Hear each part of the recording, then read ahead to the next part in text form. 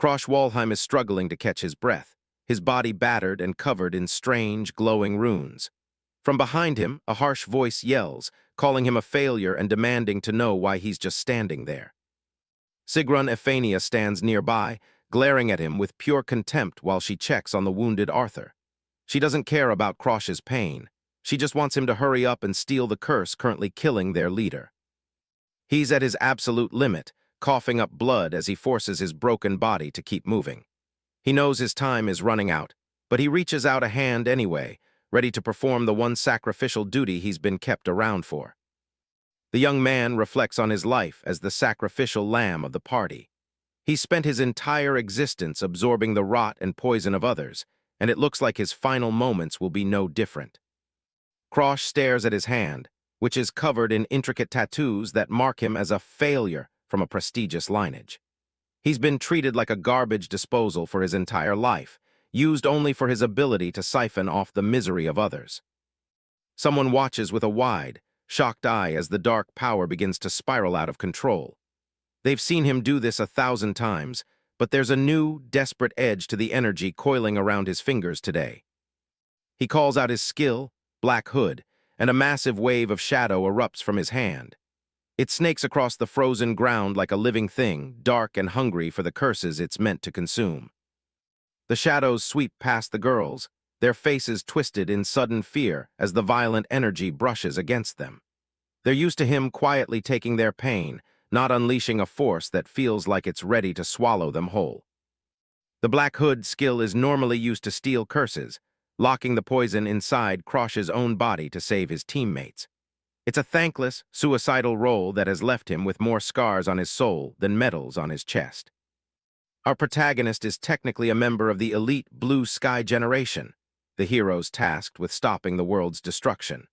But while the others get the glory, he just gets more blood in his lungs and more rot in his veins. On one side, Krosh collapsed to his knees, coughing up blood after finishing the absorption of the curse. Meanwhile, on the other side, the women of the party crowded around the so-called hero, Arthur. Abela was practically begging him to take the potion, her voice trembling with desperation as she watched their king falter. The hero looks up with a stoic, almost empty gaze despite the gore dripping from his chin. He's the shining hope of humanity, but in this moment he looks just as fragile as the broken world around them. A monster known as the Blue Knight of Death suddenly appears in the sky, riding a terrifying winged beast. It's a literal harbinger of the end, and its presence alone makes the freezing air feel like ice. The creature's skeletal head glows with an eerie blue light as it stares down at its prey. It's a nightmare born from the world erosion, and it looks ready to finish off what's left of the legendary heroes. A massive explosion rocks the entire area, sending chunks of rock and ice flying into the darkening sky. The impact is so violent it feels like the very ground is being torn apart by the monster's arrival. Arthur stared at the scene of destruction with a vacant expression. He muttered under his breath that they were absolutely no match for it.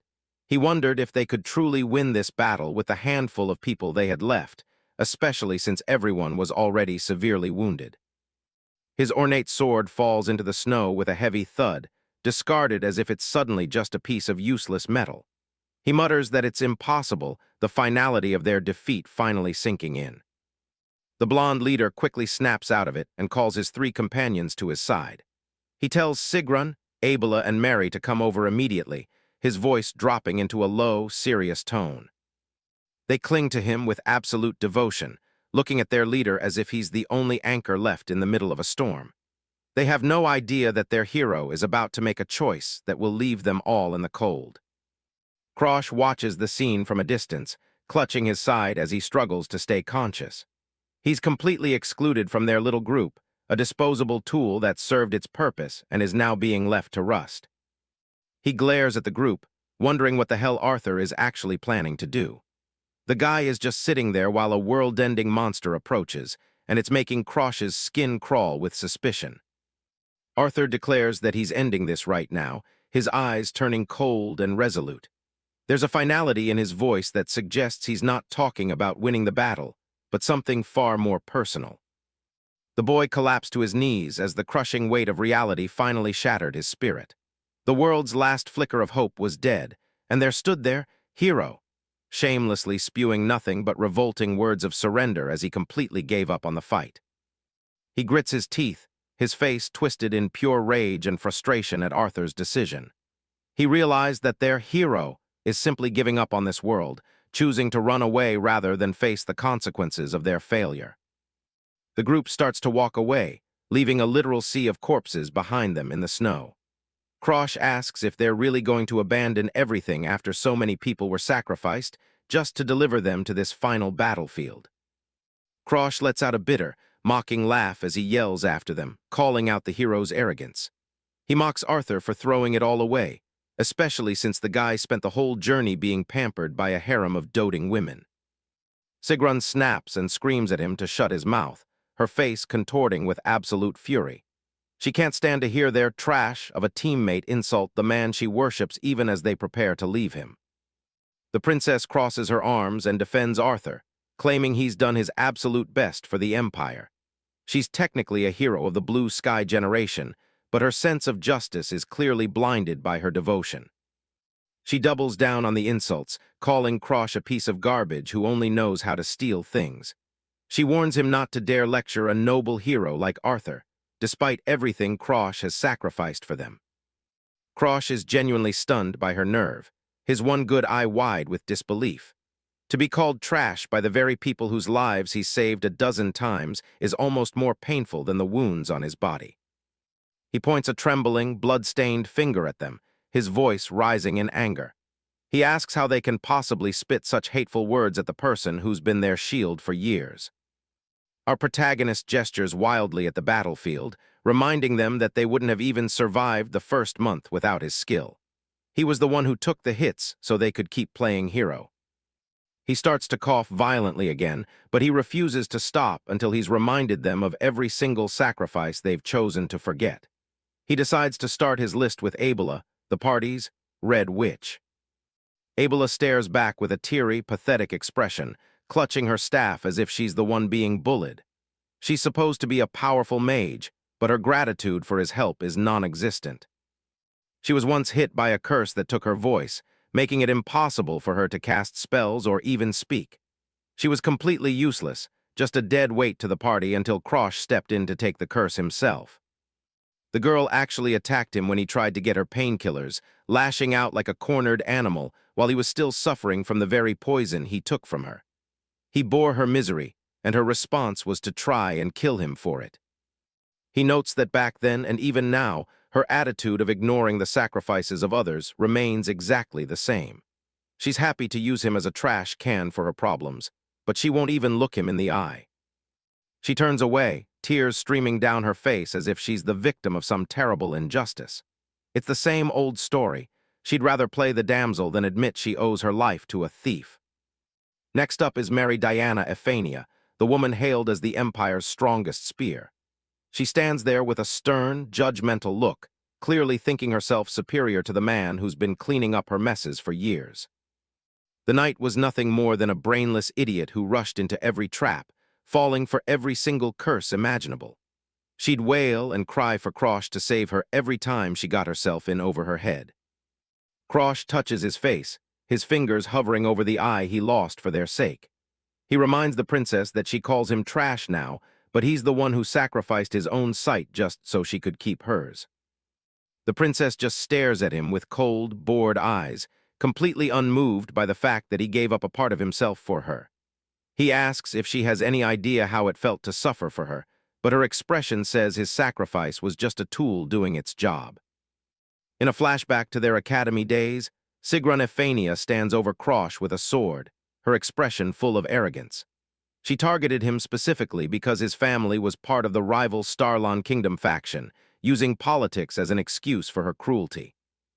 Krosh is huddled on the floor, taking blow after blow while his classmates mock him. They laugh at his helplessness, calling him a failure who can't even find the strength to fight back against his bullies. The students whisper behind his back, questioning if he's even a true member of the prestigious Walheim family. They mockingly wonder if he's just a fake who managed to sneak into the academy under a famous name.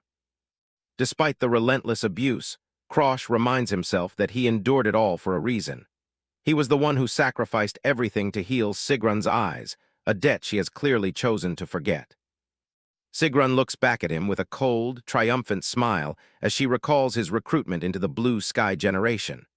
Back then, they told him he was needed to help save the world, but the reality was far more sinister.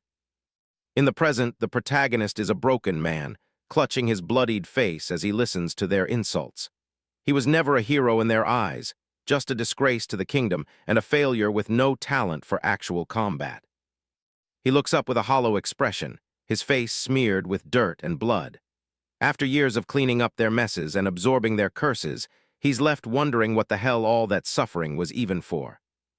Arthur stares down at him, his mouth bleeding as he delivers a chilling assessment. He tells Krosh that if he were anyone else, he might have been a savior, but as he is, he's just a disappointment. The boy screams Arthur's name, his voice full of desperation and confusion. He can't believe the leader he trusted is looking at him with such utter indifference in their final moments. He recalls the days of following Arthur, even when it meant leading other fools into danger. He had put all his faith into this one man, thinking they were working toward a future where everyone survived.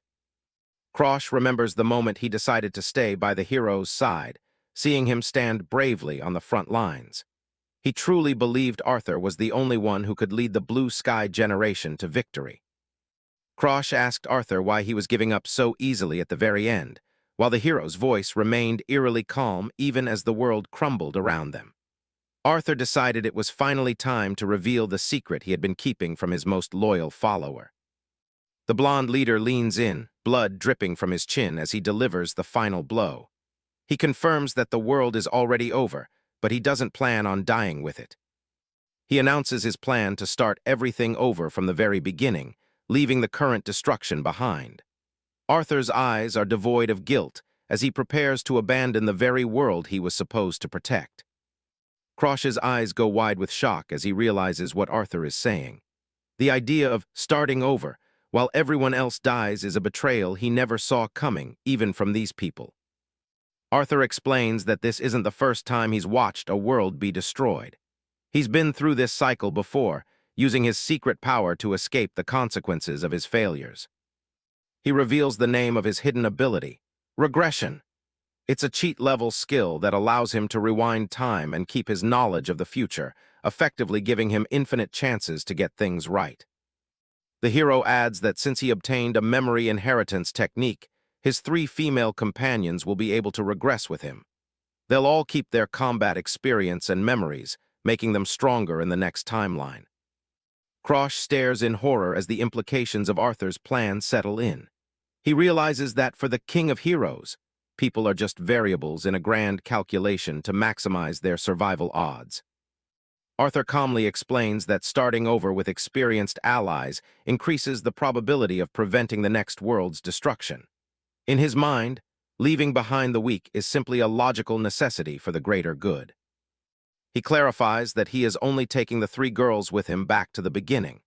He has no intention of wasting energy on anyone who can't contribute to his vision of a perfect victory. Krosh looks devastated, his hands trembling as he asks the question he already knows the answer to. He desperately wants to know where he fits into this new plan, but Arthur's silence is deafening. Arthur's expression remains cold and detached, his eyes showing no pity for the man who bled for him. He looks at Krosh like one would look at a broken tool that's no longer worth fixing. The hero delivers the final verdict, telling Krosh that he simply isn't necessary for the next world. He's decided that the protagonist has outlived his usefulness and is better left to die in the ruins of this timeline. The boy is left speechless, his mind reeling from the cold-blooded rejection.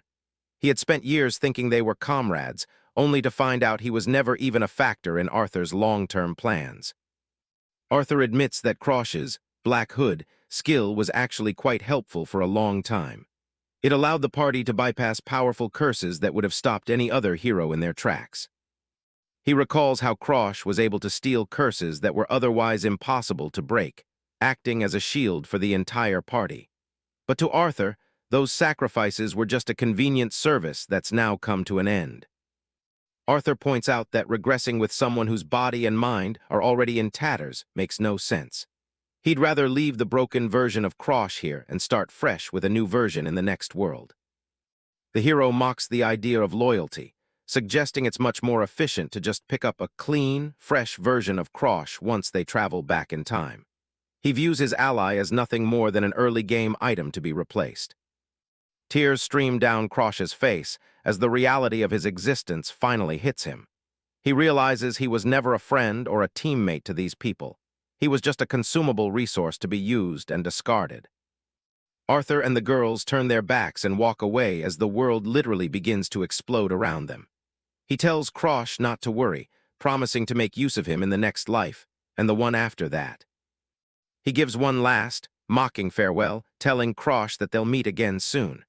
The hero walks into the light of his regression skill, leaving his most loyal follower to be consumed by the end of the world. Krosh tries to call out, his voice a weak rasp as he watches them abandon him. He begs them to wait, but the heroes don't even slow their pace as they head toward their new beginning. He reaches out a bloodied hand toward their retreating figures, the weight of Arthur's betrayal finally sinking in. Deep down, he admits that he always knew this day was coming, but he chose to ignore the truth until it was too late. In a memory of his childhood, Krosh recalls the times he was bullied while Arthur simply stood by and watched. He realizes now that if Arthur really thought of him as a comrade, he would have stepped in to help at least once. Back in the present, his despair turns to raw, white-hot fury as he screams at them to take him along. He calls Arthur a bastard, his rage finally boiling over as the world-ending fire closes in on his position. The boy's hand trembles in the snow as his vision starts to blur and his consciousness begins to fade. He can feel the cold creeping into his bones, a sign that his broken body is finally giving up on him. He looks up at the crumbling sky, realizing with a grim irony that his own life will end before the world does. He's going to die alone in the dark while the people who used him get to start a perfect new life without any consequences. Suddenly, a spark of defiance flickers in his eyes as he refuses to let it end like this. He forces himself to stay conscious for one last act, determined to drag Arthur down with him or find a way to survive. Krosh realizes that Black Hood isn't limited to just stealing curses. It's also effective on skills. He's never tried it on another hero's primary ability before, but in this moment, he has absolutely nothing left to lose. He reaches out one last time, channeling every ounce of his remaining strength and hatred into his hand. He activates his skill, targeting Arthur's soul with the intent to rip the regression power away from him. In a desperate gamble, Krosh unleashes his power as the heroes prepare to depart. He's a broken, dying man at the bottom of a ruined world, but he's determined to steal the one thing that will give him a future. Arthur is bathed in a blinding white light as the regression skill begins to activate. He stands with his arms outstretched, oblivious to the fact that his greatest power is about to be snatched away. The Black Hood skill manifests as a colossal, shadowy hand reaching down from the heavens. Its dark, spiraling energy descends toward Arthur, its giant eyes fixed on the soul of the King of Heroes. Krosh stares up in disbelief, his face bruised and bloodied as the skill takes hold. He can hardly believe that his desperate gamble is actually working against someone as powerful as Arthur. A terrifying, monstrous maw opens within the swirling dark energy, its sharp teeth and long tongue ready to consume. The sheer intensity of the stolen power creates a vortex that shakes the very foundations of the dying world. Runes and ancient markings glow along the protagonist's skin as the skill transfer reaches its peak. The name of the man who betrayed him echoes in his mind, fueling the dark magic of the Black Hood. Arthur looks down at the broken boy, his expression one of confusion as he asks why Krosh hasn't given up yet. He still doesn't realize that his own lifeline is being severed by the person he considered a disposable tool. Krosh's hands grip the cold ground as he confronts Arthur about his countless previous regressions. He reveals that he knows the hero has seen the world end many times before, always leaving others to perish while he escapes. A vision of a mountain of corpses appears, representing the many timelines where Arthur abandoned his comrades. Krosh reflects on the sheer despair he felt each time he was left behind in a dying world just because he was no longer useful. With a bloodied but triumphant smirk, Krosh told the blonde hero that this time, the tables had turned. He would be the one to survive, and it was Arthur's turn to be discarded and left behind. Meanwhile, the hero simply responded that he had lost his mind. The protagonist smiles peacefully despite his horrific injuries, his eyes reflecting a sense of absolute satisfaction. He has finally achieved the one thing he wanted, to witness the arrogant king of heroes face the consequences of his betrayal. High above the crumbling mountains, a skeletal reaper on a winged steed descends through a portal of red energy. The harbinger of destruction has arrived to claim the world, its scythe ready to reap the souls of those left behind. The skeletal rider's hollow eye socket glows with a piercing blue light as it fixes its gaze on the battlefield. It is an unstoppable force of nature, signaling the absolute end of the current timeline. Arthur's face contorts in pure terror as he realizes he can no longer activate his escape. He is forced to face the reality he always ran from, that this world was truly destined for nothing but ruin. Absolute panic fills the blonde hero's eyes as the stolen skill leaves him vulnerable and alone. The confidence he once had has completely evaporated, replaced by the same fear his comrades felt when he abandoned them. Arthur is consumed by the encroaching destruction, his screams drowned out by the roar of the collapsing world. Without his regression skill, he is just another victim of the apocalypse he failed to prevent. The skeletal rider swings its massive scythe, the cold steel cutting through the very fabric of reality. A voice booms across the void, telling those who fear death to struggle with everything they have. A pillar of swirling blue and white energy erupts around Krosh, shielding him from the Reaper's strike. The stolen regression skill is finally triggering, pulling him out of the dying world and into the past. As the world disappears into a void of light, Krosh makes a solemn vow to himself. He will not just survive the next world, he will save it on his own terms, using the powers he has stolen. Everything fades into a heavy, ringing silence as the regression takes hold. Krosh's consciousness drifts in a sea of white, his tired eyes finally closing as his body is remade by the skill. Beads of sweat roll down the protagonist's forehead as he begins to stir from his deep slumber. The transition back through time is taxing, leaving his mind in a state of confused semi-consciousness.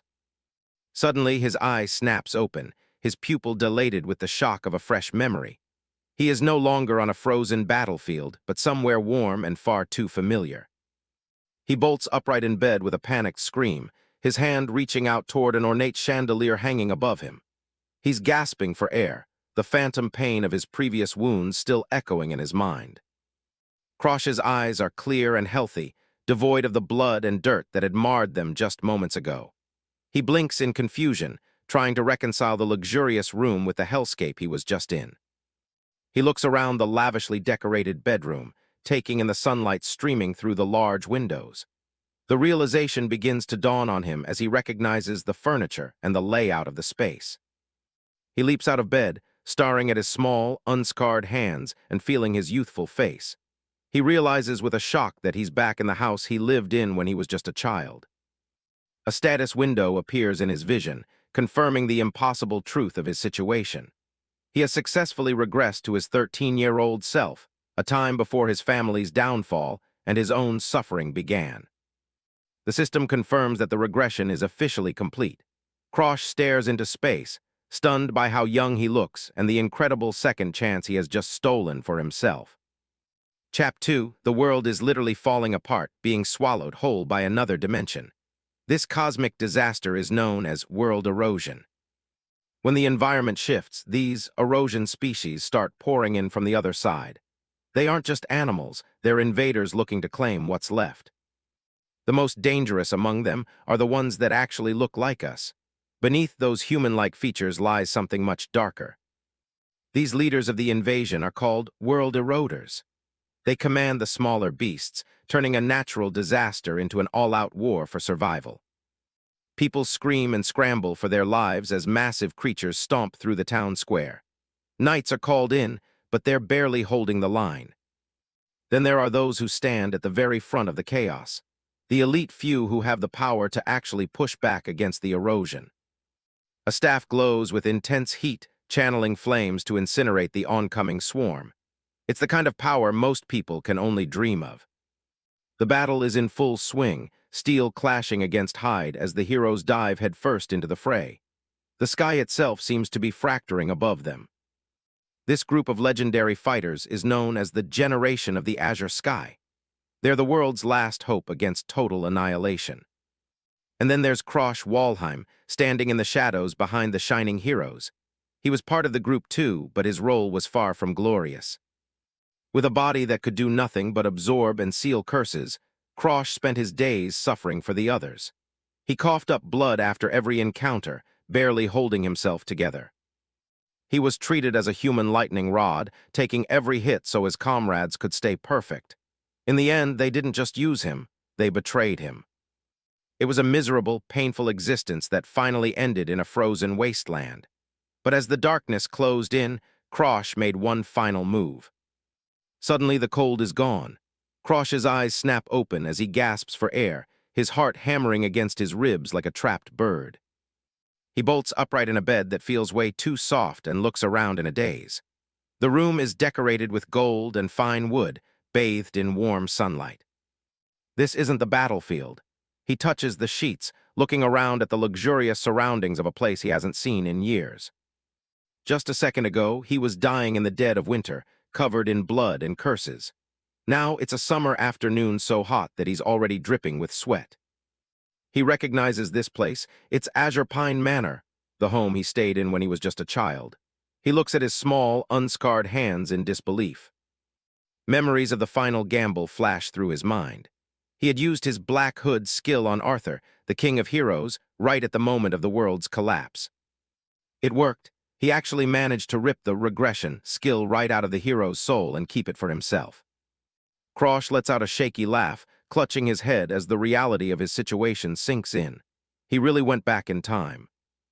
He brushes his hair back, still trying to wrap his head around how he's in his 10-year-old body. The tattoos and curses that once covered him are completely gone. He sits on the floor, leaning against the bed as he starts to analyze the mechanics of what just happened.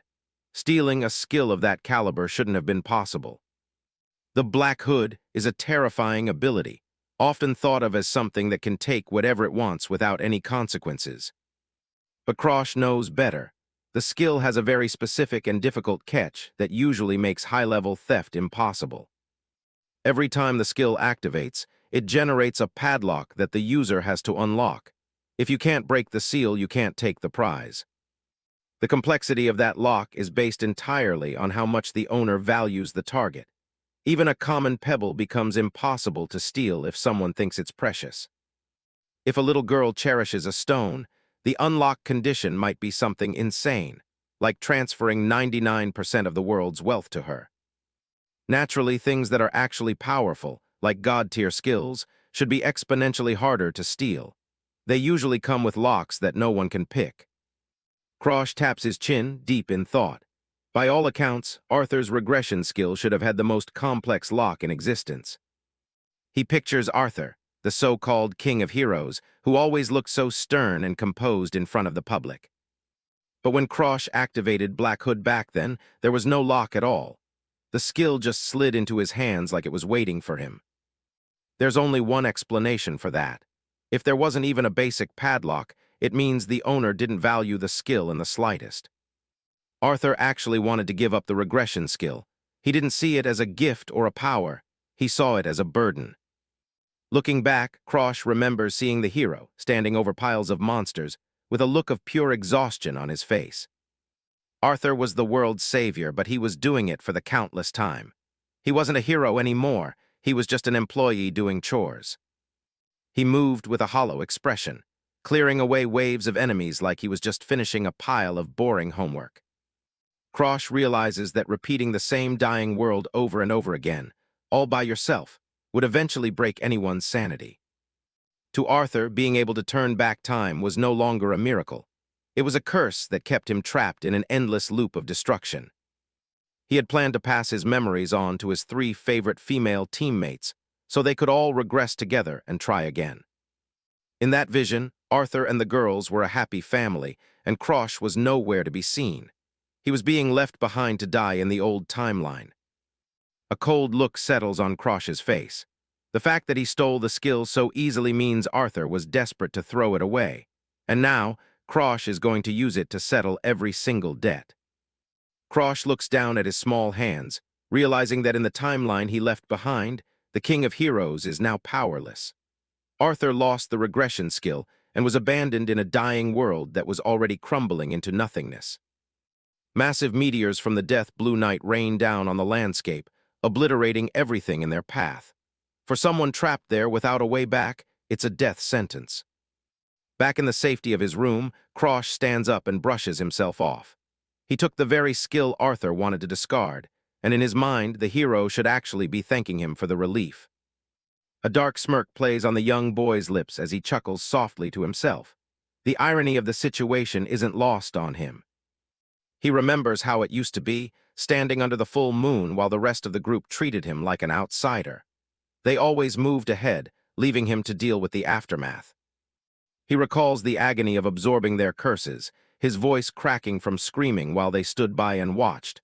They acted like his sacrifice was just something anyone could and should do. He spent his previous life suffering on the ground, ignored by the comrades he was supposed to be protecting. They didn't give a damn about him as long as their own path was clear. The memory of blood and liquid dripping from his chin is still fresh in his mind. It's a bitter reminder of the price he paid for their glory. "Serves you right," he mutters, his eyes narrowing with a cold intensity. He views them as nothing more than pieces of trash that he's finally outgrown. Before stepping out, Krosh pauses in front of a mirror in the hallway of Azure Pine Manor. He needs to see exactly what he's working with in this new life. His reflection shows a boy of about 10 years old, short but surprisingly well-built for his age. He can already see the results of the grueling training he forced himself through. For years, he swung a sword every single day, desperate to find a place in the Walheim family. They are the most powerful martial house in the kingdom, and weakness is not tolerated. He gazes out the window at the manor grounds, pinpointing exactly where he is in time. This is shortly after the proving ceremony he attended when he was 10. The ceremony is the most important event for a Walheim, a public stage where children prove their strength and worth to the family. It's the moment their entire future is decided. It all comes down to the contract. The more talented the child, the higher the rank of the god that chooses to bless them. The direct line of the family was always expected to draw the best of the best. But Krosh was the glaring exception to the rule, kneeling on the cold floor while the crowd looked on. He was born with zero martial prowess or talent, so not a single god stepped forward to claim him. The fallout was immediate. Servants began packing boxes and loading them onto carriages as he was officially kicked out of the main house. He was no longer a pride of the family, just an embarrassment to be hidden away. He was sent to the gates of Azure Pine Manor, a remote estate where all the family's failures are driven to live out their lives in exile. He looks up at the massive structure, a monument to his previous disgrace. He leans against the window frame, staring out at the lush greenery while a heavy thought weighs on him. Out of everyone in this world, he is the only one who knows exactly how everything is going to end. He looks down at a pond where ants are scurrying along the edge of the leaves, oblivious to the water below. It's a simple scene, but it mirrors the state of humanity. The ants struggle and drown as the water ripples around them, unable to stop the forces of nature. Even the legendary heroes of his past couldn't stop the inevitable end when it finally came. Krosh stares into the distance, his reflection visible in the glass as he questions his own capability. He wonders if he really has what it takes to stop the world from falling apart. He imagines the red, monster-infested sky of the apocalypse and the destruction that awaits everyone. It's a terrifying vision of a future he's already lived through once. His hand begins to shake, but he quickly clenches it into a tight fist to steady himself. He tells himself not to whine or let fear take hold. Looking at his small feet and the phantom memories of blood on the cobblestones, he realizes his motivation is simple. It isn't a question of whether he can stop it, it's that he has to. If the world is destroyed again, he'll die right along with it, and he has no intention of letting that happen. He remembers the feeling of blood matting his hair and the weight of death. A fierce, almost manic grin spreads across his face as he resolves to change his fate. There is no other option. he has to be the one to steer the world away from ruin. The sound of polished shoes clicking against the tile floor echoes through the hallway, drawing his attention. Someone is approaching his room. A tall, elderly butler in a formal suit stops and bows deeply, his hand over his heart. He greets the boy with a calm, practiced respect that seems genuine. "Arioto," Krosh says aloud, surprised to see the man still alive and well at this point in time. The butler looks down at him with a gentle expression, asking what he's doing.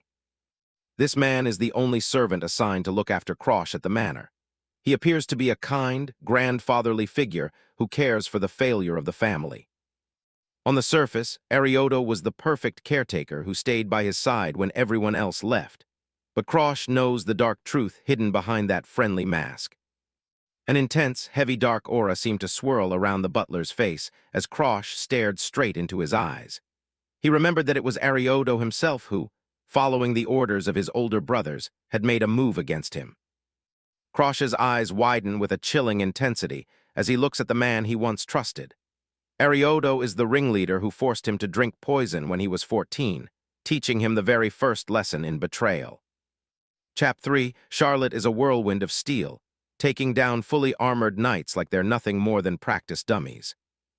With a final, decisive blow, she sends another opponent crashing to the arena floor while the spectators look on in shock. The people in the stands are stunned by her prowess, whispering about how she's only 15 and already outclassing veteran soldiers. This is Charlotte Walheim, the family's resident genius who's earned the title of Sword Saint before even reaching adulthood. Everyone is singing her praises, calling her a once-in-a-thousand-years talent who will surely lead the Walheim family to glory. But while the crowd cheers, Barakin Walheim sits in the shadows, his hands clenched tight as he stews in pure envy. His eyes are full of a dark, cold intent. He's decided that if he can't be the brightest star, he'll just have to snuff out the competition. Someone notices his intense expression and asks if everything's all right, but Barakin is too deep into planning his next move to care. To secure his path to the top, Barakin decides he needs to start by eliminating the family's biggest failure. He calls for Arioto, the loyal family butler, and prepares to make him an offer that's impossible to refuse. Barakin knows the butler is struggling with money and a sick daughter, so he plays on those desperation-fueled fears. He pushes a small vial of poison across the table, promising that Arioto's financial and family troubles will vanish if he just kills Krosh. Arioto is torn. He's raised Krosh since he was a baby and truly loves the boy as if he were his own son. Barakin doesn't give a single damn about his feelings, looking completely bored by the old man's moral dilemma. He forces Arioto to make a choice: protect a child that isn't even his or save the life of his own flesh and blood. The butler's silence says everything. He's been backed into a corner where there are no good outcomes. In the timeline before the regression, this plan actually worked, and blood ended up staining the pristine floors of the manor. A hand shook as the poison did its work, the weight of the betrayal starting to sink in far too late.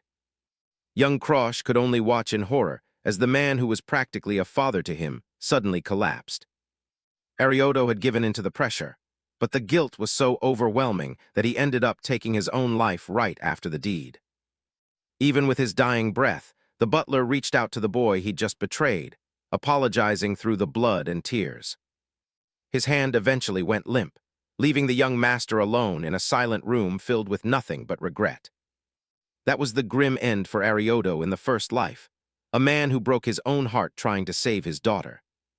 He chose to leave this world rather than live with the memory of the poisoned stew he'd served. Fast forward to the present day, and Krosh is confronting the butler with a level of intensity that shouldn't be possible for a kid his age.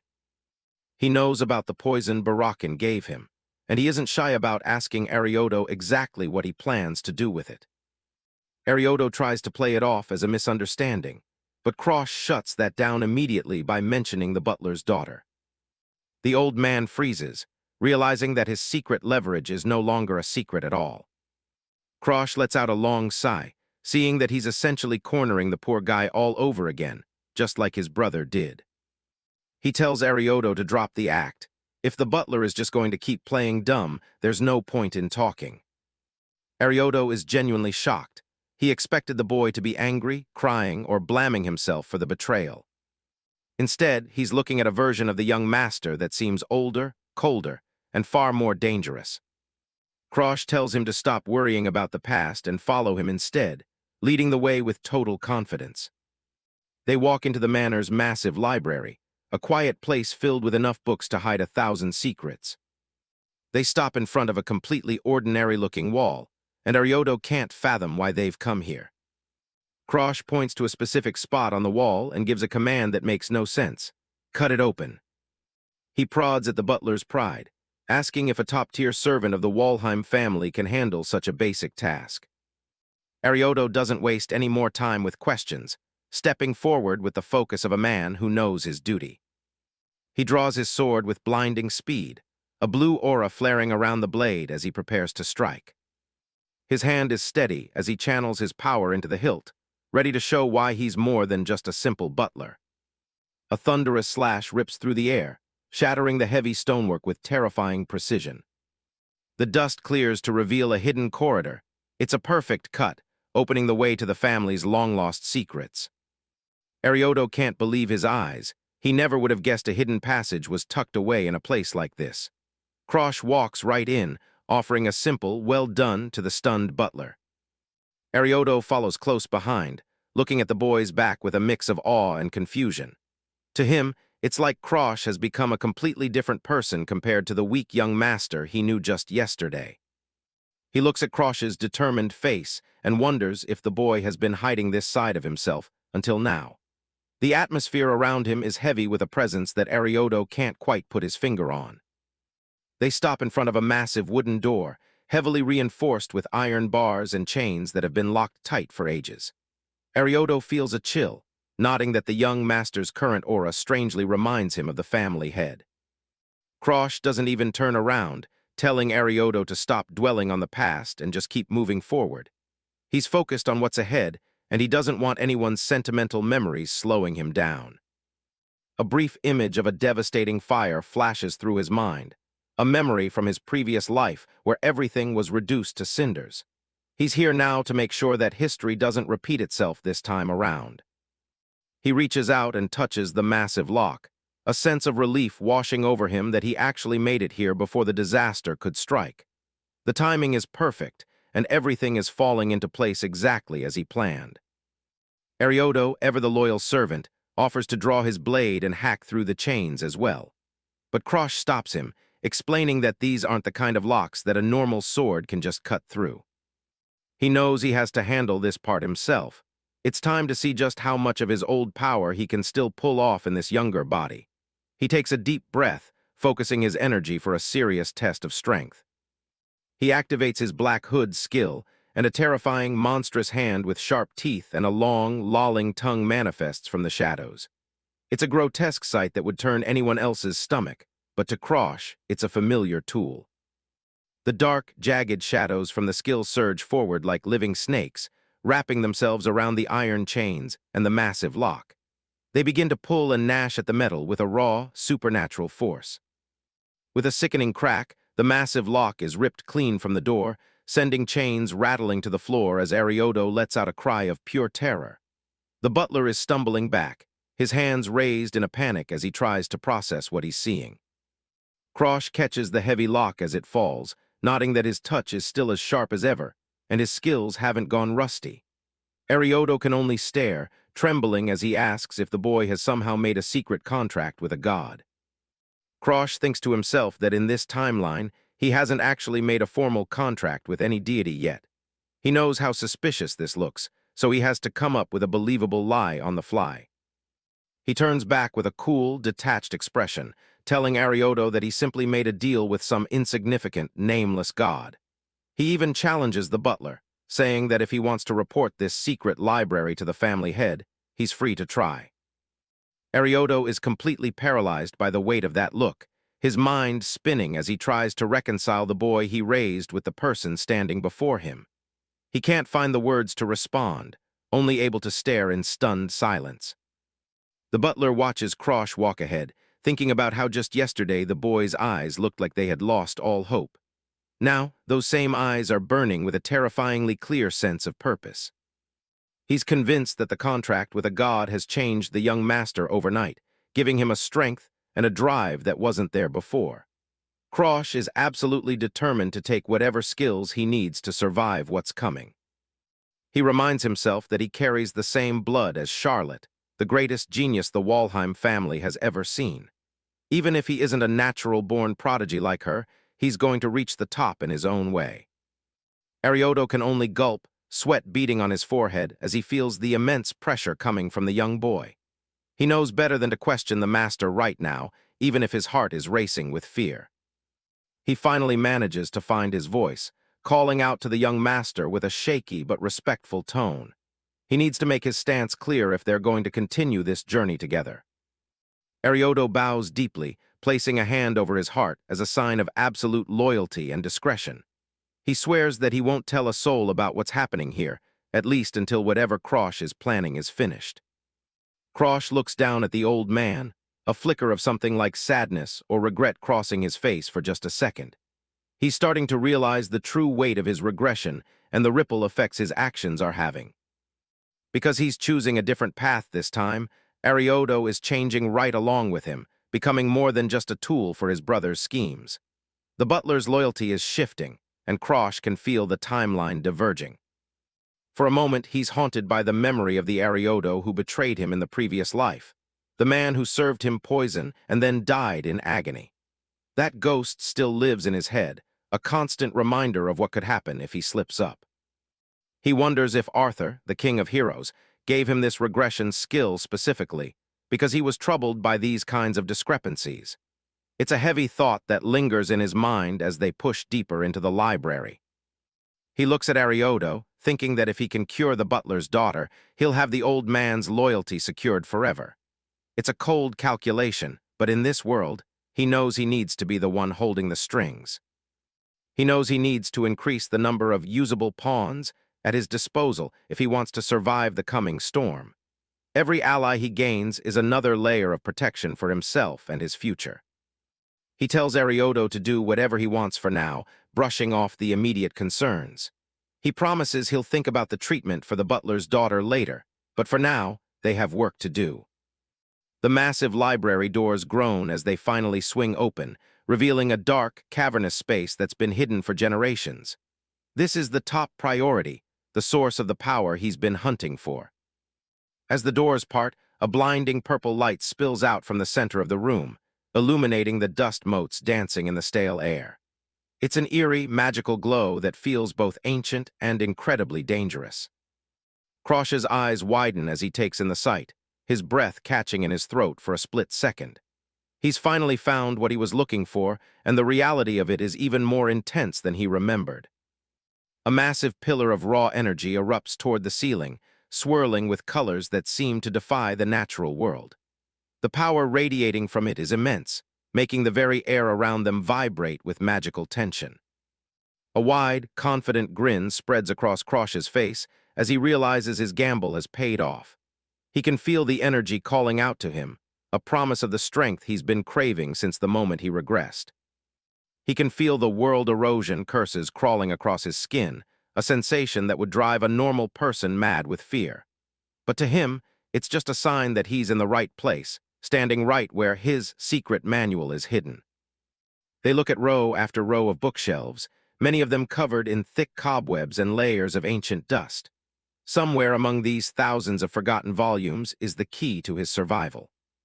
He scans the titles with a practiced eye until he finally spots the one he's been searching for.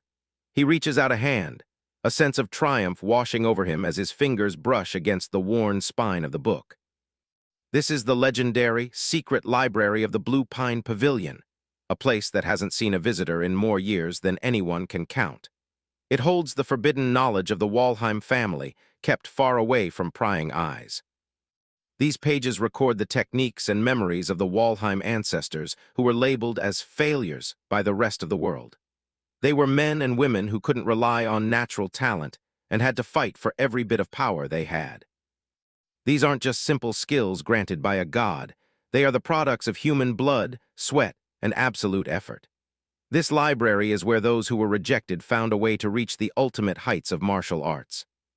At one point, this place was open for anyone in the family to see, a shared history of struggle and growth. But it was eventually locked away and turned into a secret library because of the influence of just one person. That person was Valhaes de Marisheim, the greatest failure in the history of the clan. He stands there in a vision of red energy, a muscular, demonic-looking warrior who proved that effort could overcome any lack of natural talent. The shadow of the past looms large, a dark silhouette with a toothy grin standing against a blood-red sky. In the long history of the Walheim clan, he was always spoken of as the ultimate failure, a man who couldn't live up to the family's standards. But that very failure was what led him down a forbidden path, where he was swallowed whole by world erosion. Instead of being destroyed, he emerged as the strongest person to ever walk the earth, reaching out with a power that defied everything the clan believed in. Krosh stares up at the forgotten archive, his face slick with sweat and a wide, hungry grin stretching across his lips. He reaches out a hand, his fingers trembling with anticipation as he finally comes face to face with the goal he's been hunting for. He seizes the ancient manual, and orange flames of raw energy erupt around him as he pulls the forbidden knowledge into his grasp. He offers a quiet, mocking apology to the ancestors who hid this place away, finally securing the legacy of the man they all feared.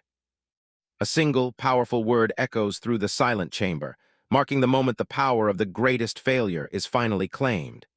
This strength, this legacy, and the future it promises are now his and his alone. De Maris Walheim. The name is synonymous with disaster in the family history. A silhouette looms against a blood-red moon, his eyes nothing but hollow shadows staring back from the past. He was known as the worst failure to ever bear the name Walheim, but ironically, he was also the strongest figure in their history. In his prime, he carved a path of destruction that no one could match. The world's leading powerhouses all threw themselves at him, desperate to end his reign. They brought their strongest magic and their best warriors, but they were in for a rude awakening. With a simple movement, he unleashed a power that defied logic. Lightning crackled from his fingertips as he prepared to show them the true meaning of a curse. No one could stop the carnage. He tore through their ranks like they were made of paper, a grin of pure madness plastered on his face as he moved through the battlefield. One by one, the heroes of the era fell, left broken and bleeding in his wake. He was a force of nature that refused to be tamed, leaving nothing but ruin behind him. His power came from something called extreme blood poison. It was a double-edged sword that granted him godlike strength at the cost of his very soul and sanity. He achieved this by absorbing the curse of world erosion and turning it into his own weapon. It was a secret technique born of pure madness, documented in a forbidden book that shouldn't have existed. Back in the present, Krosh Walheim studies the scorched pages of the legend's journal. Half the book is burned, leaving him to wonder if de Maris really went mad because he couldn't control the power consuming him. He remembers the feeling of being hit by that same curse in his past life. He managed to weaken the effects using Black Hood, but the memory of that pain is still fresh. A realization dawns on him as he looks at the text. If de Maris neutralized one curse with another, then he can do the same to manage his own blood poison and keep it from running rampant. It's a dangerous game of balance, like a snake and a crow fighting for dominance within his body. To survive, he needs to steal a specific curse that can act as a leash for the others. The two forces clash violently inside him, represented by the spiritual forms of a serpent and a bird of prey. It's a literal struggle for control over his own life force. A blinding light erupts as the energies begin to stabilize. He can feel himself changing, evolving into something that might finally stand a chance against the coming apocalypse. He stares at the swirling orb of power in his hands, a dark smile playing on his lips.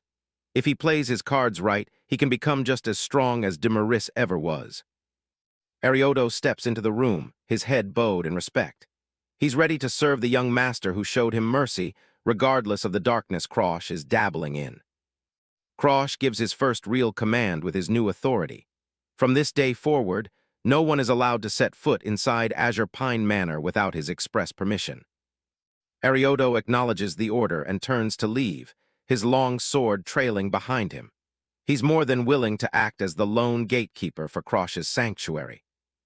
As he walks through the manor halls, the butler adjusts his glasses.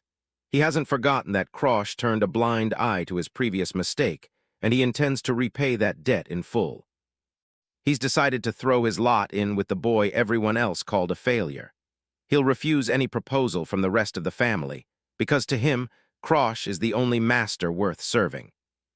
Meanwhile, Barakin Walheim is losing his mind in his office, slamming his fists onto the table until papers fly everywhere. He can't believe his offer was actually rejected for the sake of a half-wit. He bellows in rage, calling Arioto a fool. His pride is wounded, and he's clearly not the type of guy to let a servant's defiance go unpunished. He stares at a newspaper headline praising Charlotte Walheim as the genius of the century. Seeing her success alongside Krosh's defiance just makes his blood boil even more. His hatred stems from an old family grudge, remembering a woman he believes tainted their direct lineage. To him, Krosh is just a reminder of that perceived filth. He thinks back to Sister Lilish and how they could have secured their rank if things had gone differently. The resentment has clearly been festering for a long time. He grits his teeth so hard they might crack, his expression twisted into a mask of pure spite. He refuses to let a failure get the better of him in his own house. He calls out to one of his subordinates who is waiting nearby. The man approaches cautiously, sensing the volatile mood of his master. Barakin orders him to head to Azure Pine Manor immediately. He wants to know exactly why the butler changed his mind and what Krosh is hiding behind those walls. Sometime later, the messenger returns with some bad news, and Barakin looks like he's about to explode again. They couldn't even get past the front gate. Arioto stands firm at the entrance, his hand resting on his sword as he blocks the way. He made it clear that even the head of the family wouldn't be allowed inside the manor. Barakin is stunned, unable to process the audacity of a mere servant. The fact that Krosh is now shielded from his influence is a direct challenge to his authority. Inside the manor, Krosh is completely focused, oblivious to the drama outside. He's deep in meditation, surrounded by a thick, swirling purple aura. He lets out a slow, controlled breath, steam rising from his body as he pushes himself to the limit.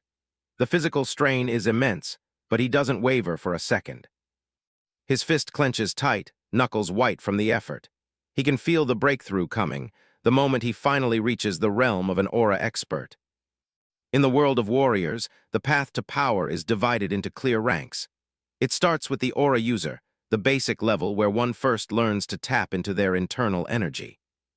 But the true dividing line between the ordinary and the genius is the aura expert. It's the second stage, containing the most aura, and where a warrior's potential truly begins to manifest. Even though Krosh just reached the entry level, he's still miles behind his sister.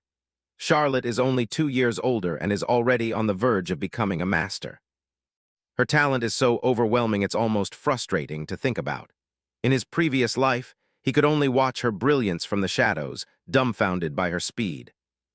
But Krosh remembers the grim reality of the future. Even a monster like Charlotte, with all her absurd talent, was left kneeling in the face of total destruction. He sees the vision of her defeated, her legendary sword planted in the ground as she stares at a world ending in chaos. All that power meant nothing in the end. He looks at his own younger self standing next to the broken image of his sister. He knows that being just an expert isn't going to be nearly enough to change their fate. A look of grim determination settles on his face. If he wants to protect anything this time, he has to find a way to grow much faster, no matter the cost. Krosh knows that without trying, he'll never truly understand the depth of his own potential. He stares ahead, his mind already calculating his next move. Before his regression, a curse had completely locked away his ability to use aura. He reflects on that struggle, knowing how far he's come from being a complete failure. But things are different now. The rules of his previous life no longer apply, and he's finally carving out a path of his own making. He looks toward the horizon where Charlotte Walheim stands, a literal son of talent. He knows he can't compare himself to her innate genius yet, but he doesn't plan on staying in her shadow forever. He has something no one else does, the secret manual left behind by Demaris Walheim. It's a guide written by a man labeled a failure just like him, who found a way to the top anyway. A fierce determination glints in his eyes as he prepares for the next step. He's done being the weakling of the family and is ready to claim the power he was always denied. He can feel the dark energy from the manual surging through his body. He's going to become stronger than anyone ever imagined, by any means necessary. He takes a moment to breathe, the intense training session finally over. For now, this level of progress is enough to satisfy his hunger for power. Arioto approaches with a towel, bowing deeply in respect. He offers his genuine congratulations to the young master for finally reaching the expert entry level. Krosh casually takes the towel and begins drying himself off. He dismisses the praise, acting like reaching such a milestone is just another routine day for him. He looks over at the butler, wondering why the man was waiting for him in such a place. He can tell from Arioto's expression that something important is about to happen. Arioto delivers the news with a bow. Lady Bianca Hardenheart, Krosh's fiancée, has arrived at the Azure Pine Manor.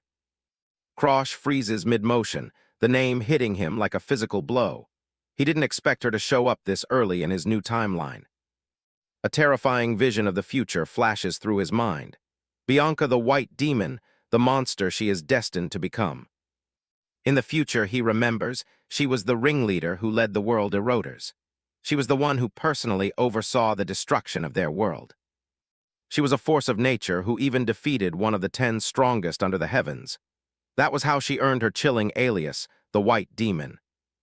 He looks out the window, trying to reconcile that monster with the girl waiting downstairs. Right now, she's just the youngest daughter of the Hardenheart family. He spots her standing alone by the gate, a small, solitary figure. He realizes this political marriage is finally becoming a reality. To the Walheim family, this is just a convenient way to dispose of a useless failure. They get rid of Krosh and gain a powerful connection to the rulers of the North. The Hardenheart family, rulers of the North, get to discard their own problem in return. It's a cold, calculated deal where the children are treated like simple bargaining chips. Krosh can't help but smirk at the irony of it all. Both he and Bianca are being used conveniently by their families, thrown together like trash. But he actually has business with Bianca, and her arrival is more of an opportunity than a burden. He's surprised she'd come all this way from her side of the country so soon. Bianca Hardenheart is the youngest daughter of the family that rules the North. Her tragic history is well known to those who deal in the family's dark secrets. Her tragedy started before she was even born. Her mother was afflicted by the curse of world erosion while she was still carrying her daughter. As a result, Bianca was born already carrying a horrific curse of her own, the Snow Doll. Even as a baby, she was a carrier of a power that would eventually consume her. The curse reached even her soul, and it was something that not even a curse breaker could hope to remove. Because her body was so contaminated, she was never able to form a contract with a god. Her own family looked at her with nothing but disgust and fear. To them, she wasn't a daughter, but a ticking time bomb of dark energy that they wanted gone. She was a cursed child born in exchange for her mother's life. Growing up in the Hardenheart family, Bianca was treated with a coldness that would break anyone else. Krosh wonders if she ever really hated him in their previous life. They were both outcasts in their own way, but they never truly understood each other back then. He pushes those thoughts aside, focusing on his current goal. He hopes that her feelings don't interfere with his plan to steal her curse for himself. He needs the Snow Doll, curse, because it's the only thing that can act as a leash for his extreme blood poison. It's the final piece of the puzzle for his survival. Arioto notices Krosh is still shirtless and sweating after his training. He quickly offers to go and prepare a proper change of clothes for the upcoming meeting. Krosh gives a small, confident smirk as he hands back the towel. He's finally ready to face the future White Demon and take what he needs to get stronger. Bianca Hardenheart stands waiting outside, a small girl with white hair and a cold, vacant stare. Krosh tells his butler to show her inside while he prepares for their encounter. 5 months ago, a young Crash Walheim was in the middle of a typical tantrum. He slammed his hands down on his desk, sending papers flying as he vented his frustrations. He screamed at Bianca to get out of his sight. He was convinced she was only interested in his family's status and had no real care for him. Bianca stood there, absorbing the verbal abuse with a stoic expression. Crash told her to quit pretending to be his fiancée, his voice dripping with spite. He slammed the door shut, leaving her alone in the massive, cold hallway of the Walheim estate.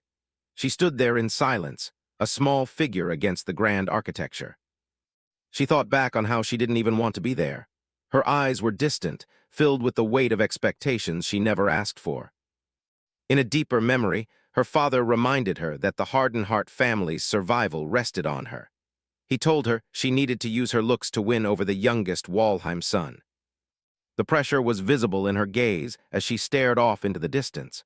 She knew the fate of her entire house depended solely on her success. Sitting alone later, she clenched her chest. She told herself that even if her emotions were gone, she still understood the difference between right and wrong. She remembered looking at the young, angry version of Crash and thinking he was just a foul-mouthed loser. To her, he was a burden she was forced to bear for her family's sake. She clenched her fist tightly, steeling herself. Dealing with him was the high price she had to pay to keep her family name alive. Back in the present, Bianca sat quietly, lost in thought. She had resolved to be the one to reject this relationship this time around. Crash suddenly spoke up, snapping her out of her thoughts with a casual remark. He seemed much more relaxed than she remembered. He gave her a polite smile as he looked at her tea. He apologized for it being so hot, nodding her sensitive tongue and promising to speak with the maids later. Bianca just stared at him, completely caught off guard. In front of her was a perfect spread of tea and cake, a far cry from the hostility she expected.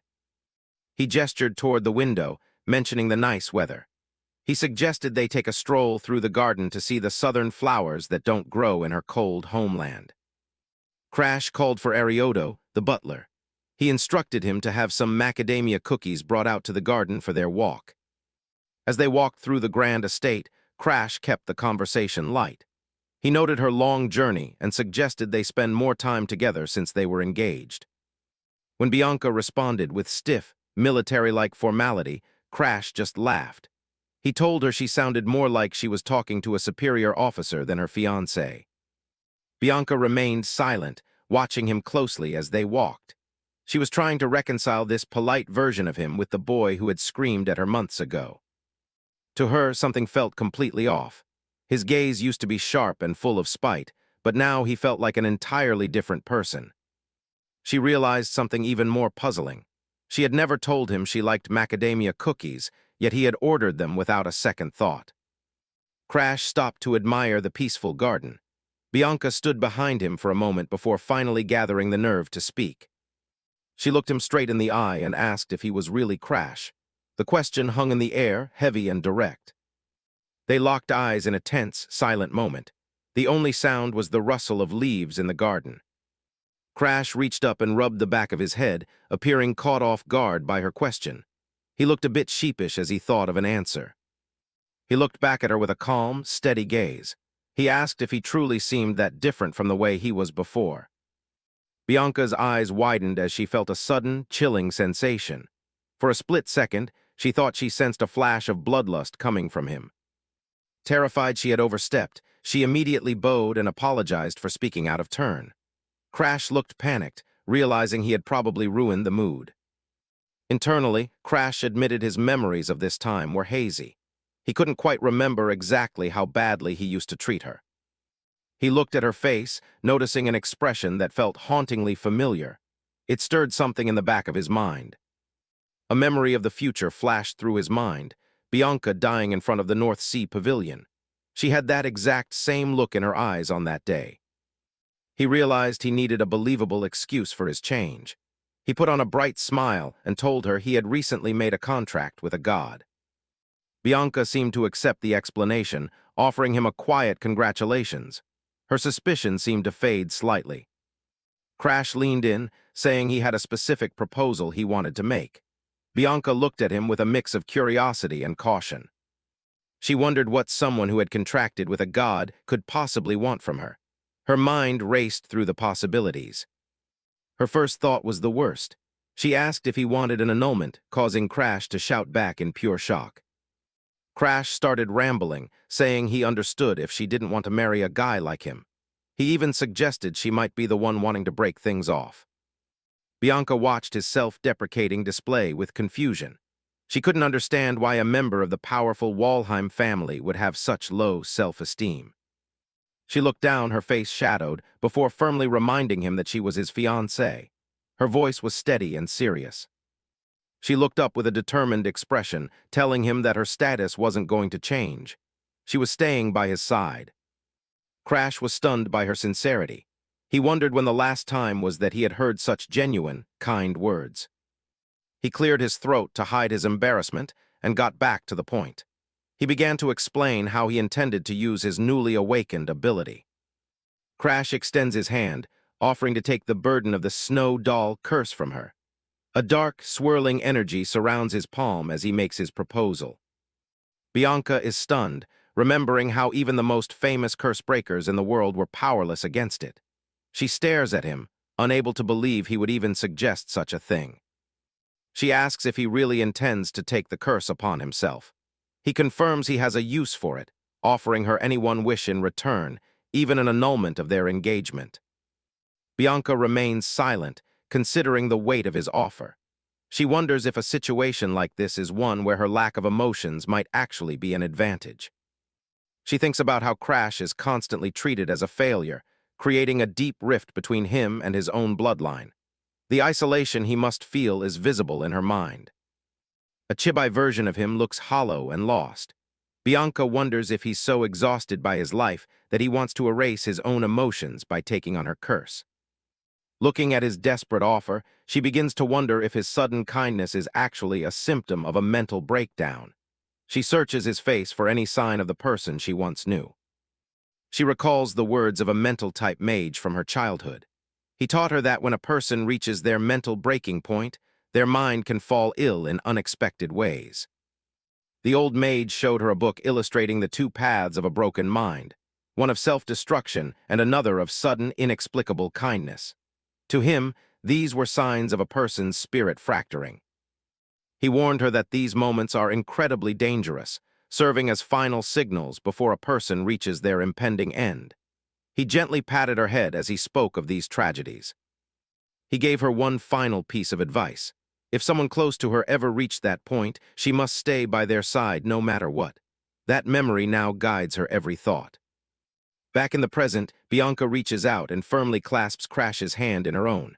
Her eyes are filled with a new, protective resolve. She tells him it's okay and that she's certain he can overcome this internal struggle. Crash is left staring at her in total confusion, wondering where this is coming from. She urges him to learn to control his emotions instead of relying on a curse to numb them. The irony of her situation isn't lost on her, but her focus is entirely on saving him.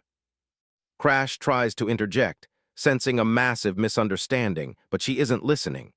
She announces that she'll be visiting often from now on to look after him. She even suggests arranging to live nearby if she asks her father for permission. Crash can only stand there, completely baffled by her sudden change in plans.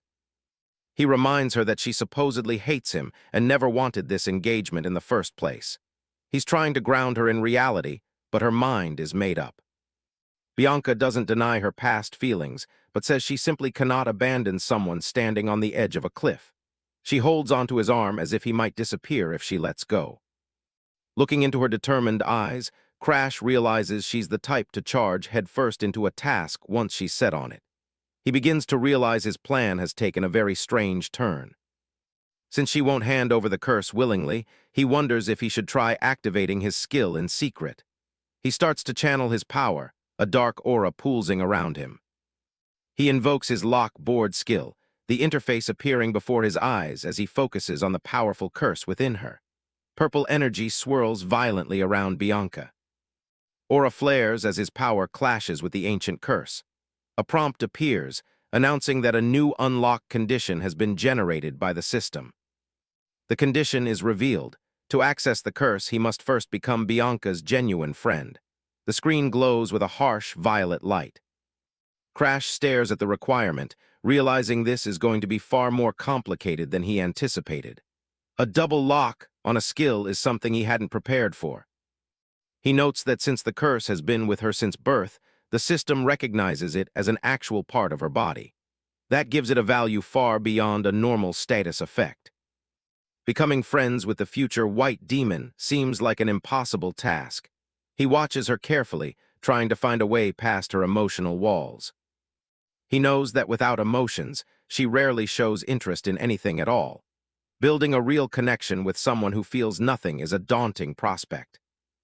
But he also knows that if he lets her return home now, it will only accelerate her tragic transformation.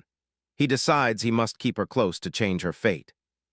By preventing her from becoming the white demon while also securing the snow doll curse, he can kill two birds with one stone. It's the perfect, if difficult, plan. He decides that for now, simply going along with her misunderstanding is his best move. He forces a pleasant expression and prepares to play his part. He holds her hands and tells her he's glad to hear she wants to stay. He adds that he'd genuinely appreciate being able to see his fiancée more often. Bianca nods, saying she will consult with her father and return soon. She turns to leave, her expression as unreadable as ever. As the sun sets, Crash watches her carriage depart from the estate. He expects to have at least a month of peace to study his secret arts manuals before she returns. He lets out a heavy sigh, realizing that things are finally starting to get busy. He has no idea just how quickly that peace is about to end. The very next day at Chengsong Hall, workers are already arriving and unloading massive wooden crates. The courtyard is a hive of activity. A long line of horse-drawn carriages is parked outside, overflowing with luggage. Crash watches in total disbelief as more and more boxes are piled up. He breaks into a cold sweat as a familiar voice calls out to him from the middle of the mess. He can't believe his eyes. Bianca steps forward, looking perfectly calm amidst the chaos. She simply announces that she's decided to start living here at the hall today. She continues walking past him with an air of absolute certainty. Leaves flutter around her as she makes her grand entrance into his life. Crash stands frozen in place, his mouth hanging open in absolute shock. He realizes her consultation with her father took all of 5 minutes. Crash slowly opens his eyes, blinking away the sleep as the first light of morning hits his face. He's just beginning to shake off a long night of rest. Right beside him, Bianca is sound asleep, her silver hair fanned out across the pillow. She's even drooling a little, looking completely unbothered by her surroundings. Crash stares at her in shock, wondering when she managed to crawl into his bed again. It seems his fiancée has made a habit of making herself at home in his room. He sits up and lets out a massive yawn, stretching his arms toward the ceiling. He's already thinking about the rumors that will spread if anyone sees them like this. Bianca wakes up and rubs her eyes, giving him a dazed morning greeting. She looks completely unfazed by the situation, acting as if waking up in his bed is the most natural thing in the world. Crash can't help but feel a bit annoyed by her casual attitude. He's the one who should be asking for an explanation, not her giving him a morning salute. The scene shifts to the manor grounds, where several months have passed since Bianca moved in. Crash is deep in his training, focusing his energy as the seasons begin to change. Sweat drips from his brow as he reflects on his progress. He's been working tirelessly to prepare himself for the challenges that lie ahead. He recalls the day Bianca first arrived at the Azure Pine Manor during the summer. She looked small and stoic as she stood before him, ready to start their life together. Young Crash was stunned by her sudden appearance and the fact that she was actually moving in. He hadn't expected her to follow through with the arrangement so quickly. He asked her if she was really okay being sent away from her family at just 12 years old. She simply replied that her family gave their permission immediately, without any hesitation. Crash realized then that the curse was already making her numb to the feelings of abandonment. She didn't seem to feel the sting of being cast aside by her own kin. He knew her lack of emotion was a direct result of the snow doll curse eating away at her heart. It left her isolated, unable to connect with the people who were supposed to love her. Since then, she's been following him everywhere like a loyal chick trailing its mother. Crash saw this as a perfect chance to fulfill the friendship condition needed to steal her skill. Back in the present, the summer has long since faded into a biting winter. Crash continues his rigorous training as the year draws to a close. The opening of the Lahilun Academy is fast approaching, and the pressure is starting to mount.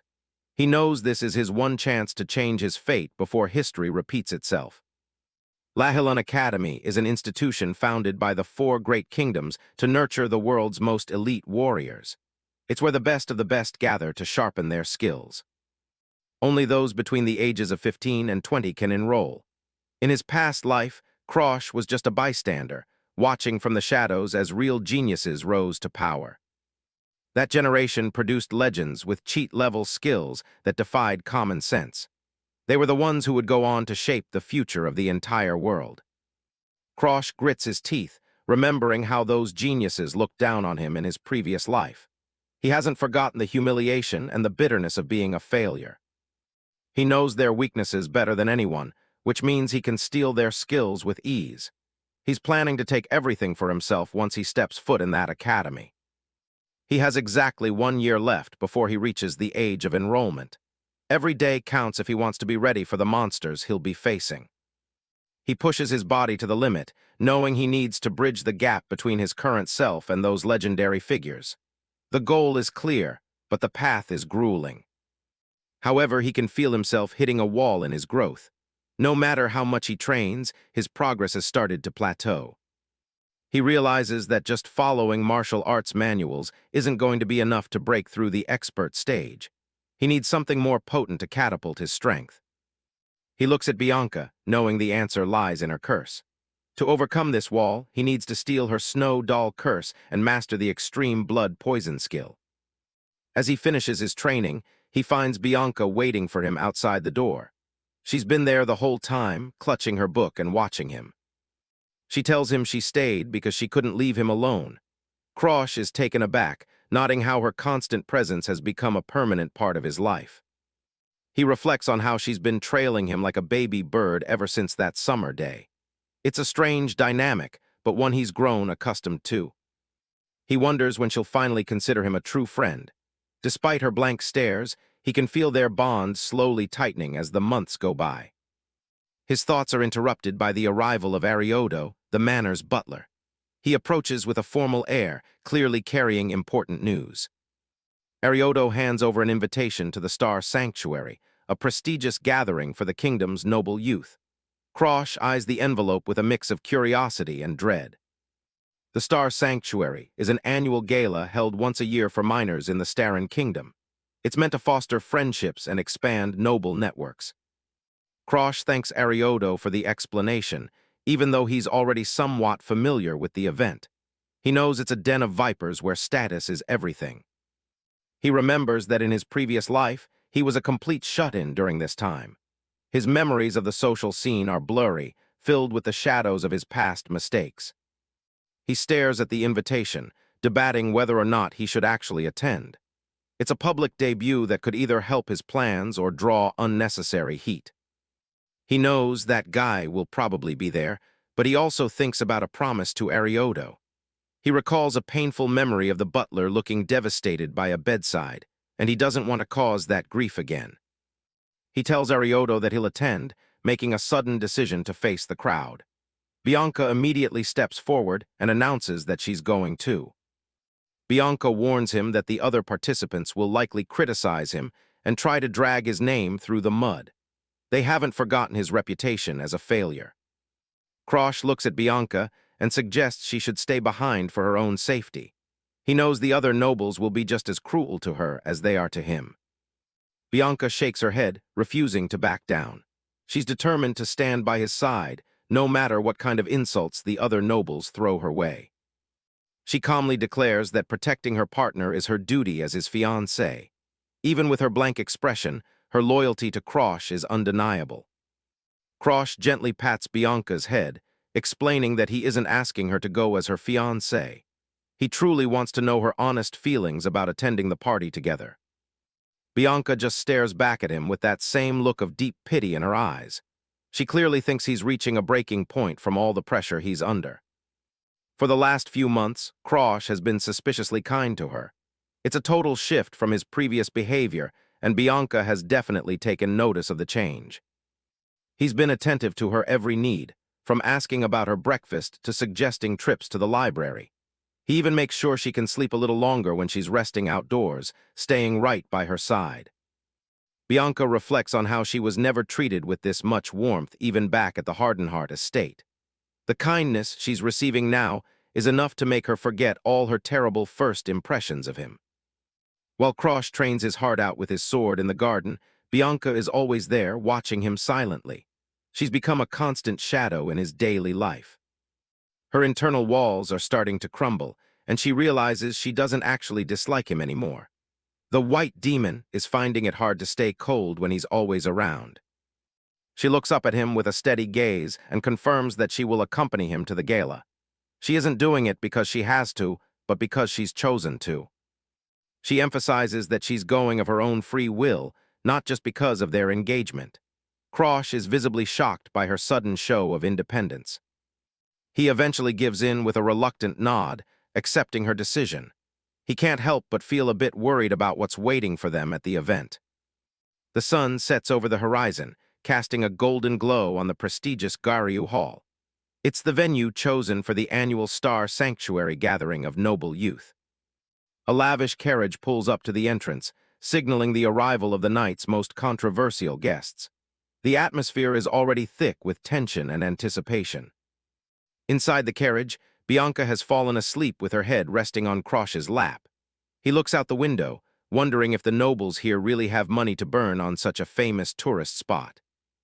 In this world, nobles are only respected because they stand as the front line against the world erosion. They are the shields that protect commoners from total destruction. Yet, as Krosh looks at the partygoers drinking wine and laughing, he can't help but feel a surge of disgust. These people are neglecting their training just to lose themselves in vanity.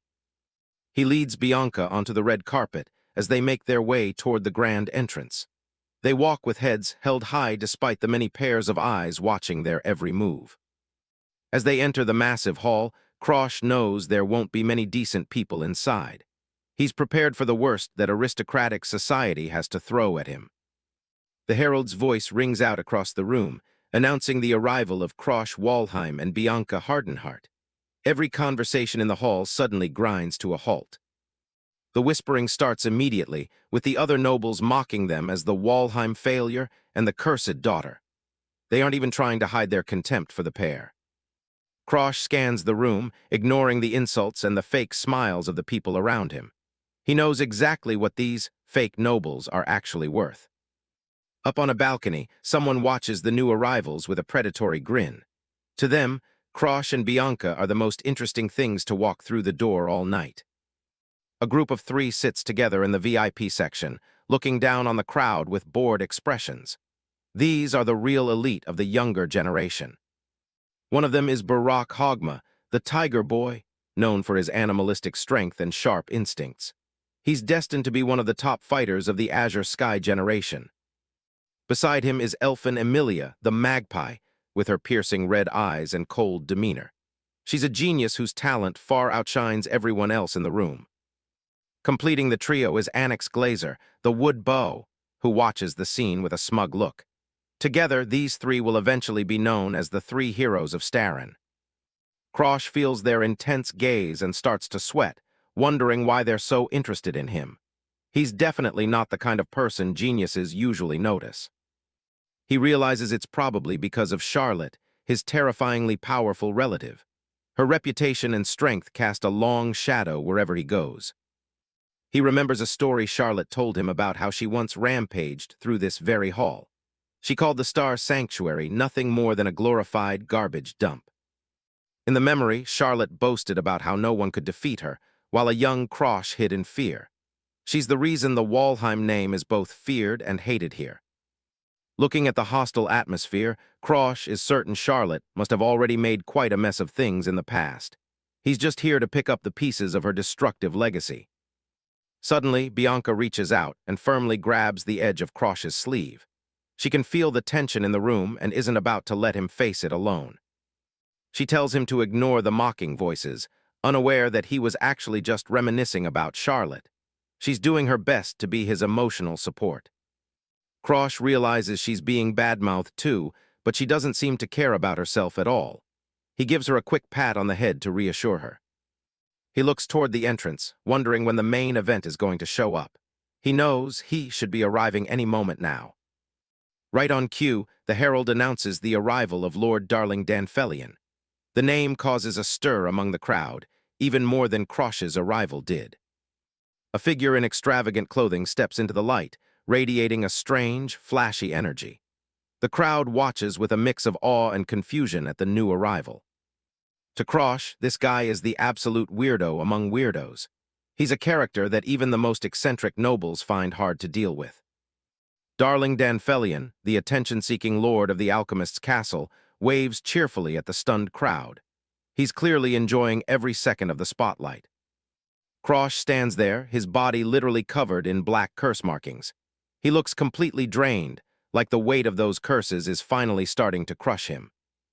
Suddenly, someone reaches out, hands spreading wide as they start examining him like some kind of rare specimen.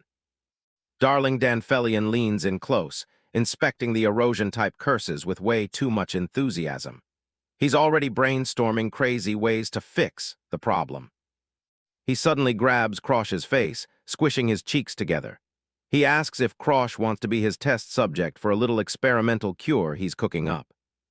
Krosh doesn't even have the energy to push him away. Darling just takes his silence as an invitation to get started right then and there. A wide, slightly unhinged grin spreads across Darling's face. He's clearly found a new toy, and he has no intention of letting it go. Krosh's eye goes wide as things start to get weirdly intense. Whatever Darling is planning, it definitely isn't going to be a walk in the park. The treatment begins, and it looks more like a physical beatdown than actual medicine. Krosh can't help but scream as Darling does his thing. Darling pins him down, laughing like a maniac while Krosh begs him to just get off. This kid is absolutely out of his mind. This was Krosh's first meeting with the boy who'd eventually be known as the world's greatest king of alchemy. Quite the introduction, right? Fast forward to the present at the party, and Darling makes a grand entrance, soaking up all the attention. Half the crowd thinks he's a genius, while the other half just thinks he's a total freak. Krosh watches from a distance with a dry smile. He knew a massive attention-seeker like Darling wouldn't miss a gathering of his peers. He turns to Bianca Hardenheart and tells her to wait there for a moment. He has some business to take care of with their eccentric guest. Bianca just nods, her mouth full of figs. Honestly, she's perfectly happy staying right where the food is. Darling spots someone approaching out of the corner of his eye. He pauses, wondering who's bold enough to walk straight toward him. He recognizes him immediately. It's Krosh Walheim. He's surprised to see him here, especially looking so composed. Darling remembers seeing him with Charlotte Walheim earlier and can definitely see the family resemblance. He's already forming an opinion on the supposed failure of the family. His eyes practically turn into stars as he leans in close. He asks if Krosh is really Charlotte's younger brother, looking way too excited about the connection. Darling starts acting all bashful, wondering if Krosh was just struck by his incredible good looks. The guy's ego is on another level. Krosh cuts through the nonsense immediately, mentioning that he knows Darling has been poking around with world eroders. That stops Darling's laughing real quick. He gives Darling a knowing smirk, asking if that's enough to pique his interest. He's got the hook in, now he just needs to reel him in. Darling's playful expression vanishes, replaced by a much sharper look. He calls Krosh a provocative little brat, but you can tell his interest is fully captured. They duck away from the crowd, slamming a heavy door shut behind them. A sign on the handle makes it clear that nobody else should be getting in their way. They end up in a private room filled with weapons. Darling turns back, casually asking Krosh how old he's actually supposed to be. He reaches out and grabs a pair of practice swords from the rack. He's not ready to talk shop until he sees what Krosh is really made of. Darling brandishes the blades, nodding that while Krosh is only 13, his aura doesn't match his age at all. He's sensing something much deeper. Krosh just sighs to himself. On the inside, he's an adult who's already survived the harshest training imaginable. He tells Darling he doesn't have much time and wants to get to the main point as quickly as possible. He's not here for games. Darling just smiles and tosses one of the swords over. He's willing to listen, but only if Krosh can keep up with him. Krosh catches the blade effortlessly, the weight feeling familiar in his hand. He's not the helpless kid everyone thinks he is. His focus narrows, eyes locking onto his opponent. The atmosphere in the room shifts instantly as he takes his stance. They clash, the sound of metal ringing through the air. Darling doesn't hold back for a second, testing Krosh's reflexes immediately. Darling lunges forward with a sudden, high-speed strike. He's moving way faster than any scholar has a right to. He laughs, admitting he just wanted to see Krosh's skills for himself first. He's heard the rumors and wanted to see if there was any truth to them. Krosh grinds his teeth, finding this whole test to be a massive pain in the neck. Dealing with a genius like Darling is never easy. The exchange continues, swords clashing again and again. Darling keeps the pressure high, reminding Krosh that he's still listening. Krosh swings back, his movements precise and efficient. He isn't using any flashy skills, just pure honed technique. Darling is genuinely shocked, wondering how a failure without any skills can fight like this. He's starting to realize he completely underestimated the boy.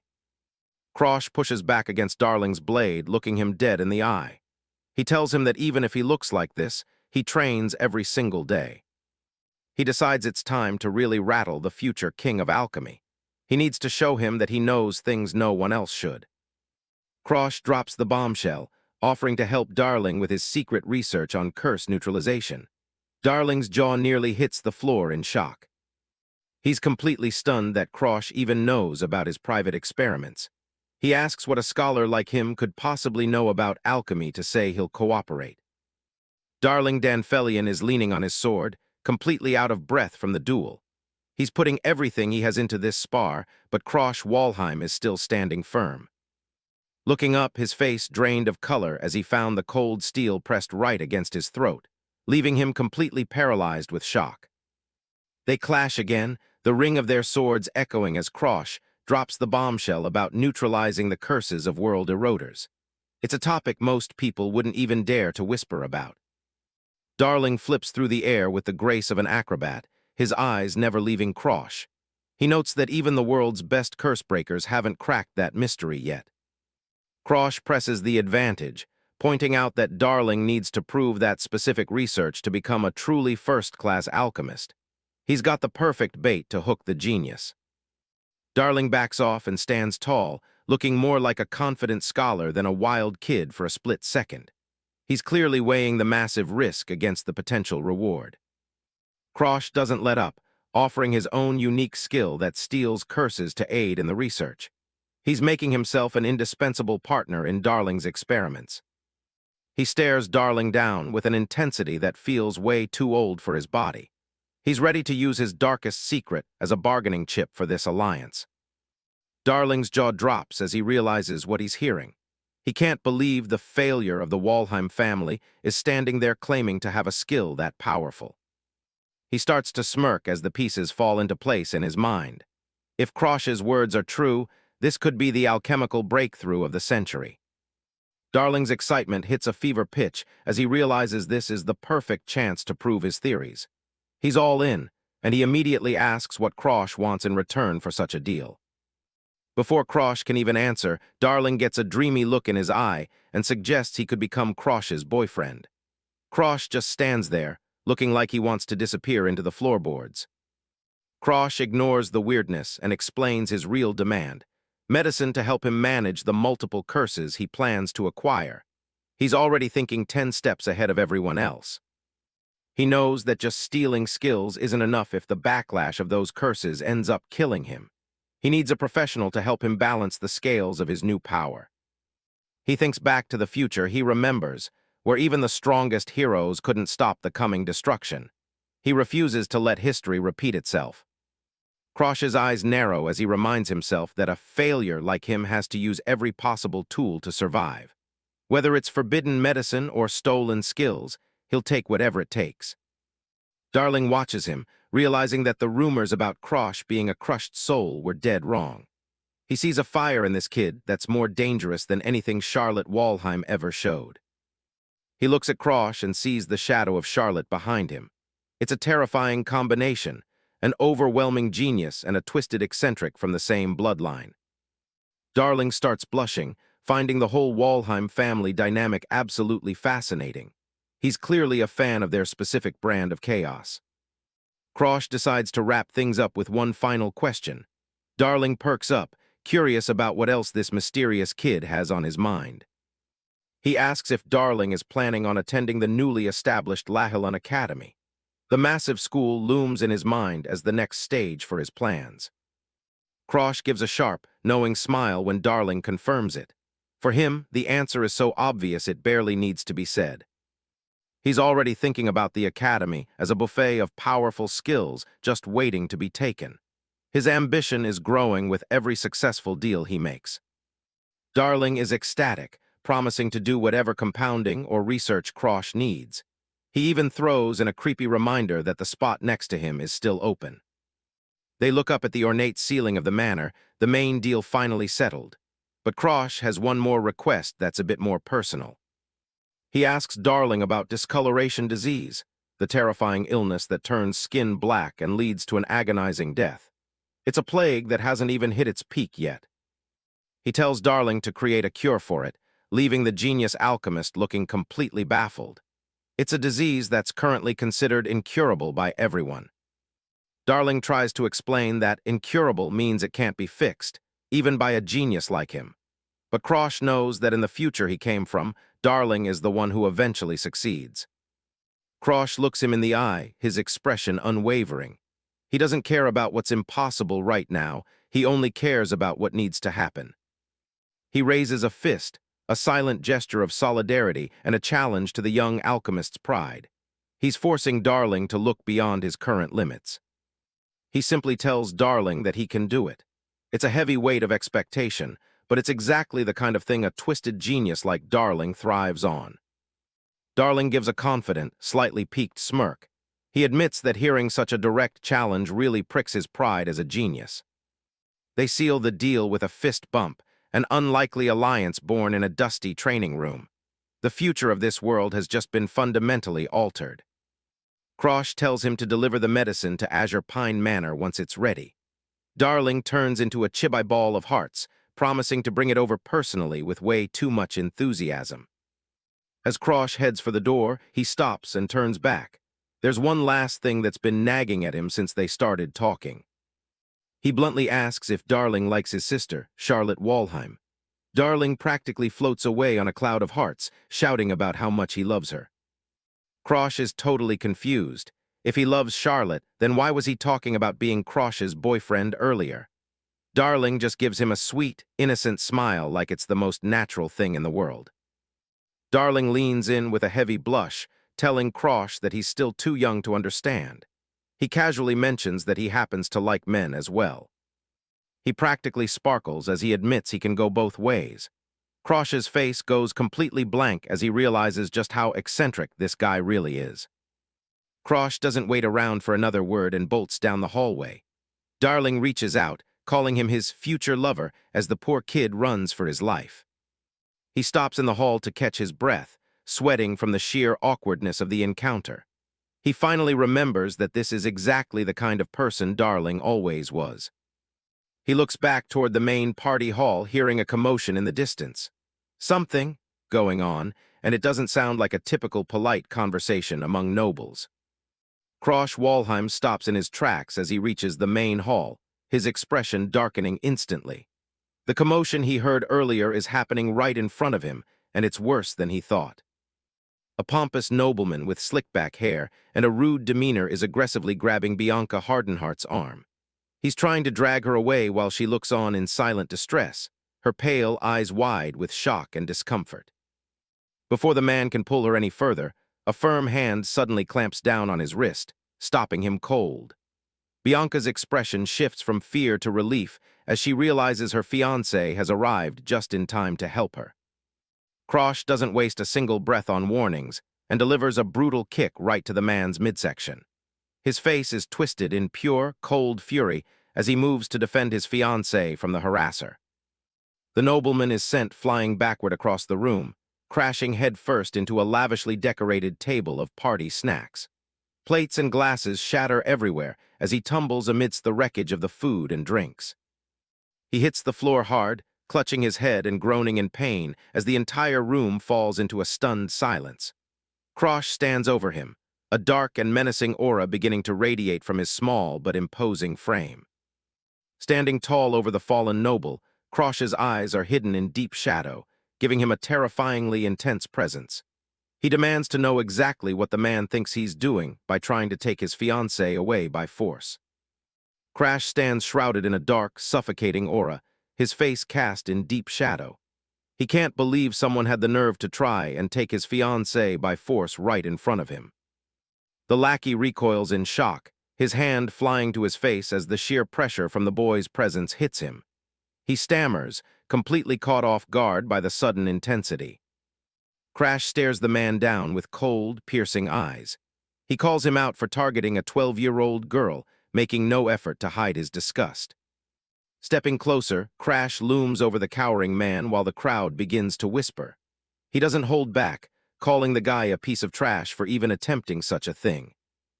The man frantically points a finger and shouts his defense. He claims he was only following the direct orders of Princess Claudia Starren. Crash pauses, his eyes wide as he processes the name. The mention of the second princess seems to have struck a chord. The lackey continues to shout, desperate to shift the blame. He insists his mission was simply to bring Bianca to the princess. He gestures toward Bianca, who stands clutching her dress in the middle of the hallway. He argues that he only resorted to force because the young lady refused a royal command. Even though she's the youngest daughter of the powerful Hardenheart family, Bianca is treated like an outcast.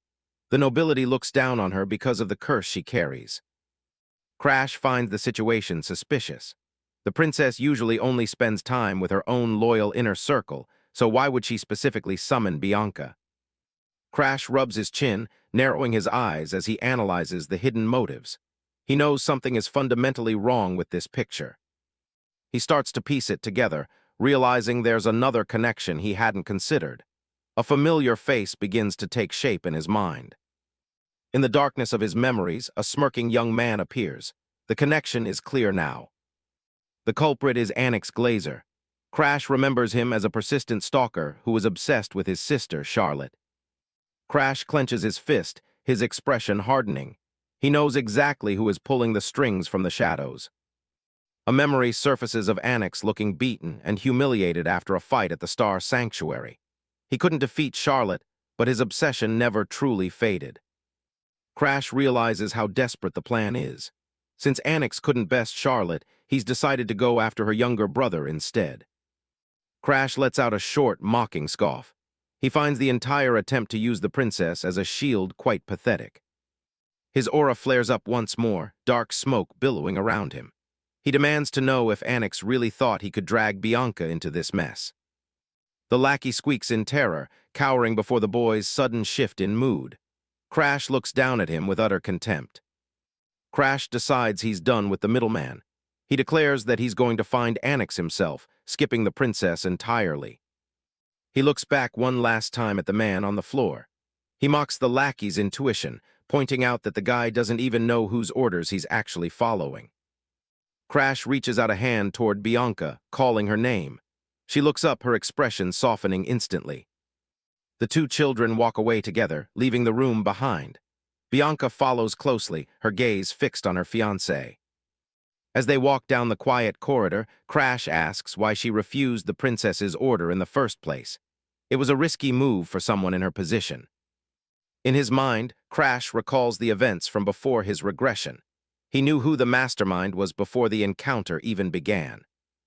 He keeps his eyes on the path ahead as he waits for her answer.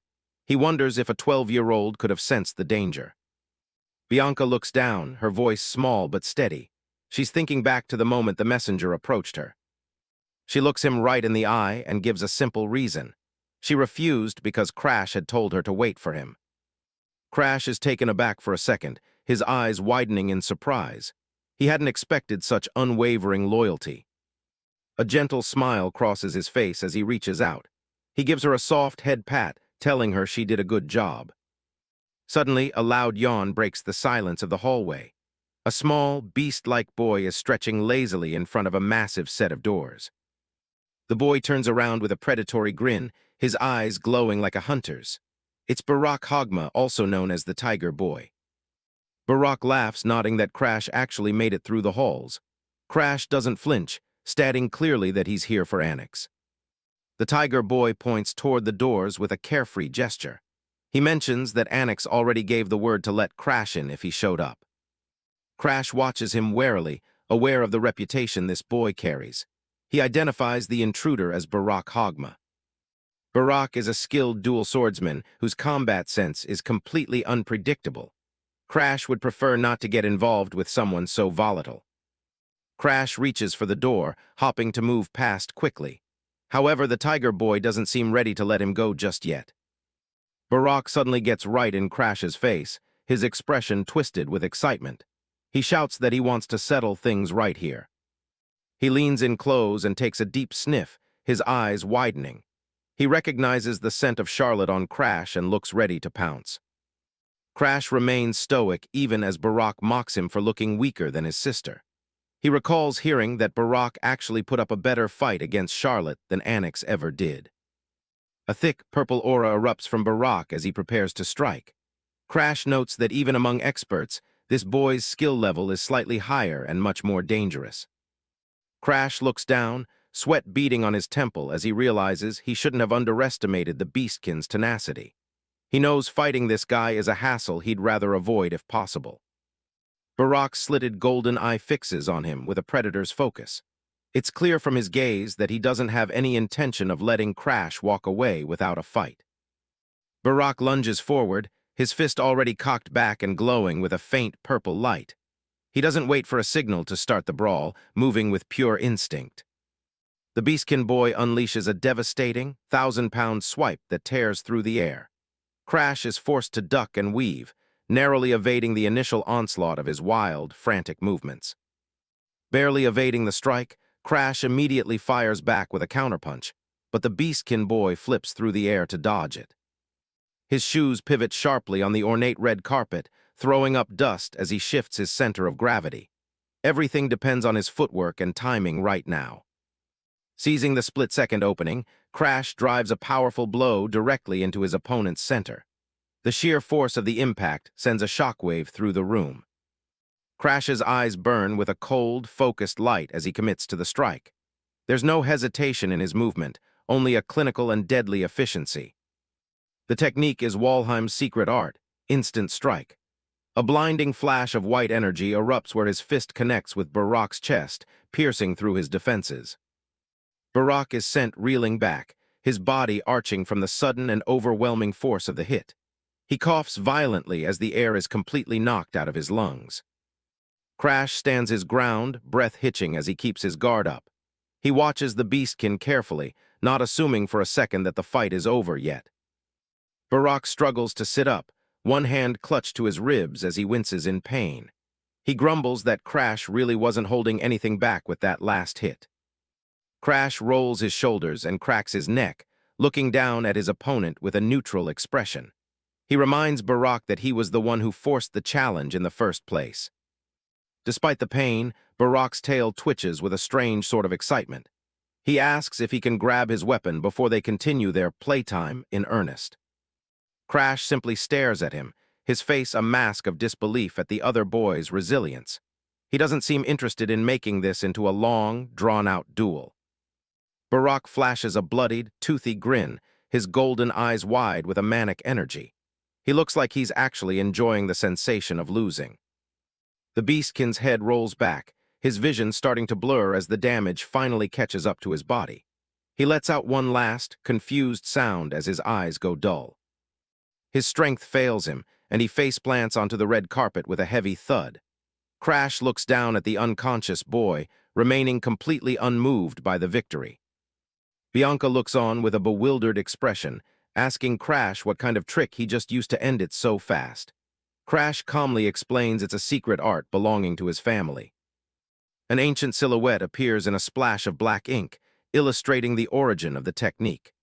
The instant strike was an art created by the outcasts of the Walheim family long ago. The technique is designed to release maximum destructive power over the shortest possible distance. It's a specialized move for ending a conflict in a single heartbeat. In the right hands, it can pierce through heavy armor and strike deep into internal organs. Crash has relied on this very skill to survive 1,000 near-death encounters in his long past life. Crash looks at his hand, noting that Barack won't be waking up for a long time after a direct hit like that. He turns his attention back to their original goal. He tells Bianca it's time to head inside and see the person who's been pulling the strings. Behind him, Barack is out cold, his mouth agape in a dazed stupor. Crash pushes open the heavy glass doors leading to the balcony. The night air rushes in as they finally step outside to confront the mastermind. Annex Glazer leans casually against the stone railing, flanked by the silent Abela. He looks down at the newcomers with an arrogant, half-lidded gaze. Annex calls out Barack's name, but there's no response from the hallway. Crash and Bianca step forward onto the terrace, undeterred by the presence of the nobility. Annex's eyes widen slightly in genuine surprise. He hadn't actually expected someone like Crash to be able to overcome his personal guard.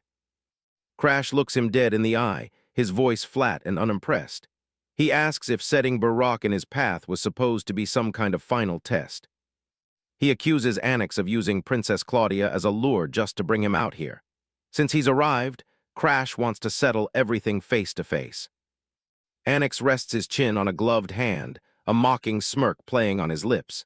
He admits that Crash is quite different from the failure he'd heard about in the rumors. He wonders aloud if the stories about the Walheim's youngest being a waste were all lies. Crash stands firm, unfazed by the backhanded compliment. Crash declares that those rumors are about to change very soon. A dark, swirling energy begins to pool around his outstretched hand. His aura explodes into a mass of black tendrils as he reaches for Annex. He tells the older boy that he's not just here to fight, he's here to take his skills. Annex Glazer leans against the balcony railing, looking down his nose at Crash. He confirms the rumors of Crash being a failure, but adds a stinging challenge. If the failure gets beaten tonight, those rumors might actually start looking like compliments. The smug antagonist maintains a half-lidded gaze, clearly enjoying the chance to belittle someone he considers far beneath him. He doesn't even see Crash as a threat, just a target for his boredom. Crash's mind drifts back to a younger, more vulnerable version of himself. Back then, he actually looked up to Annex, considering him a peer and a genuine friend. The two were together from the academy all the way into the Azure generation. The old memories flash by like scenes from a movie, shared training, and a bond that the protagonist now knows was completely one-sided. Looking back with his current knowledge, Crash realizes he was never actually a friend to the guy. He was just a tool, someone whose presence and skills were convenient for Annex to exploit. The memory turns dark, shifting to a disastrous expedition from his past life. He is shown desperately clinging to a crumbling cliff edge while monsters swarm the base below, his life literally hanging by a thread.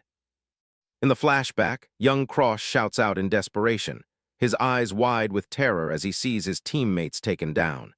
He realizes he's completely alone and backed into a corner at the edge of an abyss. The boy spots Annex standing safely at the top of the ridge and begs for help, thinking his friend will reach out. But the cold, immobile posture of the person above tells a much darker story. Instead of helping, Annex just stands there calculating his next move. He's worried that if the authorities find out the trap was his fault, he'll lose his prestigious spot in the Azure generation. A twisted logic takes hold of the traitor as he looks down at his dying friend. He realizes that if Crash is the only witness and he doesn't survive, no one will ever know the truth about what happened. Annex mocks Crash from his safe vantage point, asking if he really thought it would be that easy to get help. He's already decided that his companion's life is a fair price to pay to keep his own reputation clean. The boy grins, satisfied with his own cold logic as he continues his internal monologue. He finds it amusing how easily he can discard a human life to protect his own future. He calmly decides to shift all the blame onto Crash. In his mind, it's the perfect cover-up. Everyone already dislikes the target, so they'll believe anything negative about him. The memory shifts to the aftermath, where a silhouette of Annex spins a story to a group of officials. He paints himself as the victim of Crash's incompetence, ensuring the truth is buried forever. The manipulator even has the audacity to fake a mournful smile while thanking Crash for being a friend until the end. It's a disgusting display that cemented his status while trashing Krosh's name. Young Krosh can only stare up in absolute horror as the person he trusted most leaves him to die. The shock on his face is plain to see. The betrayal hurts far more than the fear of the fall. The narration underscores the hollow nature of that friendship. It was all a calculated performance, a mask Annex wore until it was no longer convenient for him. The protagonist realized then that Annex had only stayed close to him to get near his sister, Charlotte. Every moment they spent together was just a stepping stone for the guy's own selfish ambitions. He gritted his teeth, revealing just how much he loathed Krosh for having to play the friend just to achieve his own twisted goals. Annex looks at Krosh with pure contempt, remarking that the boy doesn't possess a single shred of true talent. He immediately begins looking for someone else to blame for his own failures. Annex turns his back on Krosh and begins to walk away, declaring that their pathetic farce of a relationship ends here. He stops and looks back over his shoulder, his eyes glinting with a cold, mocking light. He suggests that perhaps things worked out for the best after all. He hurls one last brutal insult at the protagonist, remarking that Charlotte definitely wouldn't want to deal with both a funeral and a wedding on the very same day. The memory of that day on the cliff flashes again, the exact moment his strength finally gave out. His fingers slip from the rock, and the world begins to tilt as he falls into the void. Everything slows down in that final second. He closes his eyes, fully expecting the darkness to take him after being abandoned by everyone he knew. But then a hand reaches out through the gloom. Arthur catches him in midair, a moment that Krosh now realizes was just trading one manipulator for another. In the present, Krosh looks completely unfazed. He's no longer that scared kid on the cliff. He's someone who has seen the end of the world and come back for payback. Annex looks slightly taken aback by the sudden change in demeanor.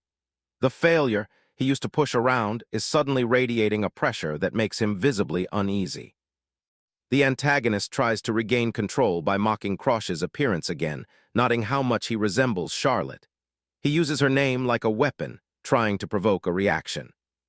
At the mention of his sister, Krosh's eyes narrow. He realizes that despite everything, Annex hasn't changed a single bit. He's still the same arrogant scumbag. The boy steps forward and warns Annex never to speak his sister's name so casually again. Bianca stands behind him, sensing the sudden spike in tension. Losing his temper, Annex triggers his family's secret art.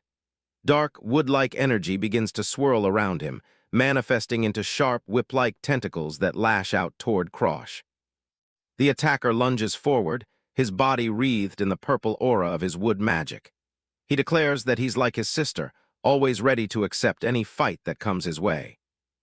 With a look of utter contempt, Annex thinks to himself that his provocation has worked perfectly, now that Krosh is charging at him in a blind rage. A massive wooden pillar erupts from the ground, effortlessly blocking the protagonist's punch while Annex remains completely unfazed. The protagonist moves like a blur, flipping through the air with effortless grace. He lands lightly on one of the very wooden branches Annex just summoned, treating the deadly attack as nothing more than a stepping stone to continue his assault. Crash drives a powerful strike forward, only to be blocked by another tree trunk. Annex's manipulation skills are clearly no joke. Refusing to let Krosh attack freely any longer, Annex manipulates the tree trunks to coil tightly around the protagonist's legs. He massive wooden limb catapults Krosh upward, leaving him suspended and vulnerable high above the ground. Without a second's delay, Annex slams Krosh down onto the floor with bone-crushing force. But with lightning-fast reflexes, Krosh managed to pull off a perfect landing unscathed, even as the wooden vines continued to swarm and lash out from every direction. He looks up, his eyes sharp and focused. He sighs, nodding that Annex is just as annoying now as he was in his past life, and it's clearly time to end this little show. Annex Glazer smirks, fully confident behind the Glazer family's secret technique, Mokyu Tentauseki. He goads Krosh to use a weapon, unaware that he's practically handing over the tools for his own defeat. The technique freely manipulates plants with aura and uses recovery skills to bypass its limits. It's a relentless, self-replenishing offensive that should be impossible for a failure to survive. Krosh calmly snaps off one of the very wooden tentacles Anix summoned. If his opponent wants him to use a weapon, he's more than happy to oblige. He stands his ground with the makeshift wooden sword, a mocking half-smile on his face. He's going to beat Anix using the very magic that was supposed to crush him. Anix's expression sour as he watches Krosh's display of confidence. He dismisses the move as a bluff, certain that a mere branch can't stand up to a master's secret art. More wooden spikes erupt from the ground, converging on Krosh from every angle. Anix dares him to try and block the onslaught with that single, pathetic branch. Krosh moves with impossible fluidity, weaving through the thicket of wooden spears. He doesn't even need to block. His movements are so precise that the attacks never even graze his clothes. Anix freezes in shock, his eyes wide as he realizes his full power strike hit nothing but air. He can't wrap his head around how a supposed failure is moving like a seasoned warrior. The antagonist struggles to process the scene, thinking that even someone like Charlotte would have trouble dodging that. He begins to wonder if Krosh has somehow opened his mind's eye, a level of mastery far beyond his age. Krosh watches Anix's panic with a cold, steady gaze. To him, the other boy's movements are predictable and full of openings he's seen 1,000 times before. Krosh closes the distance, his movements blurring as he ducks under another massive swing. He notes that he saw enough of these abilities to be sick of them in his previous life. Today is just a boring repeat for him. Anix's jaw tightens as Krosh brings up his humiliating defeat at the hands of Charlotte. He absolutely loathes how the protagonist seems to see right through his hidden motives and deep-seated insecurities. Anix's expression goes cold as a lethal wood magic aura erupts around him, showing he's finally reached the absolute limit of his rage. Anix prepares his ultimate move, his posture shifting as he pours every ounce of his power into a final summoning. He's done playing games and wants to end this confrontation once and for all. The ground heaves as a massive wooden construct begins to take shape, the fifth form of the Glazer family art, Wooden Heaven Giant. It towers over the balcony, a terrifying mass of enchanted wood with a jagged, toothy maw. Anix commands the giant from a distance, his voice high and frantic. He warns Krosh that he should have been more careful about how he spoke if he wanted to keep his life. He maintains a cruel, condescending smile, confident that no amount of fancy footwork can save Krosh from a direct hit from his family's greatest technique. Abela watches from the sidelines, her eyes wide with worry as the giant prepares to strike. She shouts out a warning, sensing the lethal force behind the attack. Krosh doesn't move an inch, his eyes fixed on the massive wooden fist descending toward him. He looks almost bored, as if he's simply waiting for a bus rather than facing certain death. The giant's fist slams down with enough force to shatter the entire wing of the castle. The impact is staggering, throwing up a cloud of dust and debris that obscures everything. The narration notes that if a hit like that connects, the consequences would be irreversible. But Krosh is already elsewhere, his mind retreating into the lessons of the past. His thoughts go back to the Matsukan's secret library, specifically to the thinnest book on the shelf. It was the least impressive-looking secret art, but the one with the most profound meaning. The book belonged to an ancestor who lacked natural talent and spent 80 years repeating nothing but ordinary sword swings. He didn't have flashy magic, just a lifetime of dedication to a single motion. In his later years, he wrote down the culmination of those millions of swings. It wasn't a complex manual, just a record of how to truly become the sword. The secret art required a state of object and self in unity, something that could never be reached by mere training or raw talent. It required the kind of perspective only death and regression could provide. Krosh closes his eyes, centering himself amidst the chaos of the battle. Because he's been driven into so many lethal situations due to his curse, he can finally grasp the truth of that ancestor's words. He takes a deep breath, his world narrowing down to a single point. In this moment, the boundary between his body and the branch in his hand completely dissolves. He declares that the sword becomes me, as a soft, white aura begins to emanate from the simple piece of wood. The air around him seems to still, the destructive power of the giant frozen in place. A vertical line of pure light cleaves through the center of the wooden heaven giant. The massive creature is split perfectly in two, its enchanted wood crumbling into useless splinters before it can even finish its strike. Krosh looks through the light, his gaze piercing. He's reached the ultimate simplicity of the blade. One sword, one person, one truth that can cut through even the most complex magic. He stands in the aftermath of the explosion, the branch still held loosely in his hand. The giant is gone, leaving only settling dust and a terrified opponent. Bianca and Abelard are both paralyzed with disbelief. They watch as Krosh calmly steps out from the ruins, looking as if he hasn't even exerted himself. Annex stares at his broken magic, his face pale and dripping with sweat. He can't comprehend how his family's trump card was destroyed by a boy with a stick. Krosh calls out to him, his voice echoing through the silent courtyard. He's back to his usual unimpressed self, but the aura of power around him is now undeniable. He tosses the branch aside, letting it fall into the rubble. He gives Annex a final, chilling warning. Don't get carried away again because next time he won't be using a branch. Krosh tosses the wooden stick aside, his gaze cold. He gives Annex a final warning, don't ever get cocky again. Annex stays collapsed on the ground, completely broken after the defeat. Krosh looks back one last time, making sure the message sunk in. Breathing heavily, Krosh stands amidst the debris of the wooden giants. The massive structures loom over him like shattered monuments to his opponent's failure. Blood drips from a small cut on his face. He admits to himself that he intended to go easy just to steal the skill later, but things took a different turn. His eyes are strained as he feels the heavy toll of his own technique. He pushed himself to the limit with one strike, and now his body is refusing to budge. His legs tremble uncontrollably, barely keeping him upright. He tries to call out, but the exhaustion is so deep he can't even force a word through his throat.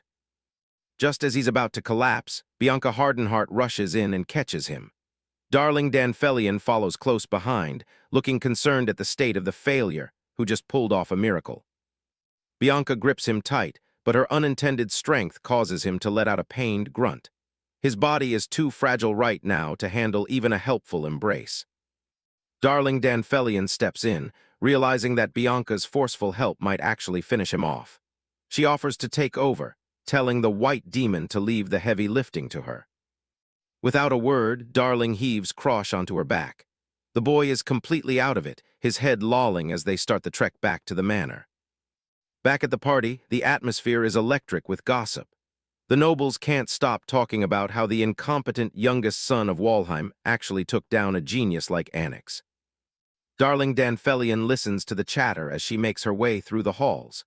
She knows the rumors are spreading like wildfire, changing the boy's reputation overnight. She looks over her shoulder at the unconscious boy drooling on her shoulder. Whether he meant to or not, she knows he's going to wake up as a celebrity. Her expression softens for a moment as she looks ahead. There's a calculating glint in her eyes, as if she's already seeing a new potential in her charge. She thinks back to the look on Annex's face during the fight, the look of a person whose entire world was shattered. She has a nagging feeling that the boy won't take this humiliation lying down. Walking under the moonlight toward the manor, Darling makes a quiet demand. She tells the sleeping Krosh he's not allowed to die until he helps her with her research. 1 week passes, and Krosh is already back at it, slicing through logs with focused precision. His recovery has been swift, fueled by the desire to master his new reality. He stands amidst the split wood, finally free from the lingering damage of his ultimate move. A week of rest was all it took for him to feel like himself again. He remembers waking up in the carriage with Bianca watching over him. He knows he's lucky. If he'd pushed that fight any longer, he would have ended up in much worse shape than his opponent. Walking back from the training grounds, he scratches his head in frustration. If he hadn't passed out, he could have already started the process of stealing Annex's skill. He goes over the mechanics in his head. There were 2 ways he considered to take recovery for himself using his Black Hood ability. The first is the standard method, a straightforward unlocking that requires specific conditions and force. But the second method is more subtle. It involves guiding the opponent to devalue their own skill in their own heart. This psychological warfare is easier to execute, if you can overwhelmingly defeat the opponent in a way they can't rationalize. By crushing Annex while using nothing but a stick, Krosh planted a seed of doubt that will ripple through the boy's mind. Annex will look at his own reflection and wonder how his genius could be so useless against a failure. Once he doubts the value of his skill, it becomes ripe for the taking. Krosh sheathes his sword with a smirk. Even if it takes time, he's certain that Annex's recovery will eventually be part of his arsenal. He makes his way through the manor's lavish corridors, planning out his training for the year leading up to the academy entrance exams. A butler interrupts his thoughts, opening the doors to reveal a visitor. Master Barakin has arrived at the Azure Pine Manor. Barakin Walheim stands with his back turned, draped in a heavy fur cloak.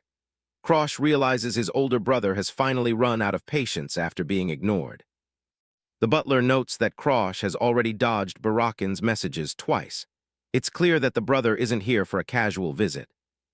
Krosh flops onto a sofa, completely drained from his session. He tells them to just let Barakin in, knowing he can't push the confrontation off any longer. Bianca approaches him with a cup of water, her presence as quiet and cold as ever. He accepts it with a grateful nod, his throat parched. She doesn't hold back her thoughts, bluntly telling him that he reeks of sweat. Krosh pauses, taken aback by her sudden honesty. He awkwardly sniffs himself, wondering if the intense aura usage is pushing waste products out of his system. He jokes that his nose might just be numb after spending so much time around the stench of erosion. Bianca looks down at him, asking if he plans to wash up before meeting his brother. Krosh just shrugs it off, figuring he'll just be back to training and sweating soon anyway. She takes a step back with a disgusted look, telling him to stay far away from her then.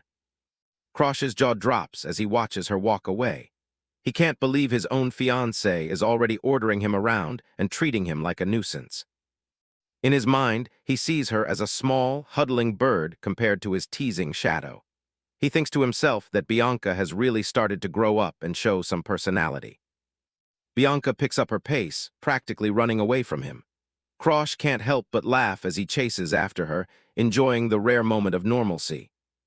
He watches her retreating back with a fond look. To him, she feels more like a little sister he just wants to tease, a far cry from the cold, white demon everyone else sees. His thoughts drift back to the people he knew before his regression.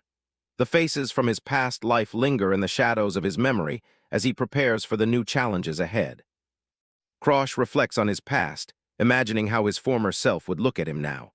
In his mind, Arthur, the King of Heroes, stares down with those same cold, judgmental eyes. Memories of a world on fire flood back, where a younger, weaker version of himself stood trembling. Back then, the mere presence of someone like Arthur was enough to make him feel utterly insignificant. He watches the way Arthur's hair catches the light, a symbol of the perfect hero everyone adored.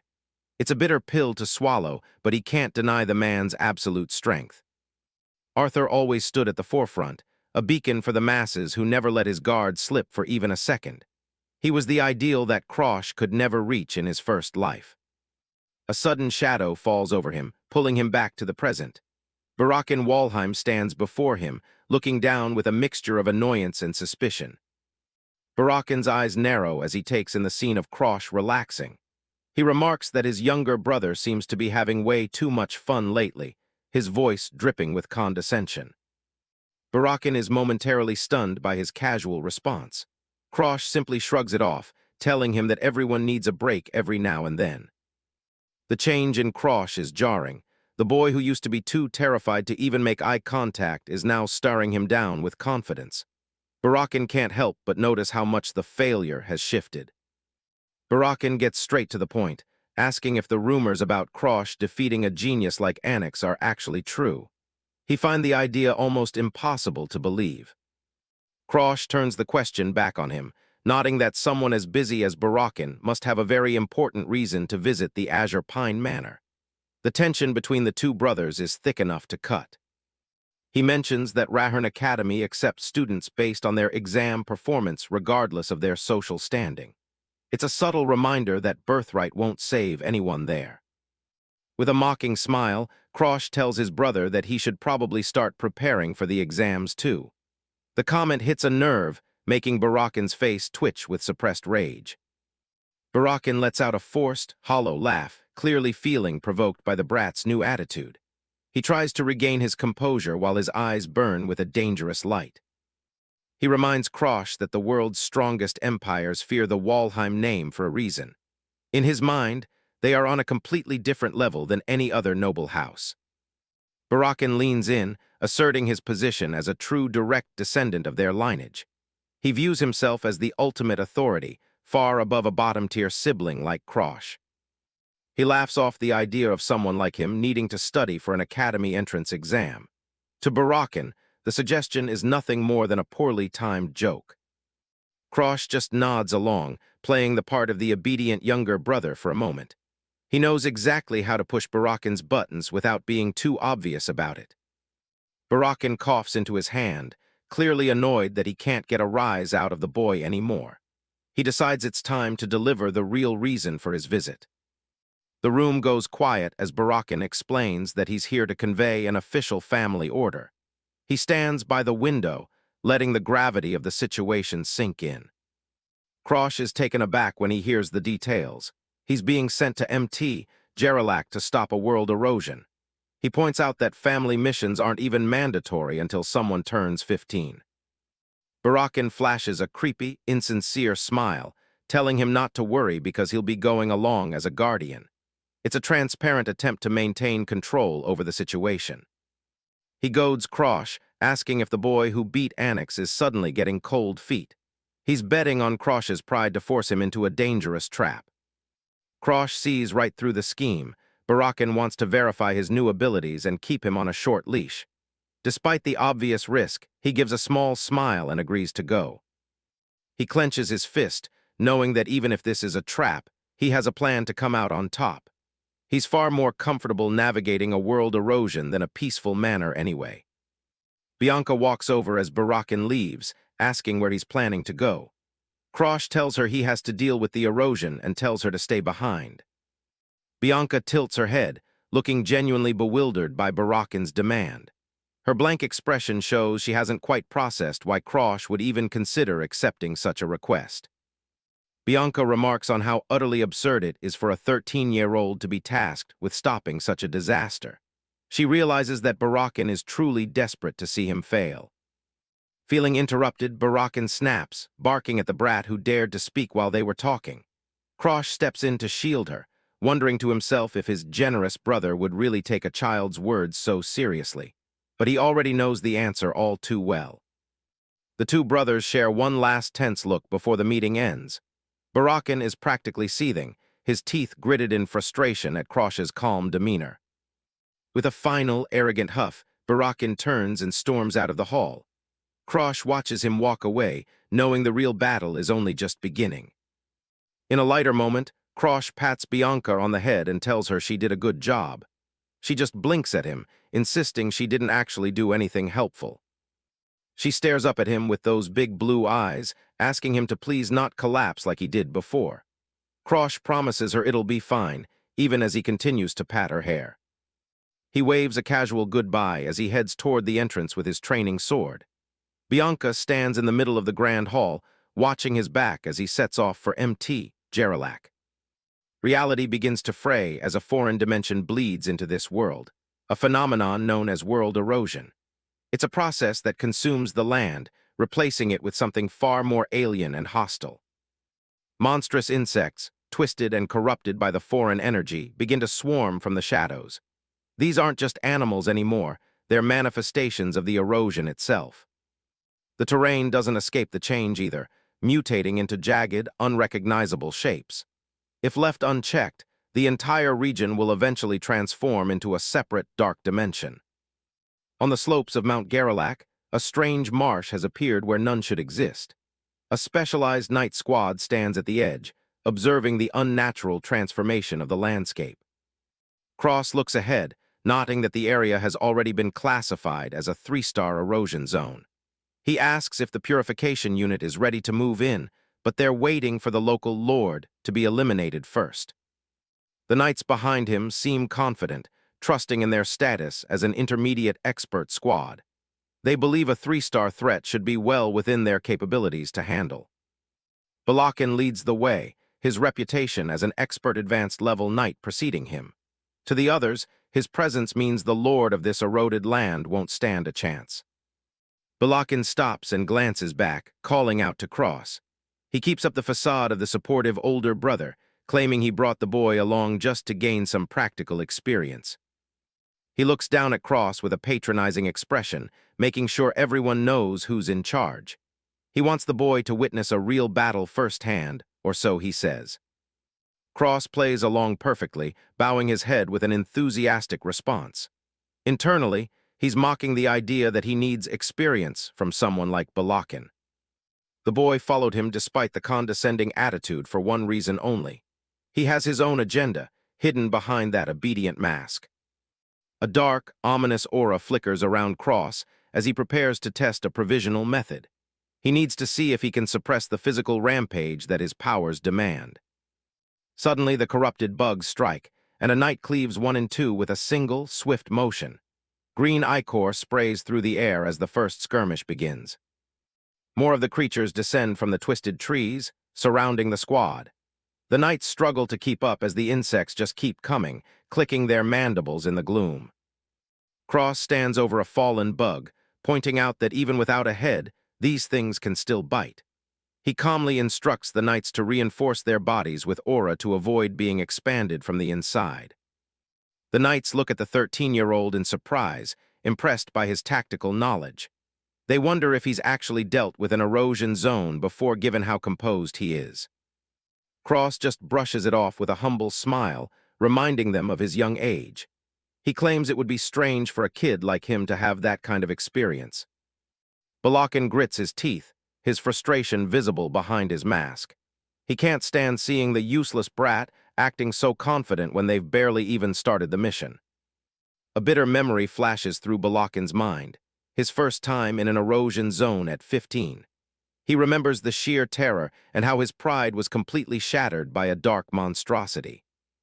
He compares his past trauma to Cross's current ease and finds it insulting.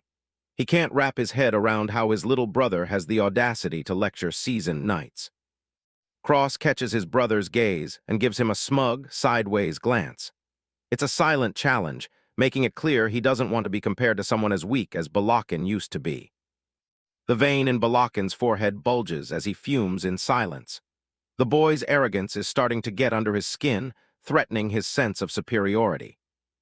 The squad continues their march deeper into the zone, swords at the ready. Balakin watches Cross from behind, his mind racing with paranoid thoughts about the boy's potential. He starts playing out a hypothetical scenario in his head, one that fills him with dread. What if Cross continues to grow at this rate? He imagines Cross surpassing him entirely, becoming a genius on par with their sister, Charlotte. The thought of the failure of the Walheim family eclipsing him is more than his ego can handle. Balakin gasps for air, his anxiety manifesting as physical strain. He's terrified that his own position and legacy will be the one that ends up being discarded. Cross breaks his train of thought, calling out to him casually. He points ahead, signaling that they're drawing near to their target. The ground beneath their boots has turned a sickening, deep red, pulsing with dark energy. They've reached the heart of the zone where the Lord resides. Balakin scoffs, trying to regain his composure by acting like this is nothing. He tells Cross he's lucky because this Lord looks even easier to handle than the one he faced years ago. Cross doesn't buy the bravado, warning his brother that they need to be even more cautious now. He suspects the lack of other corrupted entities nearby is a sign of how dangerous the Lord truly is. The knights behind them are visibly shaking, the pressure from the 3-star Lord beginning to take its toll. They realize this single entity is powerful enough to sustain the entire corruption alone. Balakin barks at his men, telling them not to let a kid's words rattle them. He tries to rally them for a quick finish so they can leave this place behind. Cross steps back, deciding it's best to let the knights handle the initial confrontation. He mutters to himself that they'll probably be fine without his immediate help. He turns his focus to his own private task, his eyes sharpening as he channels his energy. This is what he really came here for. The world shifts in his vision as he perceives the raw presence of the erosion. A massive, blood-red eye seems to open within the landscape, watching his every move. Ever since he mastered the extreme blood poison, his senses have reached a level far beyond anything he experienced before his regression. He can see the very flow of the corruption. He pulls a dark fluid into his hand, his perception focused entirely on the concentrated energy. Everything is ready for the next step of his plan. Cross tilts his head back and ingests the substance, the black liquid flowing into his mouth. He's taking a massive risk, pushing his body to its absolute limit. His eyes bulge and turn bloodshot as the immediate backlash hits his system. The world begins to blur and distort as the poison takes hold of his veins. He hunches over, coughing up a violent spray of dark blood that stains the ground. The physical toll of the technique is even more brutal than he anticipated. The knights immediately rush to his side, worried that their young lord has been seriously hurt. They didn't see what he did, only that he suddenly collapsed in pain. Cross forces himself to stay upright, lying through his teeth and claiming he just stumbled. Balakin watches with a mix of suspicion and annoyance, even offering to carry him if he's overdoing it. Cross wipes the blood from his face, insisting to the others that he's all right. He's putting on a brave front, but the physical toll of his powers is clearly starting to catch up with him. He knows exactly why he went through the agony of mastering the extreme blood poison. It was the only way to gain the edge he needed, even if it threatens to tear his body apart from the inside. Following the ancient secret manuscript, he begins the dangerous process of fusing his own aura with the raw erosion energy. His hand glows with a cold, blue light as the two forces begin to mix. He focuses intently, observing the flow as the aura begins to circulate through his body in an endless loop. It's a delicate balance that requires absolute concentration to maintain. The energy feels like a vast, roaring river, threatening to sweep away anything in its path. Absorbing erosion energy is like trying to tame a force of nature that only wants to destroy. Slowly but surely, his aura is swallowed by the massive flow of foreign power. He waits for the moment of complete synchronization, where his energy and the erosion become one. The fusion forms a new hue, a power that is so fundamental it cannot be overwritten by anything else. He's carving out a new kind of strength that defies the natural order. His eye glows with a piercing red light as the transformation reaches its peak. Dark, shadowy energy swirls around his face like a living nightmare. The backlash hits him like a physical blow, sending him stumbling forward as his body trembles. The strain of the rampage is nearly too much for his young frame to handle. He looks down at his hands, which are soaked in his own blood from the internal devastation. He wonders if any sane mind could truly endure this kind of self-inflicted destruction. Realizing he needs another way to stabilize himself, Cross decides it's finally time to use a forbidden technique. He has to push even further if he wants to survive this. He recalls the legend of Maurice Walheim and the Seisho Hall, a place that was sealed away and believed to be lost to history forever. It held secrets that were deemed too dangerous for the world. Long ago, one of his ancestors stumbled upon the hidden archive after losing his sight. But because he was blind, he was unable to decipher any of the forbidden grimoires. Left with no other choice, the ancestor shut the secret library once again. He didn't want anyone else to ever suffer through the same darkness he lived in. However, he chose to leave a single grimoire behind within the archive as a last resort, a single thread of knowledge for a future generation to find. That grimoire contained the secret art known as the Sixth Sense. Cross stands as a pillar of blue light erupts from him, signaling the activation of the ancient technique. The energy surges around him in waves, crackling with an intense extrasensory pressure. He's transcending normal human perception. This technique allows him to detect all sensations through his aura alone, granting him a form of sight that doesn't rely on eyes. His entire body is now a sensor for the world around him. At the moment, he can only extend this range to the tips of his fingers, but even that small distance is enough to give him a perfect, crystal-clear grasp of his surroundings. A bloody, confident smirk spreads across his face as the technique takes hold. The place he's standing in feels different now, as if he's finally carved out his own space. He realizes that his immediate area is no longer being fully consumed by the erosion. His presence is actively resisting the environmental corruption. He looks out over the dark water, sensing that the density of the erosion energy has started to weaken. He's finally found a way to breathe in this hostile land.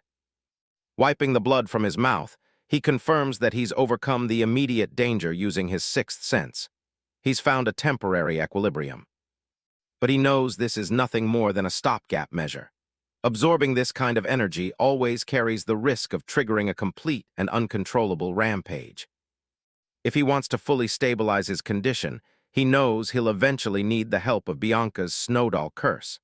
It's the only way to truly lock down the chaos within him. Even so, the fact that he managed to suppress it on his own is a major victory. He clenches his fist, feeling the raw power that he's finally brought under his control. He feels he's taken another step forward on his path to ultimate power. Dark tendrils of aura dance around his eyes as he prepares for whatever comes next. Suddenly, he senses something massive and turns around in a cold sweat. He's not alone in this heart of the erosion. A grotesque, fleshy limb of a monster towers over him, a human face embedded directly into its surface. It stares at him with an eerie, unblinking expression.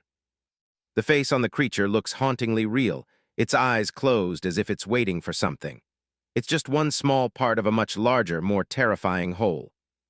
The creature's eyes suddenly snap open, glowing with a malevolent red light. It has found its prey, and it's not planning on letting them go. The entire massive body contorts as it lets out a series of guttural roars. More faces begin to emerge from its rippling, purple flesh, each one more horrific than the last.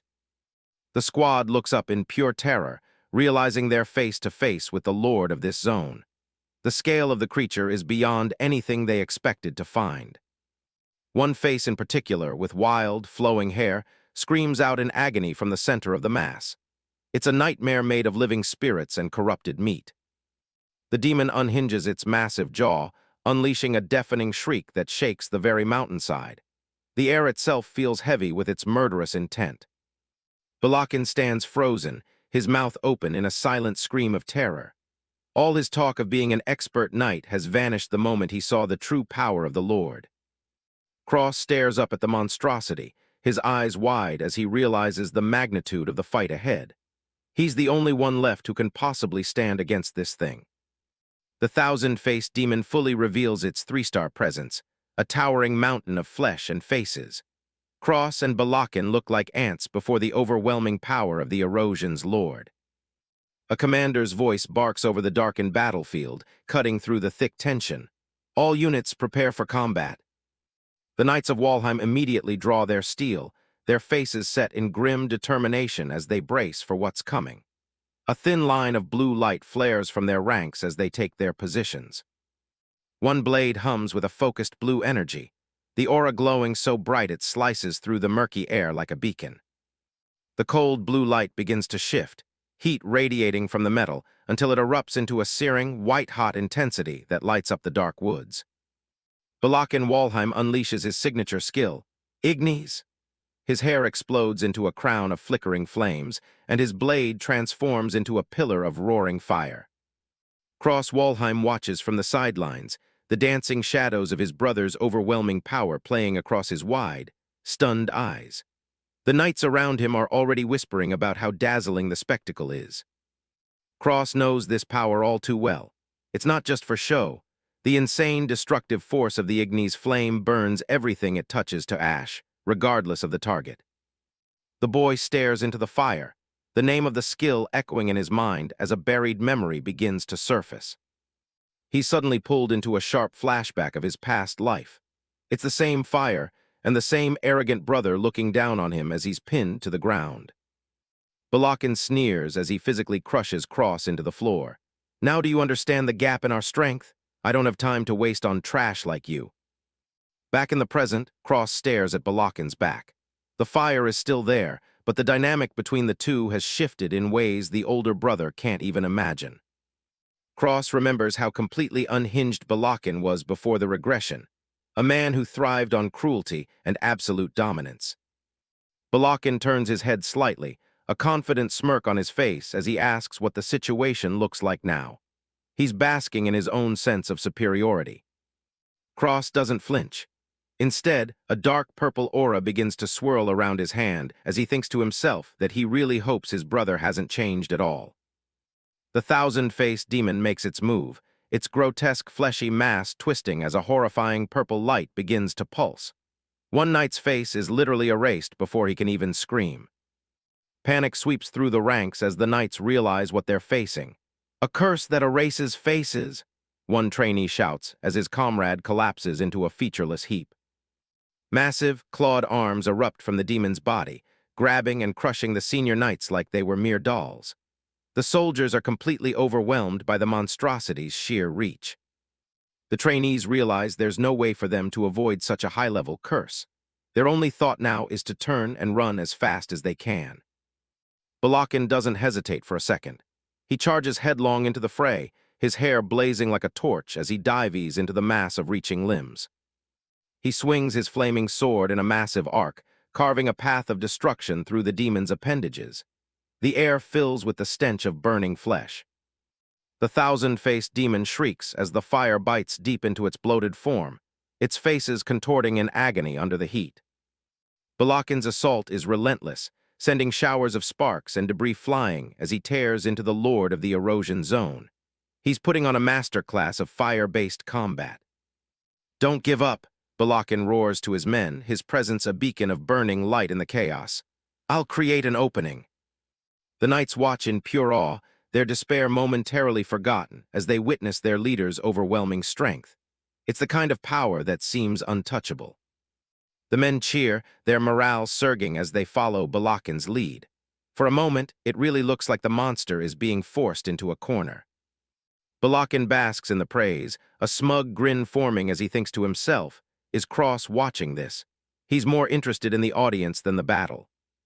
He scans the area, wondering if his useless brother has already died in the mayhem. He can't spot Cross anywhere among the active fighters. Cross is very much alive, hiding behind a jagged rock and observing everything with a cold, calculating focus. He notices that Balakin is so caught up in the fight that he's completely ignored the monster's shifting patterns. The air suddenly grows heavy, and sweat begins to bead on Balakin's forehead. He senses something has changed, but he can't put his finger on it yet. The thousand-faced demon's many faces begin to weep, dark streams of blood pouring from their empty eye sockets. "Bloody tears," Balakin gasps, realizing a high-level curse has been activated. The demon's entire body is soon coated in the dark, viscous liquid. The faces on its mass scream silently as the curse takes full effect. One face staring directly at the knights becomes a hollow, featureless mask weeping black ink. The sense of dread is almost suffocating. Balakin's expression turns deadly serious. He realizes that things are getting dangerous far faster than he anticipated. The demon's form begins to shift and mutate, its fleshy mass growing and reaching out like a living nightmare. The fire that once burned it now seems to have no effect. Balakin staggers as an overwhelming spiritual pressure washes over him. It's like the very atmosphere has turned to lead, weighing down his every movement. He tries to rally his strength, gripping his flaming sword even tighter. He knows they have to kill this thing now before any more anomalies can occur. "All knights, focus your attack on the thousand-faced demon," he roars, leaping into the air for one final, desperate strike. But his flaming blade doesn't even leave a scratch. He watches in horror as his aura-infused attacks bounce harmlessly off the monster's new, hardened skin. The command boxes flare red with urgency. "Listen up, knights. Before it mutates any further, launch the next attack." Balakin trails off, looking around as a sudden, eerie silence falls over the entire erosion zone. Something is very, very wrong. "We are Knights of Walheim," he yells, his face tight with a desperation he can't hide. "Don't lose your nerve over something like this." But it's too late. Behind him, the knights have become silent, haunting statues. Their faces have been completely erased, leaving nothing but smooth, featureless skin. Balakin is in absolute shock, his eyes wide with realization. He can't believe the thousand-faced demon's curse is already taking effect when he hasn't even landed a hit. Sweat beads on his forehead as he realizes the earlier abnormality was the start of something much worse. A dark, jagged speech bubble hangs over him, sealing his dread. I've been played, Balakin thinks, staring up at the massive, fleshy monstrosity towering over him. The demon's single red eye glows with a cold, malicious intent. The scene shifts abruptly to a dark, desolate swamp where lightning cracks across a green-tinted sky. Rain begins to pour down in heavy, relentless sheets as Balakin's consciousness is pulled into the abyss. Balakin's mental avatar looks around in the downpour, his aura gone and his hair soaked. "This is bad," he mutters, the chill of the rainy swamp sinking into his bones. His knees buckle in the mud as the weight of the curse takes hold of his mind. "I'm going to die," he whispers, his arrogance finally replaced by pure, unadulterated terror. Desperation takes over as he scrambles through the rising water. He knows that at this rate, he won't last another minute against the unseen force hunting him in the dark. A massive, clawed hand wreathed in dark purple energy reaches out from the shadows. A screaming, pale face emerges from the darkness, a nightmare manifestation of the demon's power. Lightning flashes, illuminating Balakin's terrified face as he gasps for air. "Why is this happening to me?" he wonders, his pride completely shattered in this mental trap. The word "die" hangs in the air, a cruel mockery of his once proud status. Lightning continues to tear through the sky, reflecting off the swamp water as he realizes his helplessness. From the depths of the rain, the ghostly blue girl appears, covering her mouth and laughing at him. She mocks the strongest of Walheim, calling him an idiot for thinking he could ever be enough. The ghostly blue girl twists the knife, reminding him that his younger sister, Charlotte, has already surpassed him.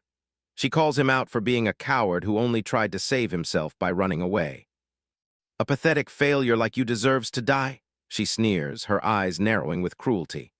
The mental pressure becomes a physical weight, crushing whatever remains of Balakin's resolve. A gargantuan, fleshy limb descends from the clouds, blotting out the lightning-streaked sky. It's the demon delivering the final strike within Balakin's broken mind. In a final, desperate effort, Balakin tries to swing his sword to parry the monster's strike. He lets out a sharp, strangled cry as the demon's attack finally connects. A massive, red-fleshed fist slams down into the earth with bone-shattering force. Cross is caught in the shockwave, barely keeping his footing as the terrain is pulverized. The impact sends mud and debris flying everywhere, the sound of the strike echoing like a cannon blast through the erosion zone. More splashes erupt across the surface of the swamp as the demon continues its relentless assault, its 8 limbs tearing up the earth. Cross moves quickly, his body low to the ground as he drags a heavy weight through the muck. He's putting every ounce of strength into pulling someone away from the center of the carnage. He successfully pulls a battered and bleeding Balakin Walheim into a safer spot behind some rocks. The older brother groans, his eyes fluttering open as he finally regains consciousness. Cross flashes a cheerful, relieved grin at his brother. "Brother, you're awake!" he exclaims, playing the part of the devoted sibling with terrifying ease. Balakin looks up, dazed and humiliated to find Cross standing over him. Cross lies smoothly, claiming he was watching from a distance and moved in the moment the demon's gaze shifted. Cross continues the act, saying he pulled Balakin out immediately to avoid the swamp of the demon's attack. Balakin grunts, his pride still stinging as he tries to process the rescue. "I see," Balakin mutters, his voice raspy as he tries to push himself up. "I'm fine now, I can walk on my own," he insists, despite his trembling limbs. He struggles to even keep his head up, realization dawning that his body is completely drained. He can't even tap into a sliver of his own aura to defend himself. Cross watches him struggle with a knowing look. "Are you really sure you don't need my help?" he asks, his tone just a bit too innocent. The question strikes a nerve, and Balakin's face twists into a snarl of pure frustration. His pride is the only thing he has left, and he's clenching it tightly. "I don't need help from an idiot like you," he roars, using his sword as a crutch to force his broken body back into a standing position. His bravado is cut short by a sudden, terrifying sound from the darkness. He looks back over his shoulder, his eyes wide with a fresh wave of panic. He realizes the thousand-faced demon hasn't gone anywhere. "Hey, how far are we from the battlefield?" he demands, but Cross simply replies that he has no idea. A massive, glowing pink energy barrier has formed in the distance, cutting off any hope of escape. It pulsates with a dark, jagged light that seals the erosion zone shut. Cross explains the gravity of the situation. The world erosion has sealed itself off, trapping them inside. They can't leave unless the lord of the zone is defeated. Damn it, Balakin curses, his fist clenching as he stares at the ground in despair. Cross watches him carefully, waiting for the perfect moment to deliver his next move. Actually, there's a finishing secret art, Cross says, his voice low and mysterious. He claims that their sister, Charlotte, was the one who taught it to him in secret. He leans on his large blade and looks at his brother, doubling down on the lie. He claims this technique was the real reason he could hold his own against Annex at the Star Sanctuary. A warm flashback of Charlotte hugging a young Cross appears, a stark contrast to the cold reality they're in. Cross knows exactly how much Balakin envies and respects their genius sister. Balakin looks at him with a mix of suspicion and desperate hope. "With that technique, you think we can kill the thousand-faced demon?" he asks, his voice trembling slightly. Cross gives a simple, confident yes. He argues it's a far better gamble than simply waiting to die lost inside the erosion. He reaches out a hand toward his brother, his face shadowed by the falling rain. "I understand if you don't trust me," he says softly. "But brother, you do trust our sister's strength, don't you?" Cross asks, a dark, ominous image of Charlotte looming behind him like a spectral puppeteer. Balakin finally caves, his resistance breaking under the weight of his own failure. "Yeah," he mutters, his head hanging low. "Charlotte is a genius after all." Cross stands tall, his silhouette shrouded in a deep purple aura that begins to bleed into the air, signaling that his master plan is finally coming to fruition. Facing his brother, Barakin, who has walked straight into the trap, Cross warns that if the technique fails, they're both dead. Cross's face is cast in deep shadow, leaving only his subtle, confident smirk visible through the gloom. "Don't worry," he says, his words floating in a dark, jagged speech bubble wreathed in purple energy. "I guarantee it won't fail." Rain's coming down hard in the middle of this dark forest. You can hear the storm thrashing the trees while everything else stays deathly quiet. Cross and Barakin are hunkered down in the bushes, eyes peeled for trouble. The thousand-faced demon is on the move, and they can feel it getting closer by the second. Cross checks in with his brother, asking if Ignis is ready to go. Barakin lights up a flame in his hand, confirming they're set. Cross draws his sword with a look that says he's done playing around. He's locked in and ready to face whatever's coming out of those woods. The ground is a complete mess of mud and puddles as they adjust their footing. Every little splash sounds like a gunshot in the silence between thunderclaps. Out of nowhere, a massive blue aura erupts from Cross. He holds his sword up, looking like he's about to single-handedly rewrite the map. He closes his eyes, focusing every bit of that energy into his blade. The sheer pressure coming off him is enough to push back the rain. Barakin is just standing there with his jaw on the floor. He's never seen anything like this, especially not from his little brother. That blue light starts swirling around the sword, getting brighter and more intense. It's like he's holding a piece of a dying star. Barakin's losing his mind just watching the level of focus Cross is putting out. He realizes right then that the gap between them isn't just big, it's a canyon. The blade is glowing with a pure, blinding aura. Barakin thinks to himself that he's never seen energy so clean and refined in his entire life. He admits he was skeptical when Cross wanted to mix their powers. Now, seeing it happen, he's starting to realize how outclassed he really is. Barakin watches, filled with a mix of awe and a whole lot of jealousy. This is the kind of mastery he's been chasing his whole life but never even got close to. Cross turns back and asks for the flames once more. Barakin's caught off guard, looking like he's realized he's just a supporting player in his brother's show. Barakin reaches out, passing the fire from his hand toward the blue-hot sword. The rain continues to hammer down around them. The orange flames of Ignis snap onto the blade, wrapping around the blue aura. The two powers merge perfectly into a single weapon. Cross grips the flaming hilt, looking absolutely lethal. The heat coming off the sword is so high it's literally boiling the rain into steam. He lets out a small HMPH, totally unfazed by the power he's holding. Barakin can only watch, feeling more and more like an outsider. Barakin tries to act like he's still in charge, asking if anything's wrong. He's clearly rattled by how much Krosh is overshadowing him. Krosh tells him to stay back. He'll make it in time without any help. Barakin drops to one knee, looking like he's just been slapped in the face with reality. He stares at the sword, realizing the flames Krosh is throwing out are way more intense than his ever were. It's a massive blow to his ego. The sword leaves a trail of fire as Krosh brings it around. Barakin knows this one move is probably the end for the demon. The thousand-faced demon is a total nightmare, just a mass of eyes and claws looming over them.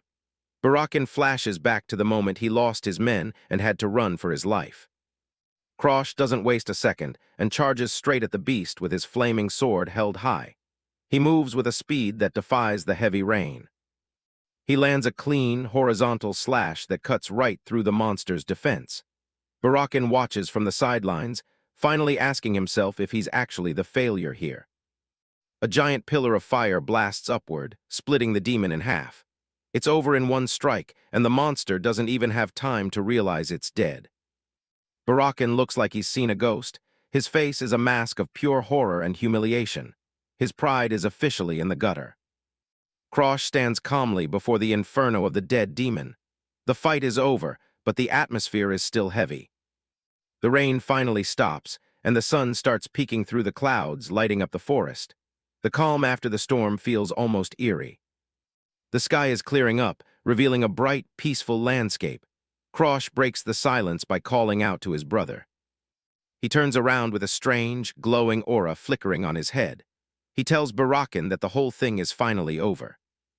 Barakin's gritting his teeth, looking absolutely miserable. He can't handle the fact that his useless brother just did the impossible so easily. His hand moves to his own sword, and you can see he's finally lost it. A creepy laugh escapes him as he prepares to strike. He lunges forward, eyes bulging and mouth open in a desperate scream. He screams for Krosh to die as he charges. Krosh doesn't even move a muscle, blocking the hit effortlessly. Sparks fly as the two blades lock together in the sunlight. Barakin is completely stunned. He thought he had a chance, but he's realizing he's just swinging at a brick wall. Dark purple shadow energy starts swirling around the clash. Barakin tries to ignite his flames, but his hands stay cold. Krosh gives him a terrifying look, with purple flames flaring up around his face. He thanks Barakin for staying exactly the same until the end. System screens pop up, detailing the unlocked conditions for stealing a skill. Barakin unknowingly fulfilled the first part by letting Krosh use his fire. The next conditions confirm the total collapse of his pride. Looking at his broken face, that's clearly been handled. Krosh swings a blade of pure black and purple energy, finishing the job.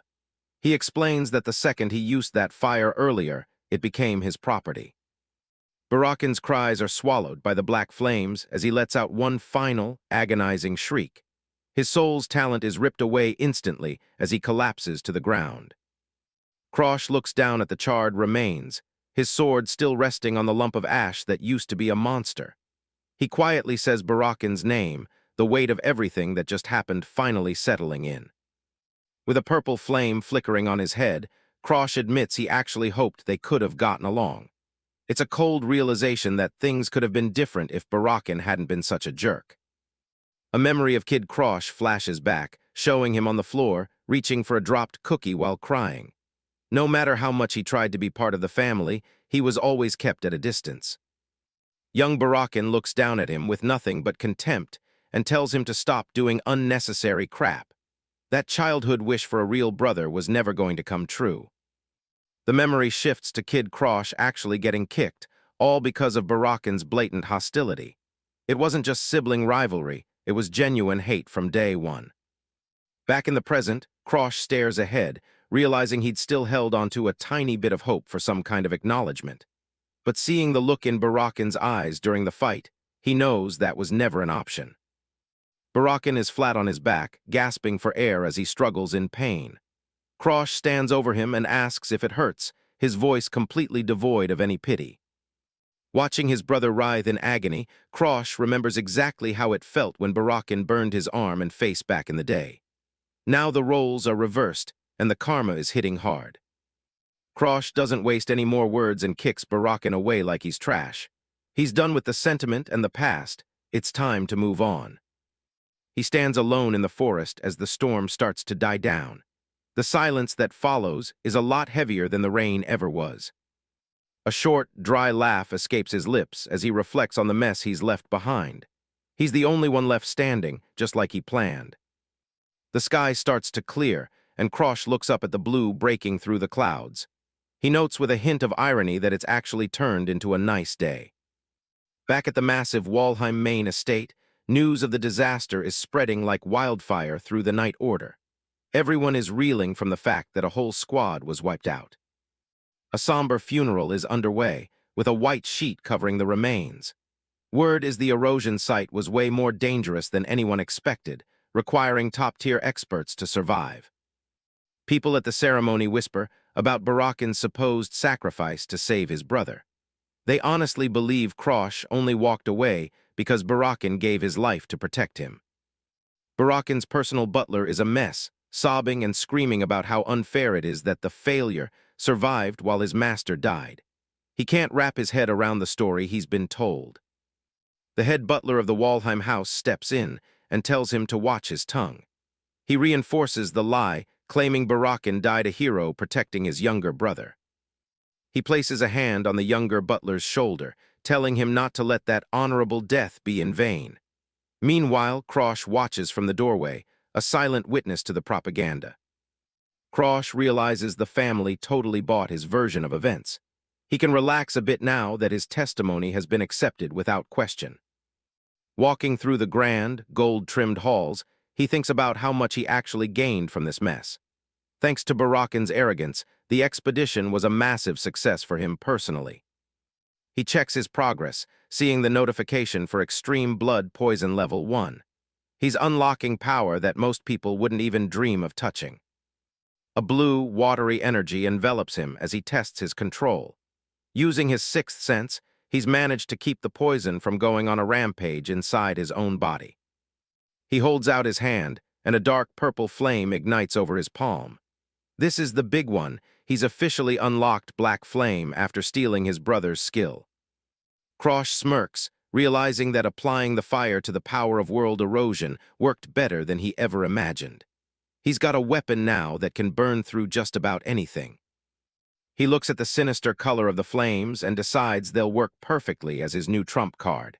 It might look evil, but in his world, results are the only thing that matters. He reaches a large, ornate door and gives it a knock. There's still one more headache to deal with at the main house, the official investigation into what happened at the erosion site. A voice from inside tells him to enter, and Krosh steps into the room. He suspects the family still hasn't figured out the real cause of the incident. He knows the truth that everyone else is missing. This was all the work of the world eroders. In the darkness, red eyes seem to stare back at the thought. A shadowy figure of a red dragon and a crow appear as he thinks about the main body of the eroder sinking into an eternal dream. Everything is connected. He remembers the undead, a creature that can only see the world through the eyes of its minions. It's a dangerous game they're playing, and Krosh is right in the middle of it. As he walks further into the room, he realizes that if the eroders are active, he might run into their minions a lot sooner than he planned. A woman with long, dark hair is waiting for him, her back turned at first. She greets him formally as Lord Krosh, like she's been expecting him this whole time. She turns around, revealing she's a taller woman with long brown hair and a professional look. Her name is August, though she's going by the alias Krim, and she's got a polite smile that hides something much sharper. Krosh's eyes go wide as he spots a specific mark on her neck. He recognizes that black star immediately. This isn't just some investigator. He doesn't bother with the pleasantries and calls her out as the undead. He tells her straight up that he wants to make a deal. Pointing a finger at her, he makes a bold claim that would sound crazy to anyone else. He tells her he's going to be the one to erase her immortality. A mischievous smile spreads across her face as she hears his proposal. She leans in and asks him point-blank if he's a regressor. August reveals her true, fierce self, a red-haired woman with glowing crimson eyes and a sharp vertical scar. She admits she was looking for something else, but this is way more interesting. She looks absolutely delighted at the situation, thinking to herself that she never expected to catch such an unforeseen prize. Things are about to get wild. Flashback to the original timeline. An immortal being lies trapped within a pool of lava, bound by massive chains that suppress their every ounce of power. This individual was known as the Undying August of the Crimson Garden. Before his regression, he was following the orders of the King of Heroes, Arthur. He tried to steal the immortality of the Undying to weaken her, but the attempt ended in a crushing failure. Arthur explains that their target is Sigrun Ephania, a woman with white hair and piercing purple eyes, noting that the Undying is struggling to maintain a physical form. Arthur's harem further explains that the true bodies of these entities are cursed, leaving them utterly paralyzed and unable to move a muscle. And for centuries, they have been cruelly toyed with, forced to serve as mere pawns for the world's erosion. But don't you dare show them any pity. In the heat of battle, showing mercy is nothing short of a death wish. Arthur cuts through the heated debate with a sharp command, dragging everyone's focus back to their primary objective, the experiment to steal immortality. And the key to making this happen is none other than our main protagonist. Continuing the flashback, the adult Krosh lets out a hollow laugh despite his grievous wounds. He admits that stealing immortality was a task far beyond his reach, even with a power as formidable as his own. Some things simply can't be taken, even if he were reborn a dozen times. The weight of that old failure is etched into his tired expression. A system notification confirms the impossible condition. To steal the skill, he needed to be stronger than the Undying, a feat he never achieved in his first life. In the present day, August, still in her crim disguise, flashes a sharp, knowing smile. She asks Krosh directly if he's a regressor. Her aura begins to leak out, her red eyes glowing with a predatory light. She was searching for someone else entirely, but discovering a regressor is a far more interesting prize. Krosh meets her gaze without flinching. He doesn't give anything away, simply asking what would lead her to such a wild conclusion. August finds it obvious. Only a regressor would have the audacity to walk up to a being like her and propose a deal. She laughs at the irony of it. A child who has lived through an endless time loop is now claiming he has a way to kill someone who transcends time itself. She calls his bluff, telling him not to make her laugh with such transparent lies. Her red hair billows around her as her intensity spikes. Krosh remains dead serious, telling her it's no lie. He begins to manifest his power to prove he's the real deal. Purple shadows erupt from his body as he activates the skill Black Hood. Massive, spectral arms covered in mouths and eyes twist through the air around him. One of the shadowy jaws snaps, shut right in front of August's face. He tells her plainly that this power can even steal her immortality. August clenches her fist as memories of her long life surface. She's been manipulating the world's erosion ranks for centuries. Her goal was never destruction. She was just desperately trying to find anyone in this world who was actually capable of ending her eternal existence. She looks at the boy with newfound interest, finally seeing a potential exit from her curse. She asks him what his conditions are for this deal. Krosh is blunt about what he needs. Since his skill only works if he's stronger than her, he needs her help to bridge that power gap. He makes a formal offer to the legendary being. He wants her to take him under her wing and make him her apprentice. August doesn't hesitate for a second. If it means finally being freed from her immortality, she would gladly sell her soul. Her eyes sharpen, the pupil narrowing into a slit as she accepts his proposal. She unleashes her true draconic aura, a massive red beast of energy rising behind her. She vows to turn him into the strongest man alive. The sheer weight of her presence is overwhelming, even though it's just a projection. Krosh has to brace himself as the ground beneath him seems to tremble. He knows the history. This woman once commanded legions of servants and rivaled the King of Heroes in power. With her help, his growth will be unstoppable.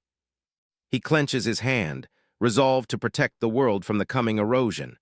He'll borrow the power of an invader if that's what it takes to stop the destruction. A system window explains that a skill is a unique power. Only one person in the world can hold a specific skill at any given time. Because of that rule, Arthur's regression skill has already returned to him in this lifetime. Krosh realizes he won't be able to regress again on his own. This is his one and only chance. If the world perishes in this timeline, he'll vanish along with it, as there are no more do-overs. Krosh offers a polite hand and a smile, telling Krim how glad he is to have her with him. August, still in her human disguise, is momentarily caught off guard by his sudden change in attitude. She smiles back, but it's a look that promises pain. She slowly repeats his name, Krosh, with a vein popping on her forehead. A loud smack echoes through the hall as she delivers a heavy blow to his head. She demands he drop the friendly act and address her as Master. A short time later, Krosh walks away, rubbing the massive bump on his head. He's relieved to finally be leaving the main estate. August follows behind, surprised that he doesn't actually live in the main house. He explains that he hasn't lived here in years. They are stopped by a hooded messenger in the adults' wing of the Valheim Manor. She informs Krosh that his mother, Lady Arya, has requested his presence immediately. Krosh looks over his shoulder, suspicious. His mother never bothered with him when he lived at Blue Pine Hall, so he wonders why she's suddenly so curious about him.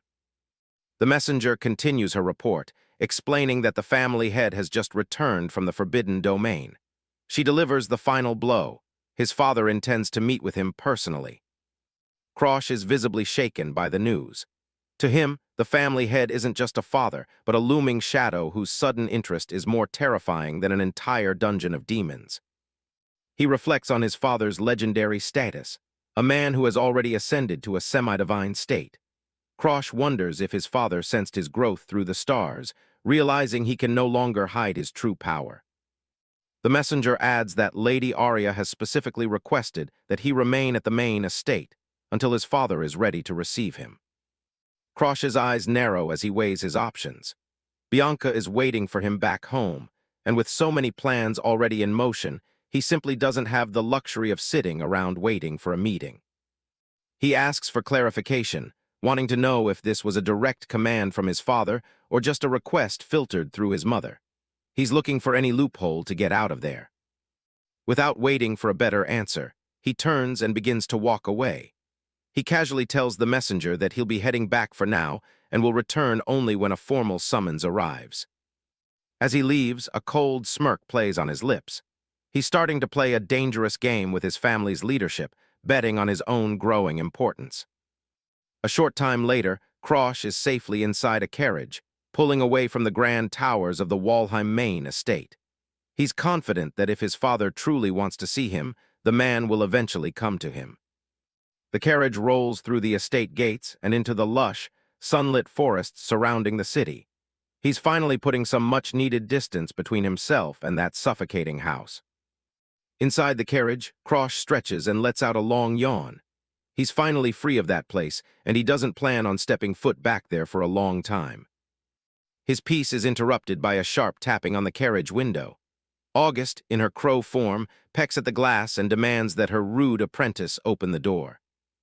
Krosh cracks the window and tells her that her bright crimson feathers stand out way too much for a supposedly hidden master. He asks if she can do something about the flashy color scheme. The crow glows with a dark red light for a moment, shifting her hue.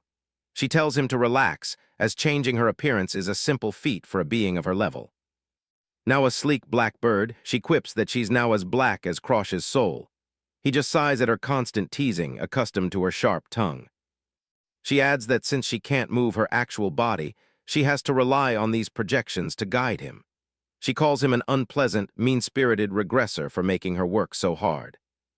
Krosh stares out the window, lost in his own thoughts. He knows he's not a true regressor like Arthur. He merely borrowed the skill and is still figuring out how to survive this timeline. The sun begins to set as the carriage approaches his personal residence. The sky turns a warm orange, casting long shadows over the quiet countryside. As they pull up to the gates of Blue Pine Hall, Krosh looks at the crow on his shoulder. He warns August that there's a white chick living here and tells her to be on her best behavior. August is confused by the description, but a strange, round shape appears at the entrance of the hall to greet them. It's Bianca Hardenheart, wearing an incredibly oversized chick-themed hoodie. She stands there with a book clutched to her chest, welcoming Krosh back with her usual blank expression. Krosh steps out and greets her with a small smile. He tells her he's finally back, while August watches the reunion with a skeptical, glowing red eye. Suddenly, Ariad, the elderly butler of the hall, comes running toward them at full speed. He looks flustered, shouting for Lord Crosh to wait. The old man catches his breath and holds out a small envelope. He explains that a letter just arrived from someone named Master Darling. Crosh takes the letter and reads it. Darling Danfelion claims to have practically brewed the cure for discoloration disease while thinking of him. The eccentric alchemist even signed it with a giant lipstick kiss. Crosh hands the letter back, looking a bit disturbed by the sign-off. He tells Ariad that when this genius arrives, they must treat him with the utmost care, as he'll be a vital benefactor. Ariad nods, and then lowers his voice to share another detail. He mentions that Bianca has been incredibly worried since the moment she heard Crosh was caught in the erosion. He explains that she immediately prepared a carriage and was ready to storm the main manor herself to find him. Bianca just stares ahead, her hood casting a shadow over her face. Crosh looks over at her, surprised by the intensity of her concern. He hadn't realized how much their relationship had actually changed in such a short time. He thinks about the locks on her snow doll curse. A strange, purple energy begins to swirl around the two of them as a system window suddenly activates in his vision. A golden lock icon manifests in the air, shattering under the pressure of the dark aura. A message appears. First unlock condition, become Bianca's friend.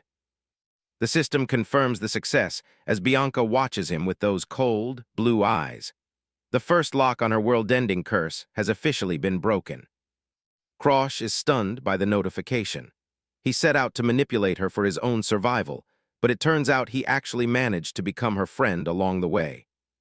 The system screen chimes with a new notification. The first unlock condition, becoming Bianca's friend, is officially complete. Crosh is genuinely caught off guard. He didn't expect to clear the first hurdle with Bianca Hardenheart this quickly. Bianca stands there in her usual chick-themed hoodie, looking as expressionless as ever. Crosh watches her with the crow perched on his head, wondering what she's thinking.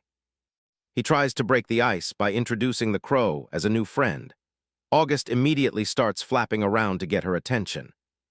Bianca picks up the bird and decides to name him Cream. Crosh just goes along with it, watching them bond.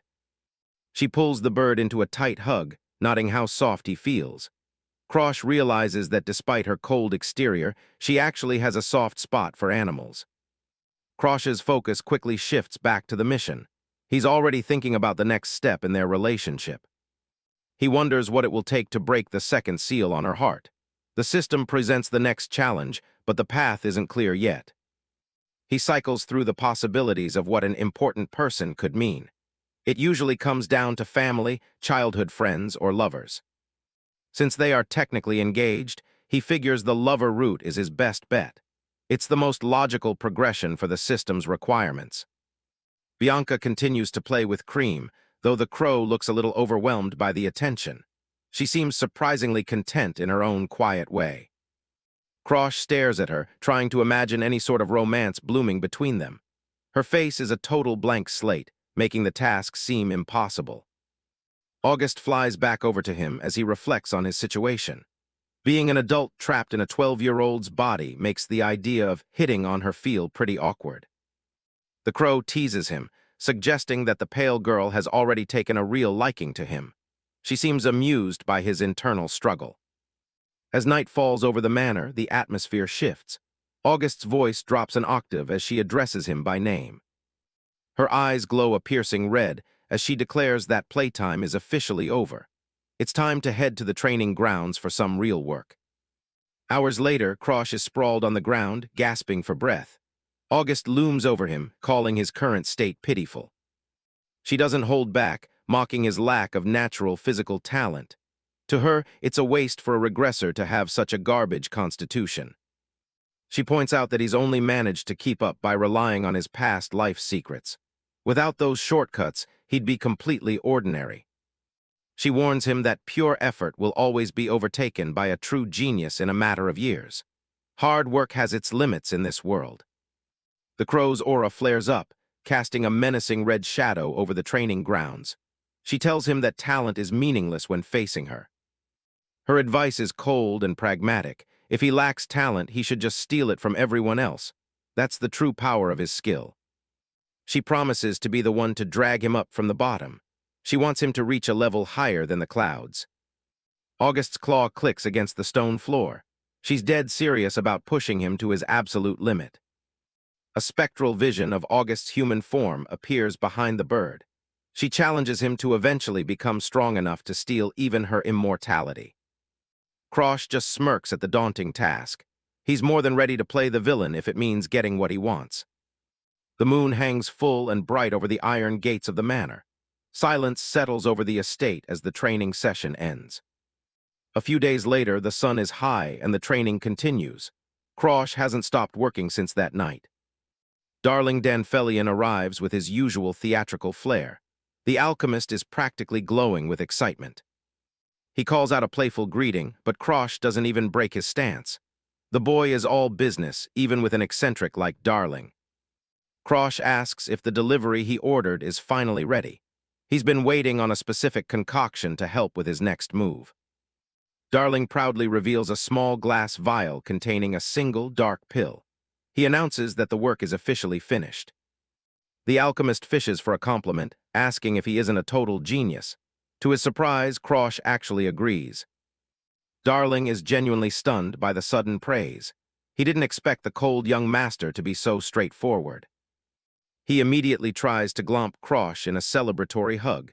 Krosh isn't having any of it and tells him to knock it off. Once the alchemist settles down, he mentions he has some interesting news from the outside. Something about a name Krosh recognizes. He mentions that someone named Annex has undergone a major change recently. Krosh's expression sharpens at the mention of his former rival. A vision shows Annex, a boy who apparently resumed his training with renewed intensity after a defeat. He seems to be glowing with a strange green energy. Krosh wonders if his own actions in this life somehow inspired the guy. He quickly brushes it off, claiming he couldn't care less about Annex. He tells Darling to head home if their business is done. August watches from a nearby tree, clearly not finished with him yet. August tells him that things aren't quite over. She has more plans for his growth before they leave the estate. She commands him to have the alchemist brew even more elixirs. If they want to fix his weak body, they'll need every advantage they can get. Elixirs aren't just medicine. They're concentrated power, incredibly expensive and guarded by families for generations. Most people live their whole lives without even seeing one. In his past life, Krosh could only dream of getting his hands on something this high tier. Now, he's standing right in front of an alchemist, ready to change that. Darling Danfelion is busy being eccentric as usual, but Krosh isn't in the mood for jokes.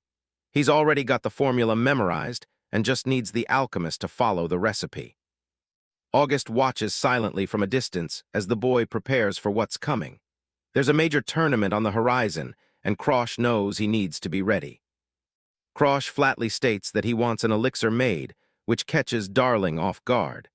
The alchemist wonders if the recent news about Annex is what's pushing him so hard. Darling points out the obvious problem, the cost.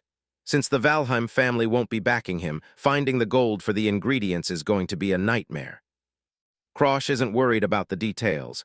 He has a lifetime of future knowledge to draw from. He's confident he can source everything he needs if he plays his cards right. He tells August to listen closely as he begins to list the rare ingredients.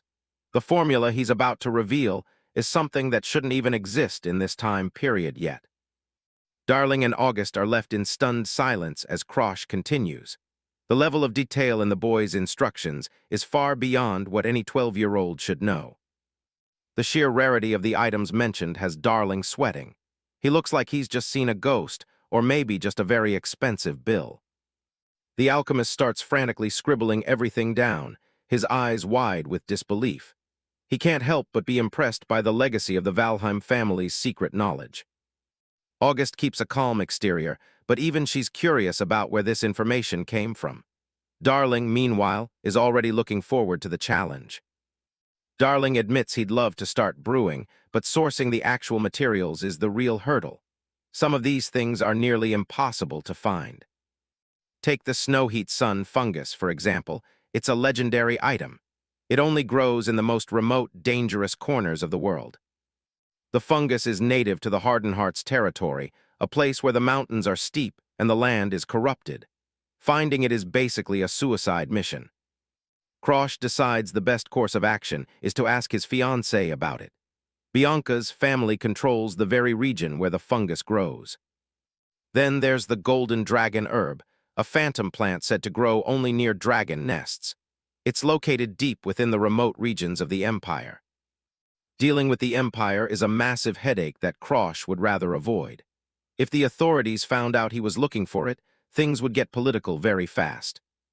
He considers the black market as a last resort. If he has to hunt down an illegal dealer to get that herb, he's willing to do it. Darling wiggles a finger, telling him there's a much more legitimate way to get it. He has a plan that doesn't involve breaking too many laws. There's a junior martial arts tournament being held in the Aphania Empire for anyone under 15. It's a high-profile event with warriors from all over the continent. The grand prize for the tournament just happens to be the golden dragon herb.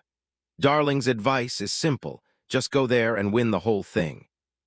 Krosh rubs his head, seeing a major flaw in the plan. If a member of the Valheim family shows up in an imperial tournament, it'll cause an international scandal. Darling giggles and pulls out a small, suspicious-looking vial.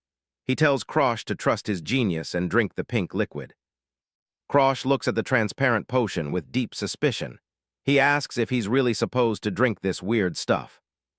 As soon as the liquid hits his throat, a surge of intense pain rips through his body. He collapses, screaming as his entire physiology begins to shift. When the smoke clears, Krosh is staring at a pair of long, slender hands. His hair has grown out into a long mane, and his voice is several octaves higher. Darling is howling with laughter, hugging the now female Krosh.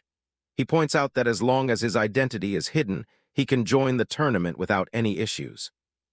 August just stares at them, looking completely done with the alchemist's antics. She doesn't seem to find the transformation nearly as funny as Darling does. Krosh is absolutely fuming, his eyes glowing red with murderous intent. He demands to know if Darling is messing with him and threatens to kill him if he isn't changed back. Darling starts stammering, his face pale with terror as he tries to apologize. He realized a bit too late that the young master doesn't have much of a sense of humor. A few days pass, and Krosh is back to his original form, training harder than ever. A blue aura flares around him as he swings his sword with focused precision. August watched him from the shadows, her red eyes tracking every move. She's waiting for the right moment to strike. The crow dives down, her form wrapped in a violent red energy. She's not holding back during this sparring session. A series of fast, red claw strikes rain down on Krosh. He has to rely entirely on his instincts to keep from getting shredded. Krosh moves in a blur, his own blue aura clashing against August's red energy. He's learning how to read the flow of the battle in real time. His eyes are wide and focused, glowing with an intense blue light. He's seeing the attacks before they even happen. The sound of metal clashing with magic echoes through the courtyard. Every strike from August is met with a perfectly timed counter. Krosh creates afterimages as he ducks and weaves through the onslaught. His movements are becoming more fluid and efficient with every passing second. August finally pulls back, landing on the ground and declaring the session over. She sends a final wave of energy that knocks Krosh back several feet. Krosh lies on the ground, gasping for air as he tries to process what just happened. August explains that the pure blade technique he's learning is all about reading the enemy. By combining his natural intuition with this new style, he's reached a level bordering on precognition. He's starting to see the future of the fight. The goal of using elixirs is clear, to bridge the gap between Krosh's sharp mind and his lagging physical body. Once his movements finally catch up to his thoughts, his true strength will be unleashed. August looks down at the exhausted boy, her beak sharp in the dim light of the manor. Training is over for now, and it's finally time for them to move on to the next phase of their plan. Krosh stands up and adjusts his traveling cloak, his expression grim but determined. He's ready to leave the safety of the estate behind and head out into the world. He checks his supplies one last time, holding up a small glass vial filled with glowing blue liquid. This is the insurance he needs for the upcoming tournament. Flashback to a few days ago, when Darling was explaining the potency of his creation. He assured Krosh that this particular medicine is so advanced that even high-level magic won't be able to detect the disguise. The memory quickly turns into a heated argument, with Krosh shouting at the alchemist for his joke. Darling finds it hilarious that he turned the fierce young master into a woman, but Krosh is far from amused. Back in the present, Krosh asks how long the effects of the transformation will last. Darling's voice echoes in his head, confirming he'll be stuck with that face for at least a full day. He lets out a long sigh, staring at the head-shaped vial in his hand. While Darling is a genius alchemist, his eccentric personality is enough to drain anyone's patience. At the carriage, Ariad is waiting to see his master off. The butler has everything prepared for the journey, ensuring that every detail is in place for a smooth departure. Flooker stands by a large cage, her arms crossed as she waits for the signal to move. Ariad explains that he's hired her and a merchant to assist with Krosh's illegal entry into the Empire. Krosh looks at his loyal butler, a rare smile touching his lips. He's leaving Green Pine Manor in Ariad's hands, confident that the man can handle things while he's away. Ariad bows deeply, his face a mask of absolute devotion. He promises to manage everything perfectly and wait for his master's eventual return.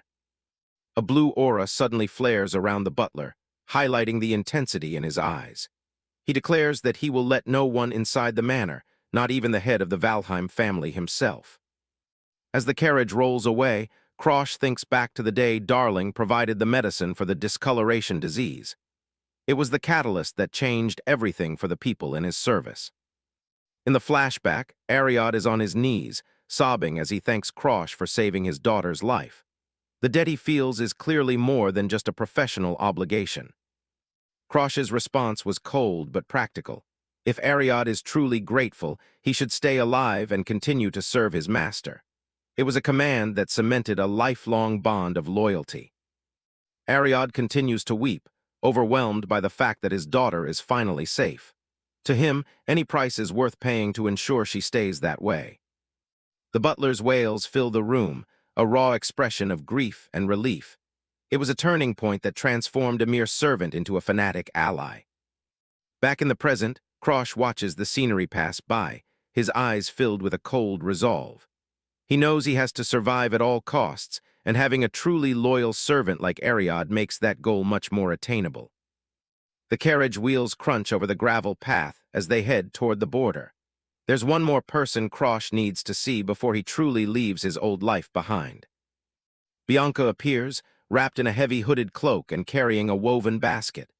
Krosh thanks her for agreeing to his last-minute request regarding the fungus. She hands him the basket, explaining that she'll return to the manor as soon as she obtains the snow-white solar fungus.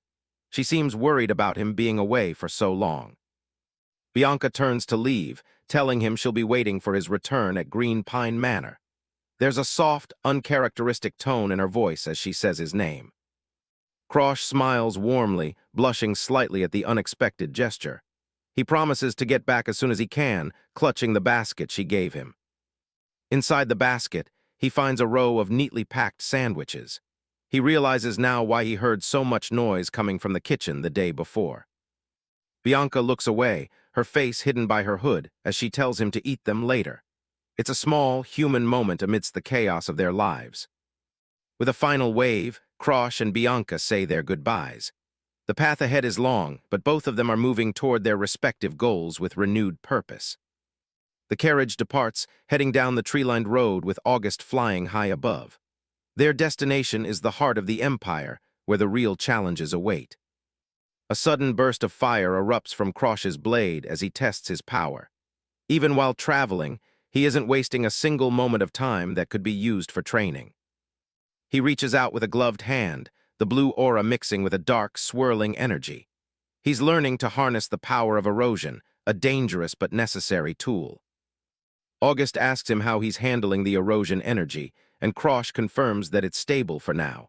He credits his refined, sixth sense for allowing him to control the volatile power. Several peaceful days pass on the road as the merchant steers them clear of the most dangerous eroded lands. Flooker is taking a break, casually eating an apple as they travel. The tranquility is shattered when a projectile knocks the apple right out of Flooker's hand. August instantly shifts her focus, sensing a shift in the atmosphere. A group of bandits suddenly swarms the carriage, their weapons drawn and ready. Flooker is caught completely off guard, her eyes wide with shock. The bandit leader steps forward, a massive man with a face mask and a mean-looking axe.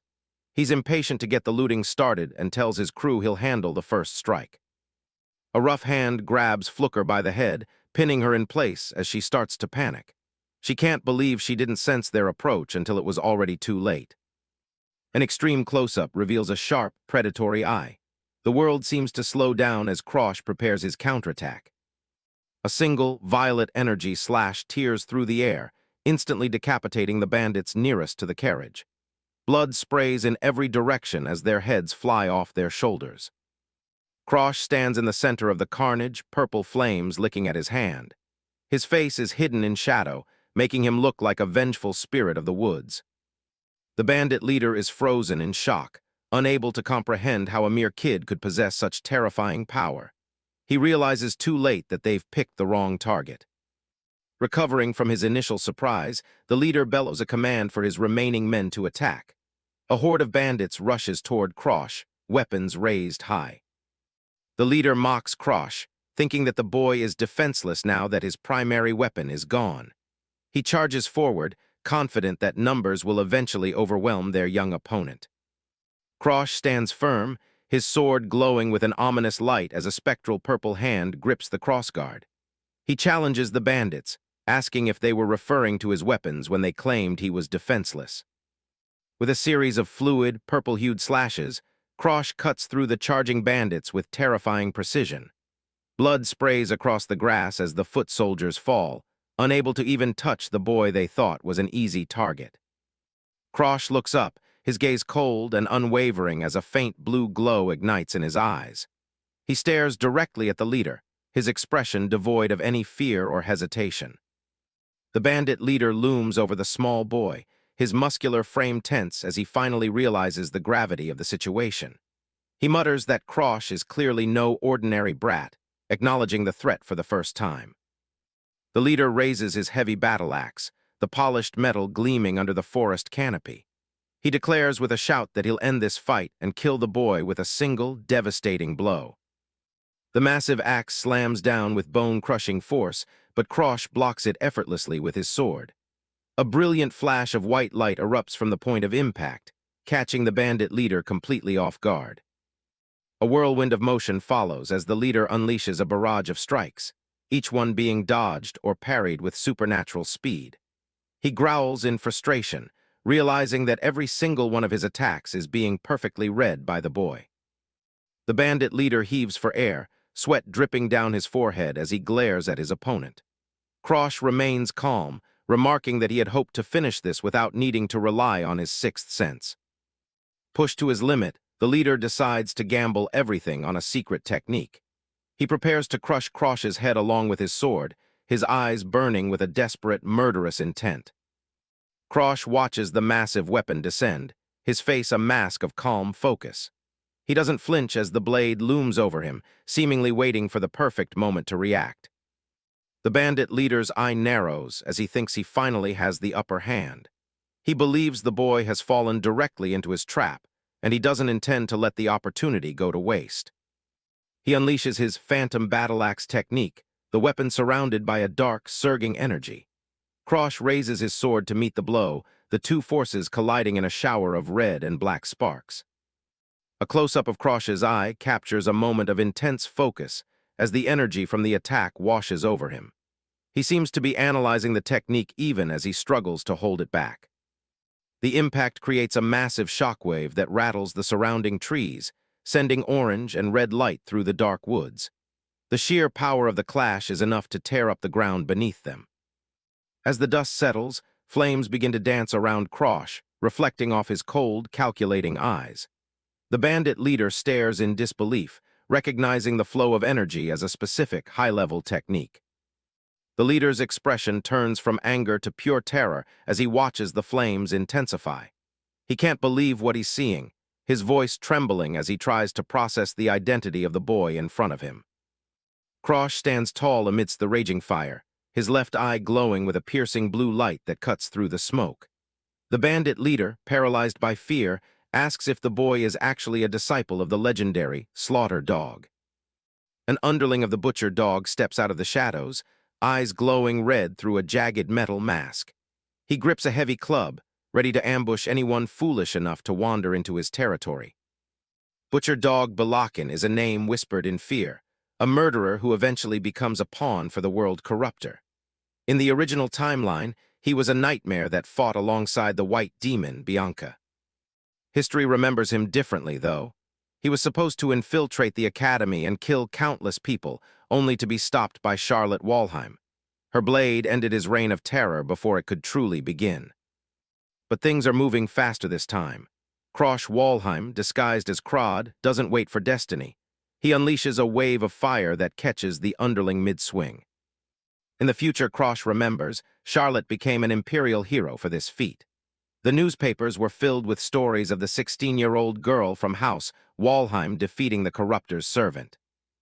Yet the timing is all wrong. The infiltration shouldn't be happening for years, so why are these men already lurking in the lawless zone?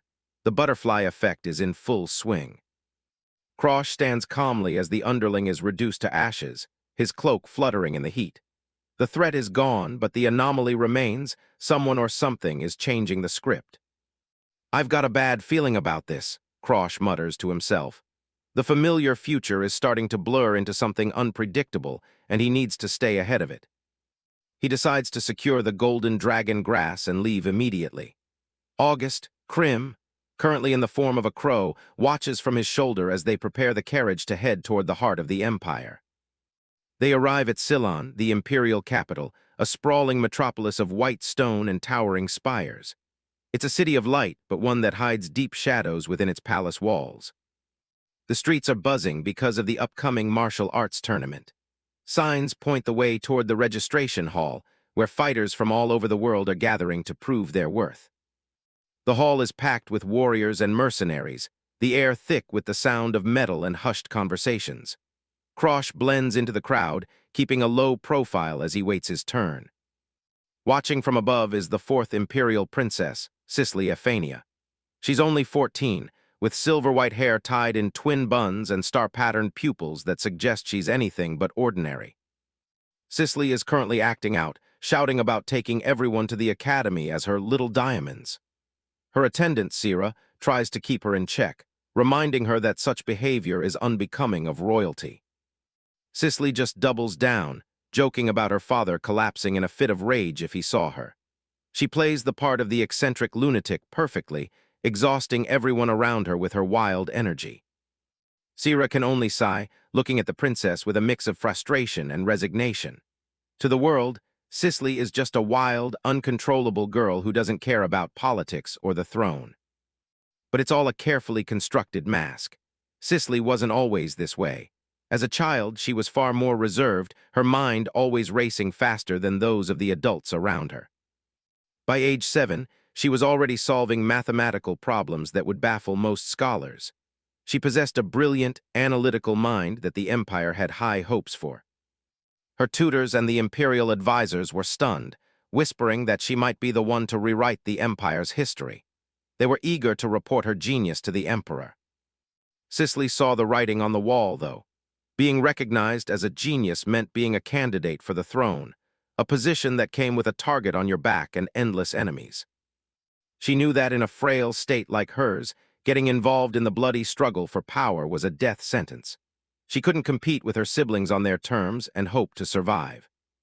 So she made a choice. She tore up her work and decided to make everyone give up on her. If they thought she was useless and insane, she might actually have a chance at life. From then on, she used her brilliant mind to play the role of the uncontrollable daughter. She threw tantrums, ran through the library, and made a mess of every imperial occasion. The plan worked perfectly. The same people who once praised her brilliance began to look at her with pity and disgust, convinced they had misjudged her potential. The Empire officially gave up on her as a suitable candidate for the throne. She was no longer a threat to her siblings, and that was exactly how she wanted it. Only Sira, who has been by her side for a long time, suspects that it's all an elaborate act. She watches the princess carefully, wondering just how much longer she can maintain the charade. Lately, Cicely has been going a bit overboard with her antics. She hangs off the balcony railings, scanning the crowd below with stars in her eyes as if looking for something, or someone, interesting. That's when she spots Krosh.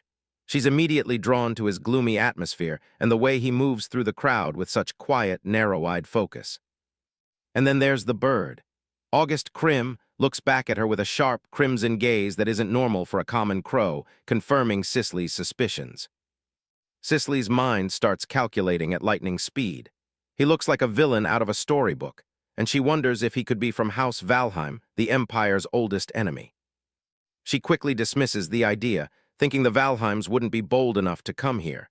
Still, her gut tells her there's more to this crowd than meets the eye. Don't underestimate my intuition, she thinks, her foot tapping rhythmically against the wooden railing. She's decided she needs a much closer look at this mysterious newcomer. Shouting that she's going to check it out, Cicely leaps off the balcony into the open air. Sira screams after her, but the princess is already falling toward the crowd below. She aims straight for Krosh, diving with her arms outstretched. She's determined to force a reaction out of him and expose whatever secret he's hiding behind that calm face. Her shoes are inches from the ground when she suddenly stops. There's no impact, no stumble, just a complete halt in midair that defies every law of physics. Cicely's eyes go wide as she realizes she's just hanging there. The stars in her pupils flare up as she tries to process what just happened. It's telekinesis. Krosh has stopped her effortlessly, holding her suspended in the air with a casual flick of his will while August, Krim, just watches from his shoulder. "Hey, wild girl," Krosh says, looking her straight in the eye. He doesn't seem surprised or even annoyed. He just looks bored by her little stunt. He gently sets her down on her feet and walks right past her as if she were a common nuisance. "Watch where you're going," he calls over his shoulder, his voice completely calm. Cicely stands there, stunned by the sheer confidence of the man. That wasn't the reaction of a common fighter or a panicked merchant. It was someone who didn't fear her at all. The realization hits her like a physical blow. He didn't just stop her. He looked at her like he knew exactly who she was behind the mask of the mad princess. Krosh sighs as he continues on his way, while August, Krim, mocks him for meeting the fourth princess so easily. He'd rather avoid imperial entanglements, but it looks like his luck has already run out. Registration is finally out of the way. Krosh Walheim, still maintaining his Krod persona, looks over his application form, 14 years old, living in the imperial territory. But there's a new problem waiting for him at the local inn.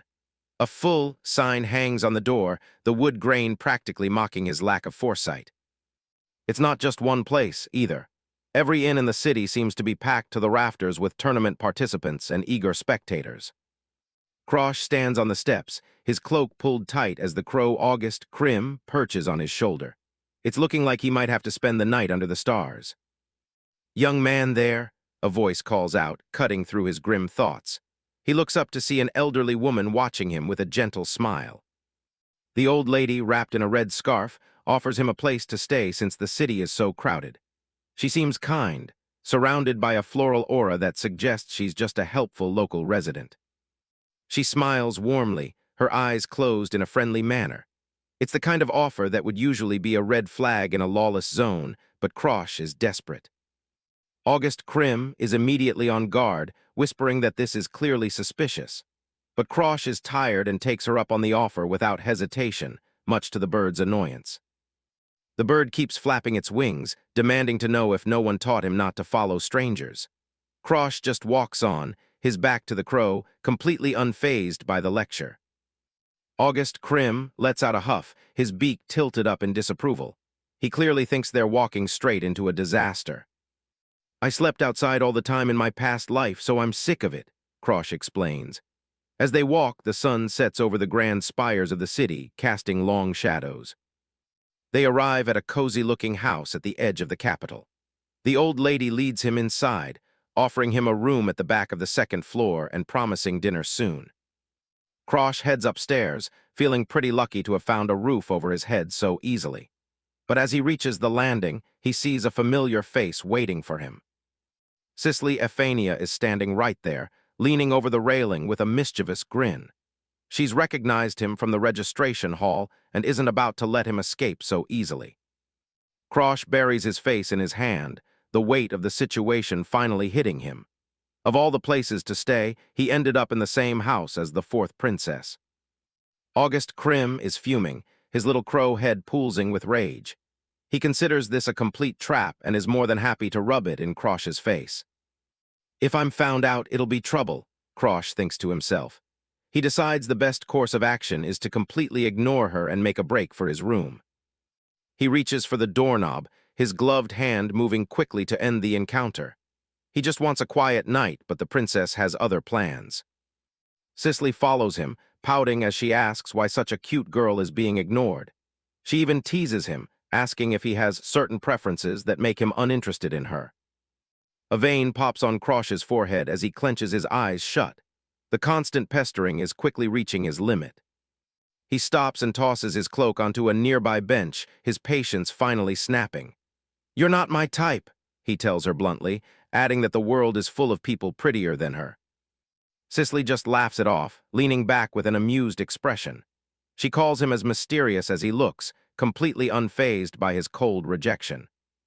Krosh continues walking away, his face set in a deep scowl. He has no obligation to answer her and just wants to be left alone for the night. Cicely continues to skip after him, begging him to eat dinner together. She's determined to find out more about him, no matter how many times he shuts her down. "Too bothersome, I refuse," he says, waving a hand dismissively without even looking back. The crow perches back on his shoulder as he heads further up the stairs. Cicely watches him go, her expression shifting from playful to something much more focused. She's starting to find his defiance genuinely intriguing. She stands at the base of the stairs, her shadow lengthening against the wall. She wonders if he thinks it's okay to act like that toward a princess, even if he's trying to hide his identity. Her eyes begin to glow, the star patterns in her amber pupils intensifying as she shifts her analytical mind into high gear. "Crod from Starin," she whispers knowingly.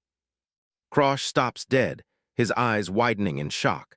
On his shoulder, even the crow looks stunned as they both realize she's already figured out something significant about his false identity. He can't believe it. She managed to deduce where he's supposedly from just from that brief and hostile conversation. Cicely continues to pressure him, asking if it's really okay to take that kind of attitude with her.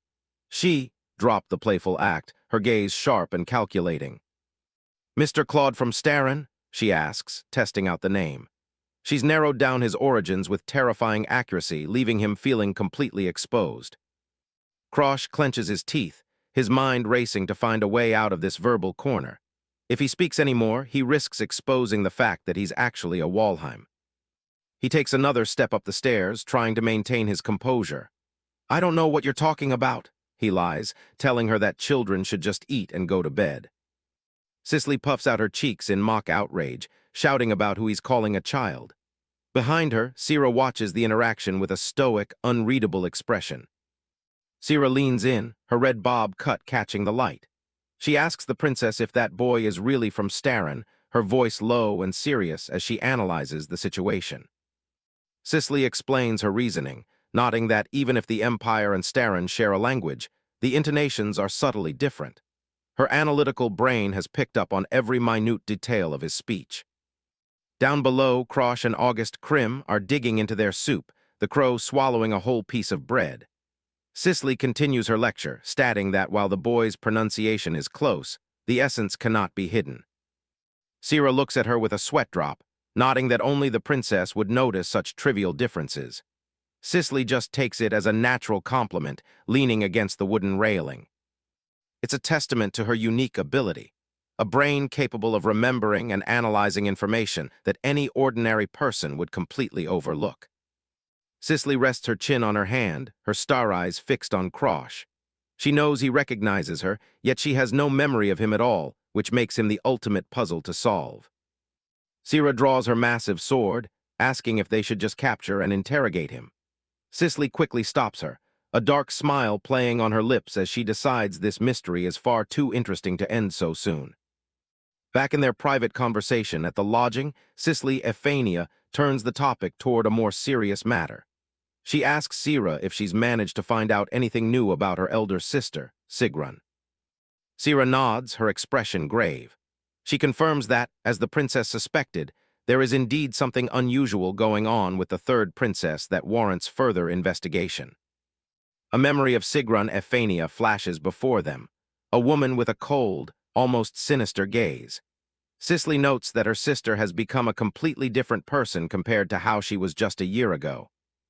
Sigrun's eyes are narrow and predatory in the memory, a stark contrast to her previous self. Cicely realizes with a shudder that this isn't the elder sister she remembers at all.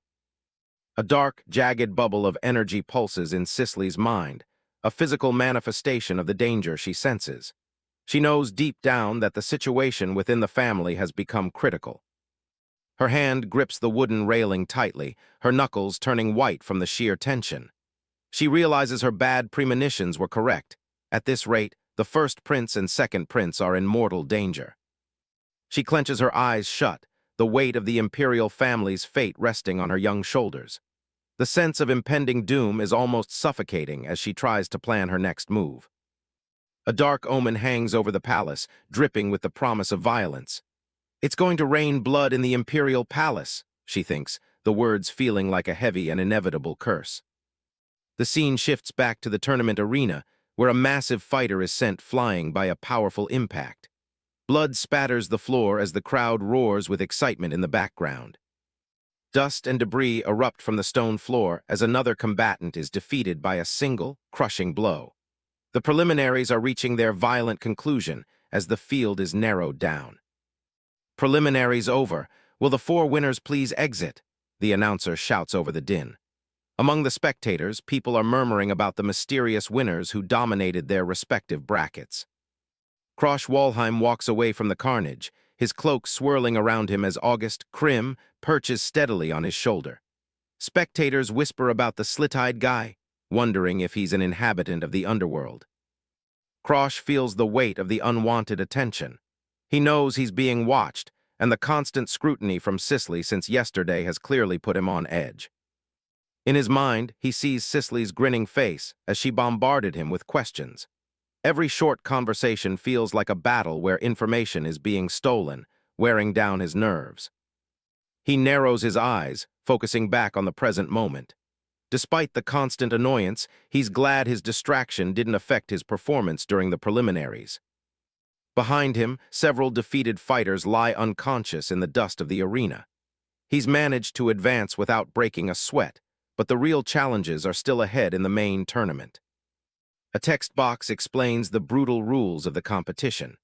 The preliminaries are fought in massive groups of 100, and only the top 4 survivors of each match are allowed to advance. Krosh walks through the stone hallways of the arena, his boots clicking against the floor. He considers his previous opponents small fry, knowing that a win with such a massive skill gap was only natural. He stops as he senses someone waiting for him in the shadows.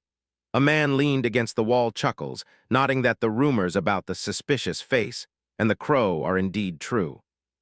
The unknown bandaged fighter steps forward, his body covered in wraps and old scars. He asks if Krosh came from the famous Night Raven assassination family, his manic eyes locked on the boy. Images of masked assassins from the House of Night Raven appear, a legendary group feared throughout the Empire's underworld. They were an imperial group known for their efficiency and absolute secrecy. Another text box notes their historical significance. They were one of the major factors that eventually led to the fall of the Empire. Their influence reached far beyond simple contract killing. Krosh looks at the man, his expression neutral. He mentions that since he's not from the Empire, he doesn't know everything, but he's never heard of Night Raven entering a martial arts academy. He adjusts his cloak, his voice steady as he clarifies the misunderstanding. He tells the man plainly that he has no connection to the Night Raven and he's simply here for the tournament. The bandaged man immediately backtracks, holding up his hands in a mock gesture of surrender. He tells Krosh to calm down, claiming he won't do anything now that he knows who is behind him. He waves as he prepares to head into the arena for his own match. He suggests they just get along as fellow underworld dwellers, seemingly convinced of Krosh's dangerous background. Krosh watches him go, his eyes narrowing as he ponders the man's words. Behind, he thinks, wondering what kind of rumors are already circulating about his mysterious presence. August Krim suddenly takes flight, his dark wings spreading wide as he circles above the hallway. He offers to lend a hand and deal with the prying eyes before they become a larger problem. The bandaged fighter's eyes roll back in his head as he lets out a strangled cry. He's been caught in a sudden, invisible trap that leaves him completely vulnerable and unable to move. Krosh watches as the man collapses to his knees, his body trembling with the shock. The crow has already done its work, leaving the warrior in a dazed and compliant state. August Krim lands back on Krosh's shoulder, his red eyes glowing. When Krosh asks what he did, the crow casually explains it was just a simple brainwashing magic to extract some information. The crow leans in close to the bandaged man's face, demanding to know what the deal is with Night Raven.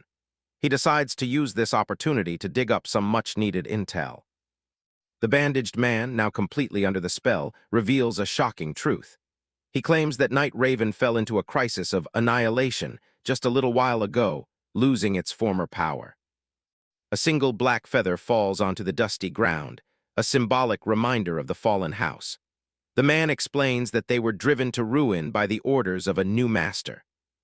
The man's silhouette is surrounded by jagged red sparks as he prepares to reveal the identity of this master. Krosh leans in, his interest finally piqued by the unfolding mystery. A vision of the second prince of Ephania appears, an obese man greedily biting into a leg of meat. Krosh is stunned to learn that this prince is supposedly the one who dismantled the legendary Night Raven. Krosh can't believe it, his brow furrowing as he processes the information. On his shoulder, the crow August Krim looks equally shocked, its beak hanging open in a silent squawk of disbelief. A view of the imperial city appears, draped in metaphorical spiderwebs of conspiracy. The man explains that Night Raven was actually a trap set by the Empire to control and adjust the movements of the nobles. Krosh ponders this new perspective on the underworld house. Since the master was the imperial family from the start, talking about a new master seems incredibly strange to him.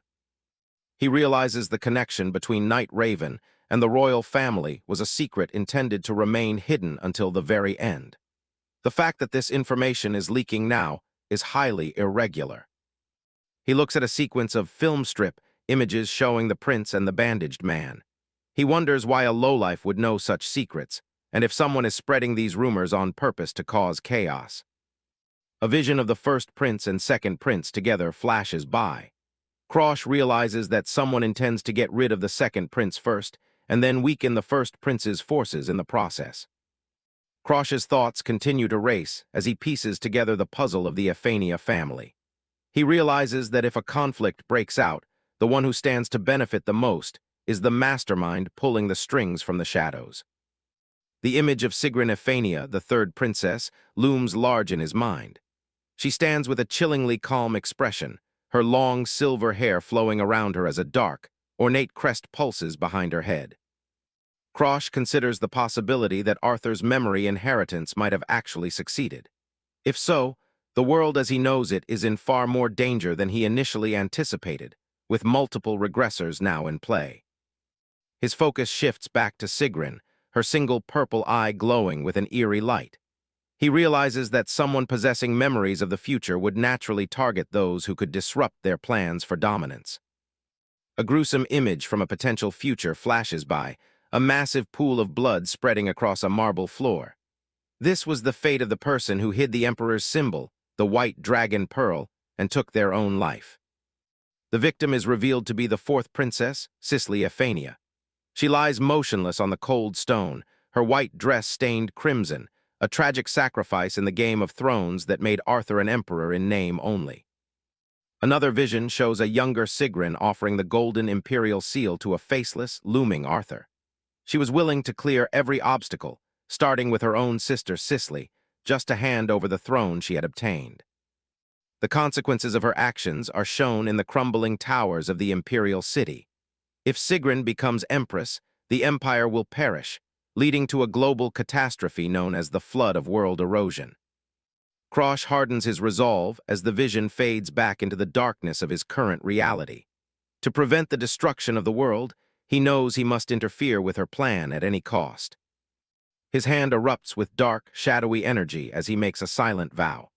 For the sake of the world and his own survival, he will find a way to steal Sigrun's unique skills and neutralize the threat she poses. He looks up at the sky and calls for his companion. "Krim, help me out," he says, knowing that he can't untangle this web of royal intrigue and forgotten secrets all on his own. August Krim flaps his wings and lets out a sharp caw, landing back on Krosh's shoulder. The crow notes that regressors always rely too much on future information, but agrees to lend his power just this once. The crow looks down at the dazed, bandaged fighter who is still under his spell. He asks Krosh what they should do with the man now that they've extracted the information about the Night Raven. Krosh turns away, his expression indifferent as he starts to walk down the hall. "Leave him," he says simply. "He's served his purpose and is no longer of any use to us." With a snap of the crow's invisible power, the mental command is issued. The bandaged man's eyes clear for a moment as he's told to simply go back to where he belongs and forget this encounter. The fighter stumbles away toward the exit, his movements jerky like a puppet with cut strings. August Krim watches him go, then asks Krosh what their next move will be in this dangerous game. Krosh pulls his hood lower, his eyes gleaming with a newfound determination. He tells the crow that it's time to change their appearance and blend in even more effectively. "Let's find the real Night Raven hiding in the main tournament," Krosh says, his voice a low whisper. He knows that finding the genuine article is the only way to uncover the truth behind the rumors. Somewhere deep in the shadows of the arena, a mysterious figure crouches among stacks of old books and discarded papers. A small, masked figure looks on as a much larger, more terrifying entity begins to stir. The asterisk mysterious entity, real Night Raven, growls, his voice sounding like grinding stone. He has heard the rumors of the slit-eyed guy named Claude who is supposedly representing the House of Night Raven. Red light flares in the creature's eyes as he stands up, his long, messy hair billowing around him. "To impersonate me, Night Raven, I'll make him regret it," he snarls, his aura radiating pure, unadulterated malice. Claude has his opponent in a brutal headlock, ending the match right then and there.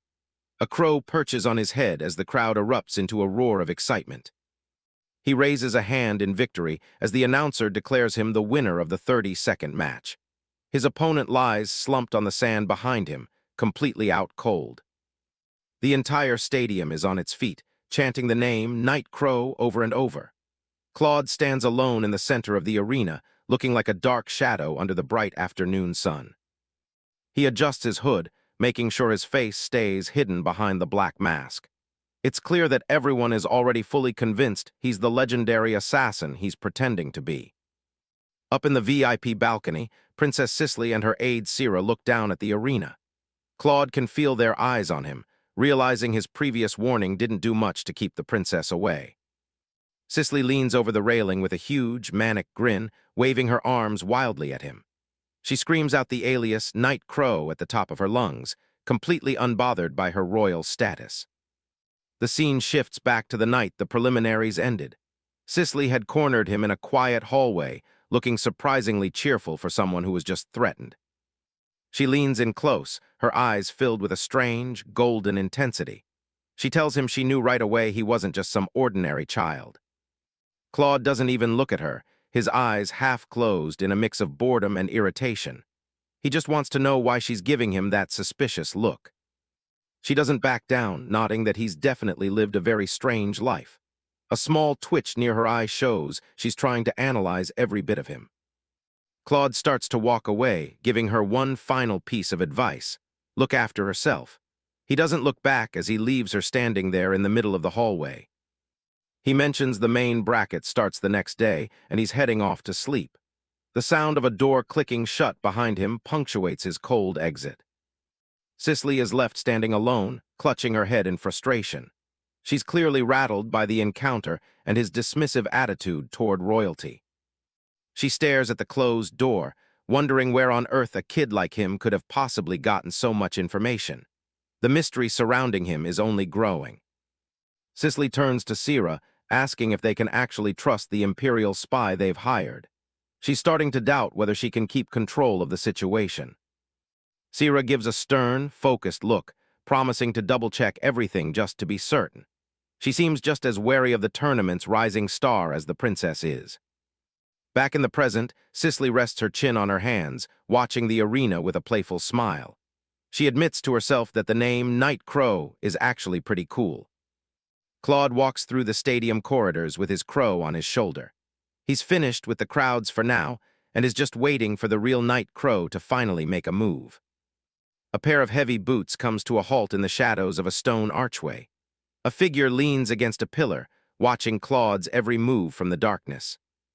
The figure steps out, revealing a woman with long, messy hair and a manic grin.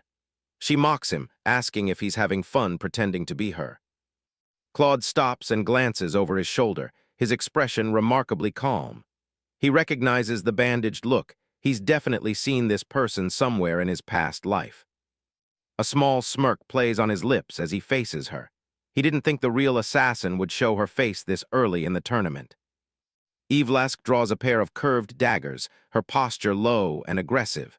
She's ready to kill the person who had the nerve to steal her identity. She vanishes into a blur of speed, leaving only streaks of movement behind. She lunges straight for Claude's throat with lethal intent. Claude reacts instantly, drawing his own blade to intercept her dual-wielded attack. Sparks fly as their weapons clash in the narrow, dimly lit corridor. He keeps his eyes shut for a second, feeling the weight and rhythm of her blow. He notes her specific use of dual blades, a combat style he knows well. Claude's eyes snap open, glowing with a sharp, predatory intensity. He's already analyzing her movements, looking for the perfect opening to end this. Evlask doesn't let up, raining down a flurry of strikes with her daggers. She's determined to catch him off guard, but Claude's defense remains absolute. She grits her teeth, her eyes wide with a mix of fury and confusion. This kid is proving to be much harder to kill than he looks. She activates a dark skill, her daggers suddenly glowing with a malevolent red energy. The air around her seems to distort as she pours her dark power into the next strike. She screams that this is the end for him, putting everything into a final, desperate leap. She expects to crush him with her world erosion power. Claude doesn't even flinch, meeting her strike head-on with a powerful counter. The impact shatters the stone floor beneath them, sending debris flying in all directions. Blood sprays as Claude's strike finds its mark. The sheer force of the blow sends Evlask reeling back, her momentum completely shattered. Claude stands tall, his silhouette framed by the light at the end of the hall. He tells her it's useless because dark arts powered by world erosion have zero effect on him. He calls out her true name, Evlask, sending a wave of pure shock through the assassin. She stammers, wondering how this stranger could possibly know her identity. Claude leans in, his face close to hers, and drops a bombshell. He asks her where Sigrun is keeping her heart hostage, proving he knows her greatest secret. A dark, swirling aura surrounds Claude as he starts his pitch. He tells her simply that it's time to make a deal. He points a finger at her chest, promising to use his unique skills to get her stolen heart back. The sudden shift in her expression shows he's found his leverage. In exchange for her freedom, he wants every single detail about Sigrun's ultimate plan. He stares her down, waiting for the assassin to break. In another room, Evlask recoils in sheer terror, her face turning pale and drenched in sweat as Krosh exposes her deepest secret. She's been unmasked, not just as a common assassin, but as a legendary necromancer and a harbinger of world erosion. A record of her tragic past appears, a powerful being whose heart was stolen, forcing her into 1,000 years of servitude to the Empire. A flashback shows a younger Evlask standing beside the hero, Arthur. Claude looks at her with a mix of pity and resolve, nodding that her fate was even more cursed than his own. Claude is on his knees, scrubbing the wooden floor with a damp cloth. He thinks about how the world didn't think much of the girl known as the World Eroder back then. He continues the tedious work, sweat dripping from his face as he scrubs. In his previous life, he had only heard rumors that she was the only necromancer in the entire world. A dark, star-filled void fills the frame with a text box. He admits that he never even knew she was the person behind the Night Crow identity during his time at the academy. Claude stands in a dark alley, his back turned as he looks over his shoulder. He starts to piece together the scattered clues from his past memories. A terrifying image of a necromancer surrounded by red and black energy appears. He reflects on how an assassin made from a corpse is the perfect tool, as they can't leak secrets even if they're caught. Claude enters a dimly lit building, his cloak billowing around him as he steps through the threshold. He wonders if her disappearance in the original timeline was because Arthur had captured her. He kicks open a heavy door, the wood splintering under the force of his blow. He's decided to take a much more aggressive approach to get her attention today. Inside the messy room, Evlask is huddled on the floor under a white sheet, surrounded by cobwebs and trash. Claude knows he has to be firm with her to get the information he needs. Evlask cowers away from him, her face pale with terror as she clutches the sheet to her chest. Claude thinks to himself that if he gives her even an inch, she'll just get carried away. He reaches out and grabs her by the chin, forcing her to look him in the eye. She stammers out a question, reminding him that he promised to find her heart. Claude tells her that's right, but he wants her to see his true skill with her own eyes first.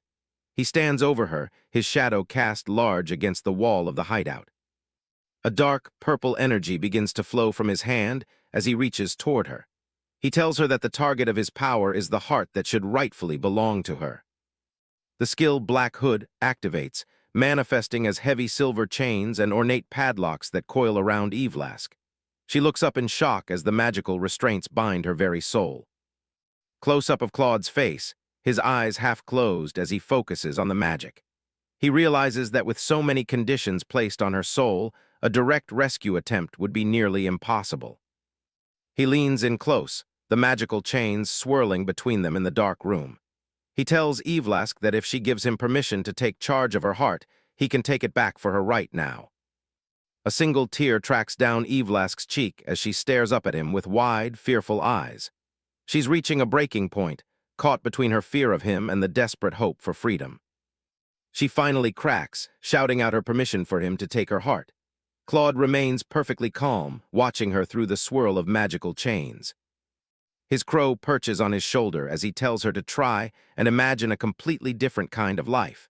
He knows that raw force won't be enough to secure her loyalty. Evlask sits on the floor, looking small and broken as she listens to his proposal.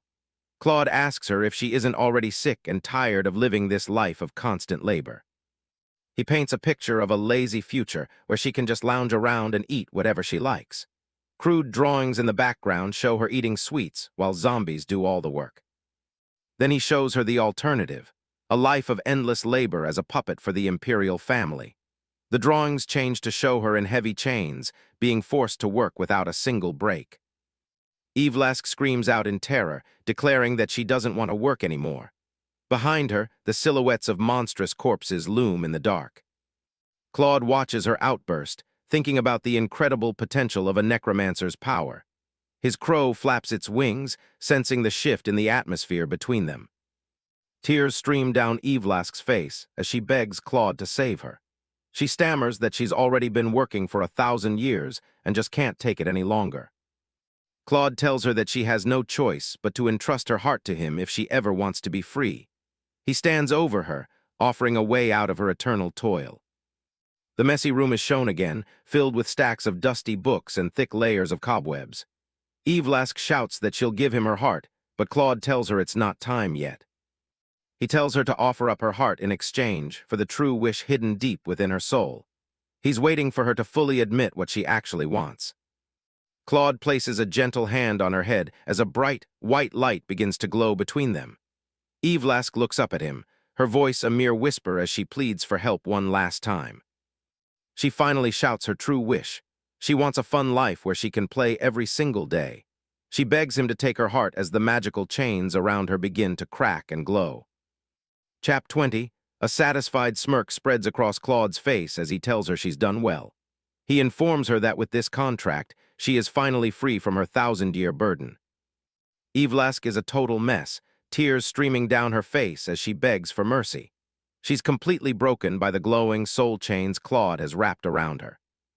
She shouts out her true desire, She just wants to live an easy life and play every day.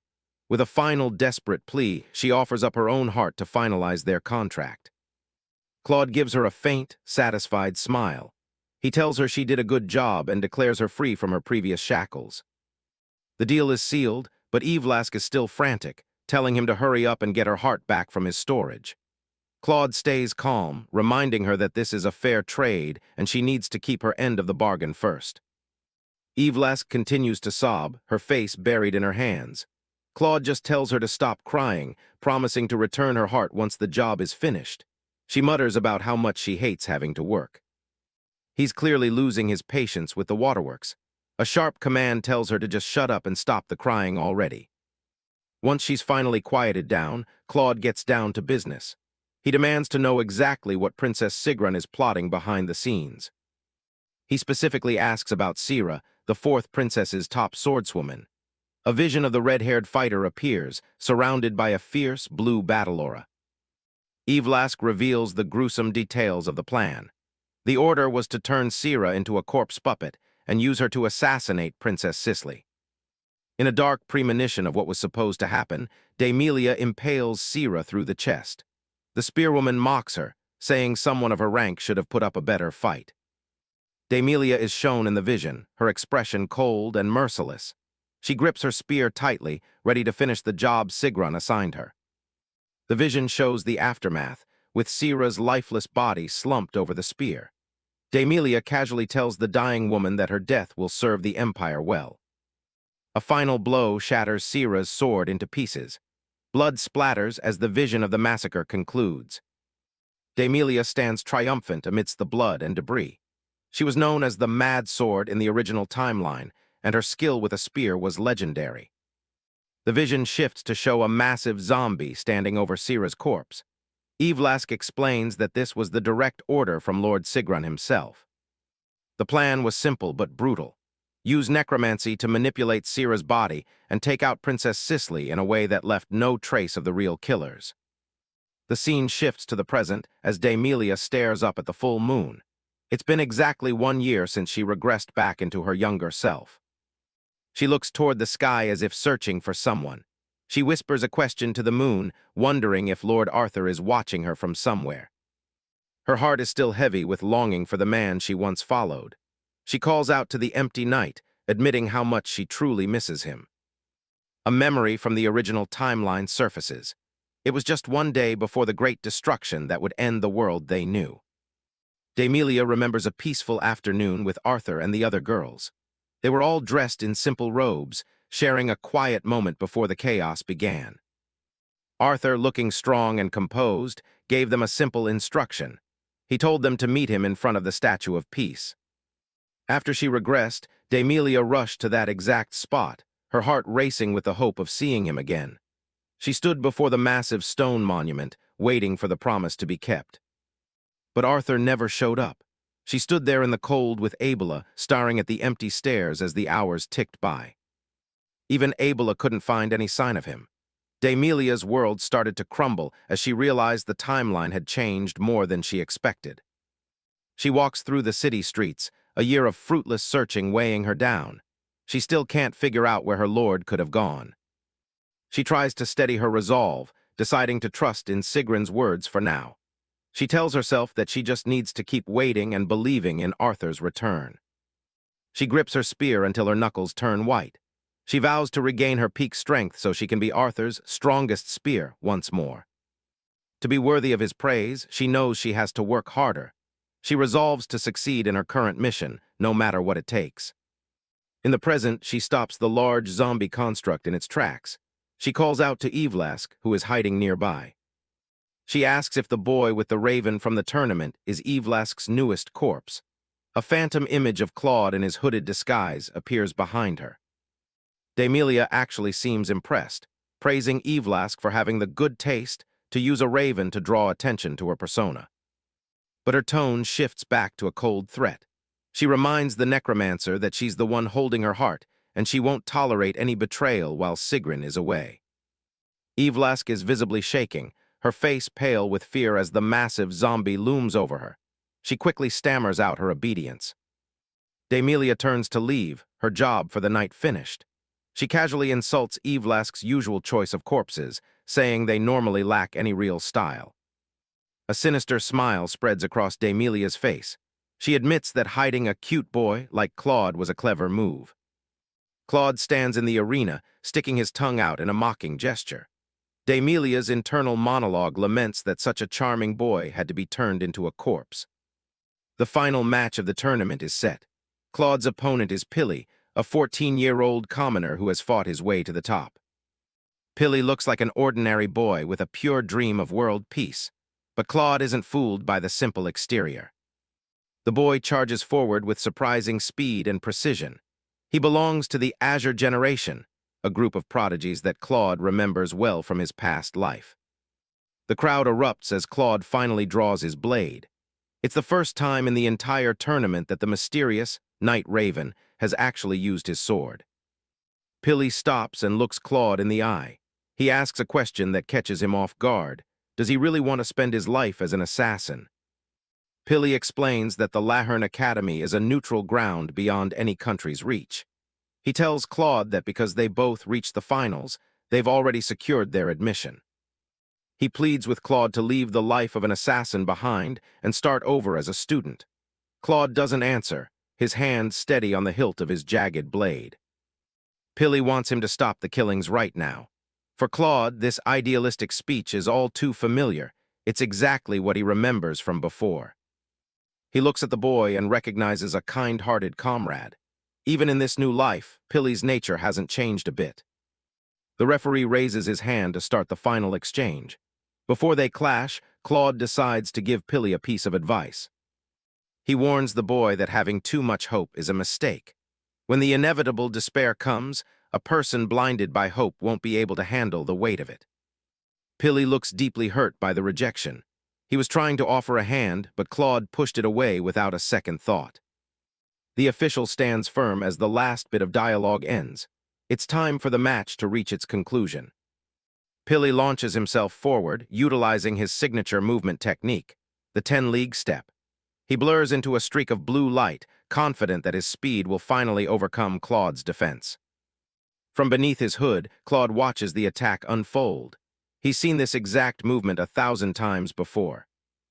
Claude moves with perfect timing, his sword meeting Pilly's in a shower of sparks. He doesn't just block, he positions himself perfectly to shut down the boy's momentum. Pilly's eyes widen in shock as he realizes his feint was seen through. He's beginning to panic as he realizes he can't get past Claude's guard. No matter how fast he strikes, Claude is already there. It's as if he's reading Pilly's mind and grasping his sword before it even reaches him. The boy stares at him with a look of pure terror, as if he's facing a literal phantom.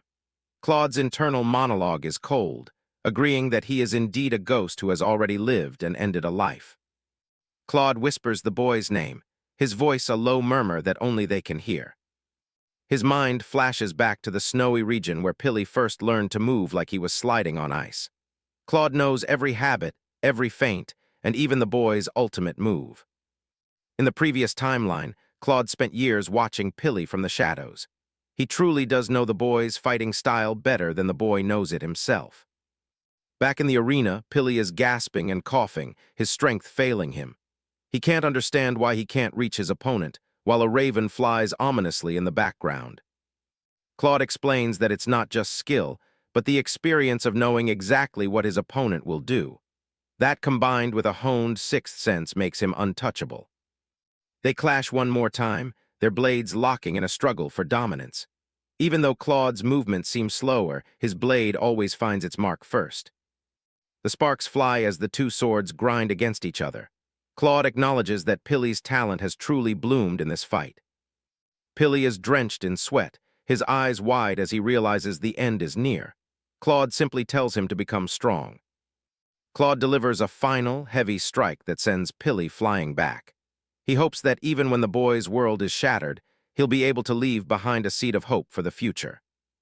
The announcer's voice booms through the stadium, declaring Claude the winner of the tournament. Claude raises his sword as a raven perches on his outstretched arm. As Pilly lies on the ground, he looks up at Claude and asks if they'll ever meet again. He's defeated, but he's already looking toward the next encounter. A memory of Arthur, Claude's former self, helping a young Pilly flashes by. In that past life, the boy had looked up at him with immense gratitude. That younger Pilly had promised to work even harder to protect the world. He wanted to lighten the burden that he saw Arthur carrying. Present-day Claude looks down at the boy, clearly affected by the memory. It was the first and only time someone had ever truly thanked him. He turns his back on the arena and walks toward the exit. The announcer mentions that the finalists will be heading to the academy next. Pilly lies flat on his back, exhausted but smiling at the ceiling. Claude walks away with a simple, silent acknowledgement. The scene shifts to the massive Imperial Stadium under a bright sky.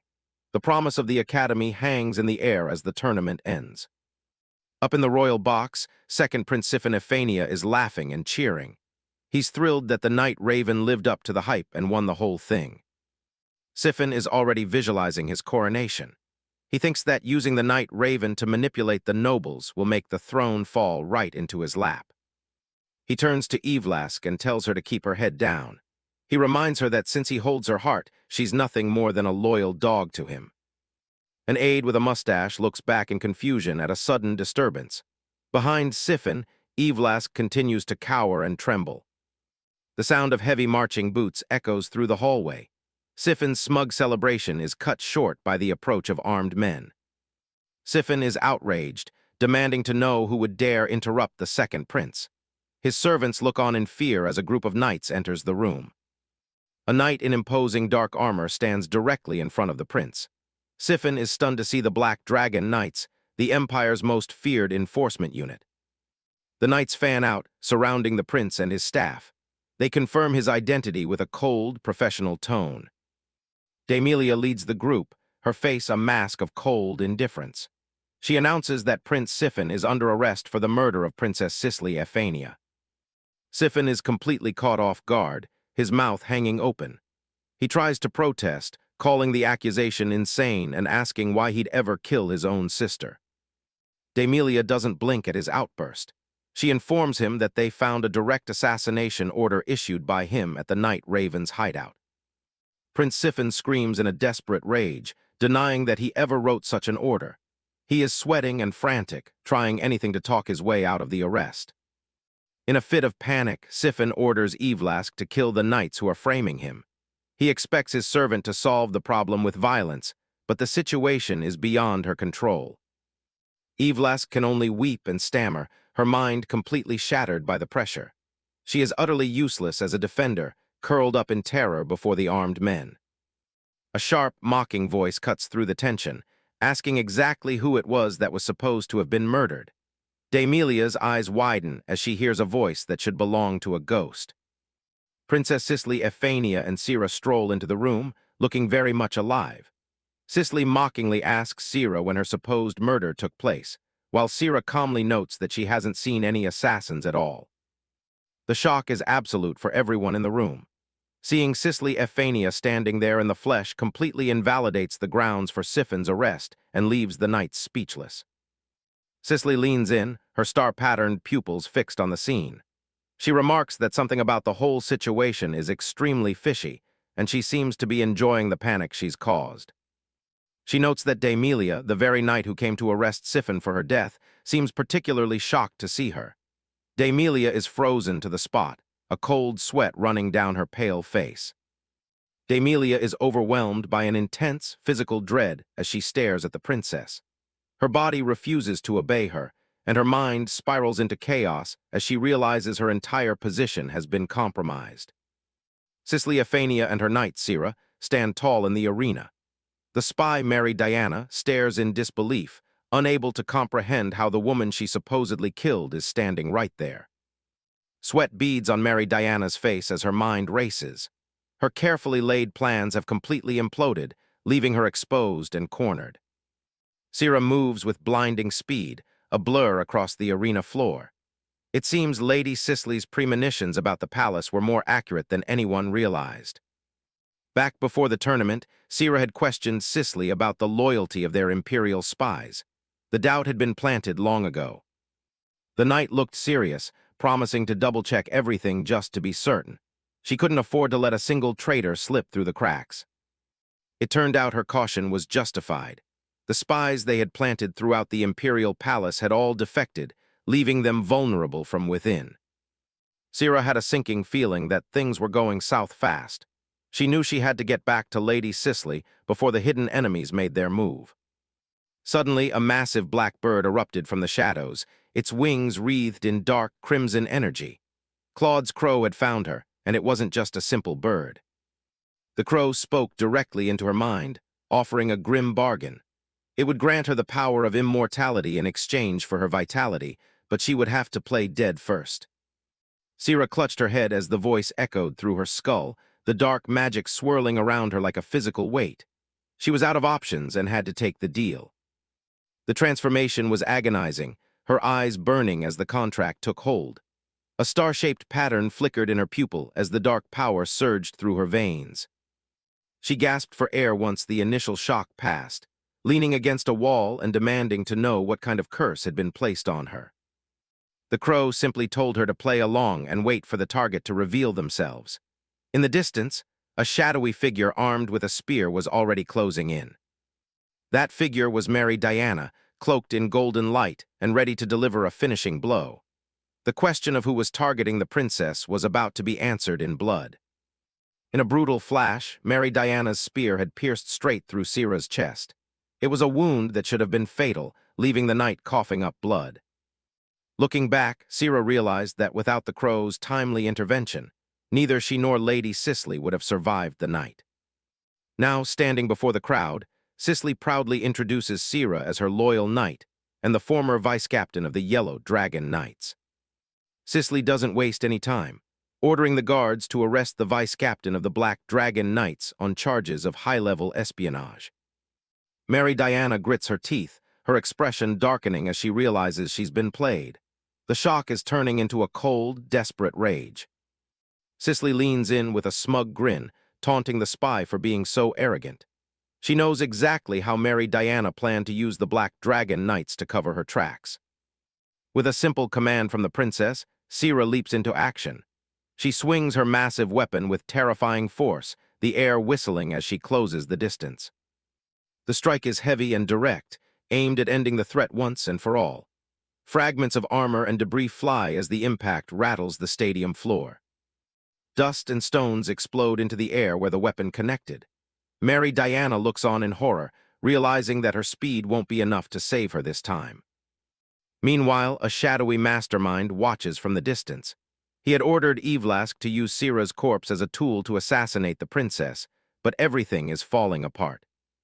He watches the two women walking calmly under the sun, a sight that should have been impossible. His network of spies is being dismantled piece by piece. Cicely is shown in a new light, clever and far more observant than her enemies gave her credit for.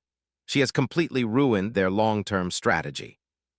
Back in the arena, a hand reaches into a pouch, clutching a small, pulsating object. It's a last-ditch effort to salvage the mission and eliminate the princess.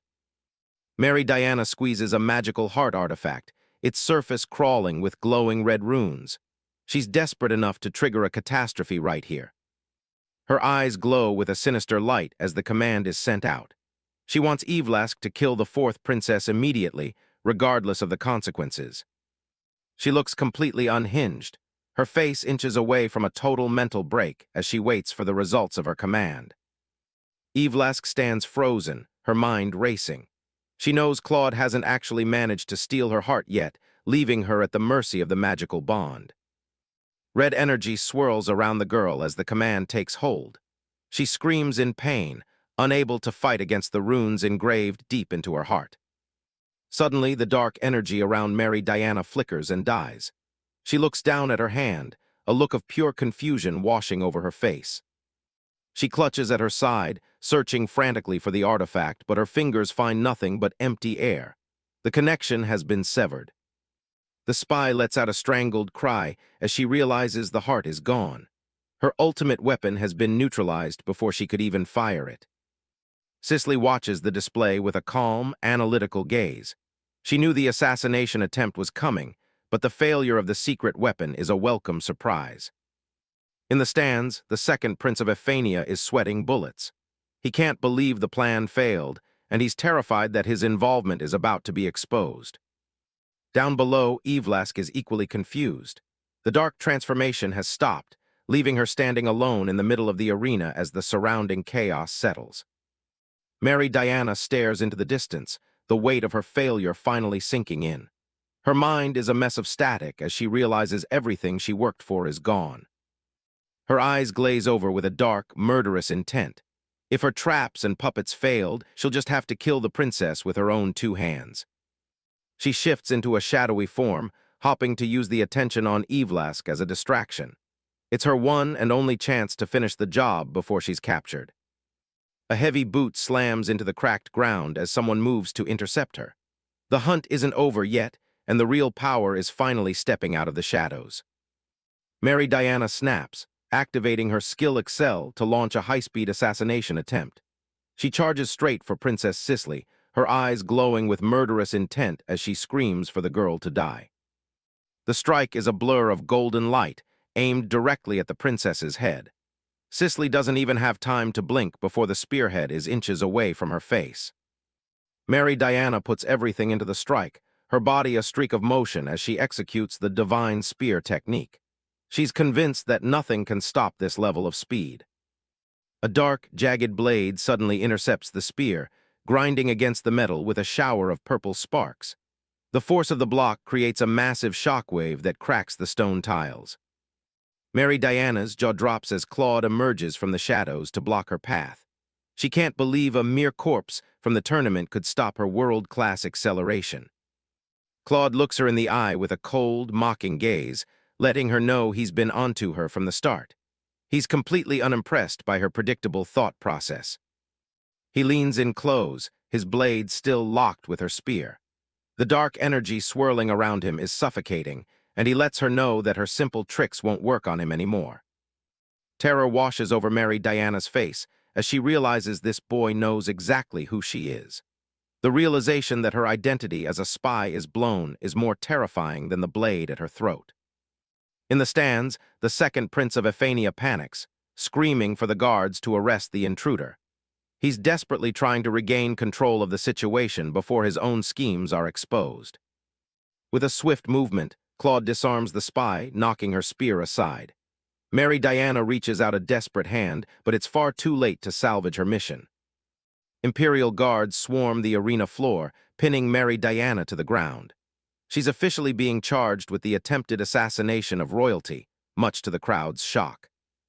Mary Diana snarls in frustration, struggling against the guards as they haul her up.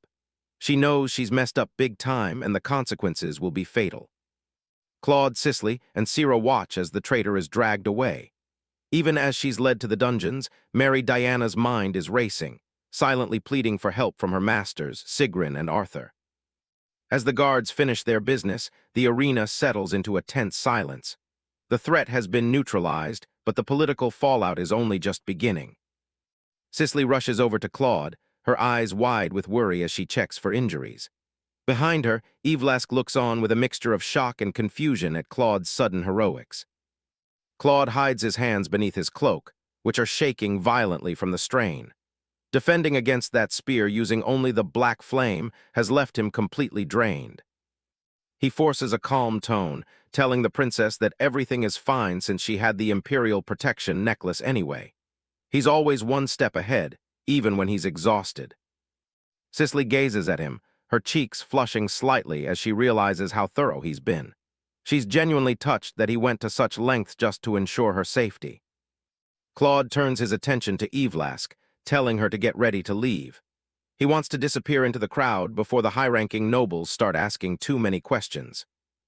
Before he goes, Claude leaves Cicely with a chilling warning to watch her back. He tells her she needs to protect herself, especially from her own siblings who are thirsting for the throne. A pool of dark, liquid shadow spreads at Claude and Evlask's feet. Evlask looks down in terror as she begins to sink into the ground, a power she's never seen before. Cicely and Sira can only watch as the two are swallowed by the darkness. Claude's final words leave the princess stunned, forcing her to reconsider everyone she once trusted. Cicely looks down at the spot where they vanished, her expression filled with regret. She wishes she could have thanked him properly before he left for the academy. Miles away, a white carriage thunders down a forest road, kicking up dust as it travels at full speed. It's a peaceful scene that contrasts sharply with the chaos they just left behind.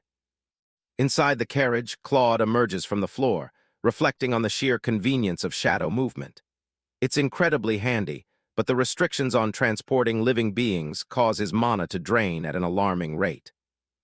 He and Evlask fully materialize in the plush interior. Evlask is still catching her breath, clearly rattled by their sudden magical transportation. Claude reaches into his cloak and pulls out a sprig of golden dragon grass, handing it over to Evlask. He's holding up his end of the bargain they made earlier. Next, he pulls out the actual prize, Evlask's magical heart.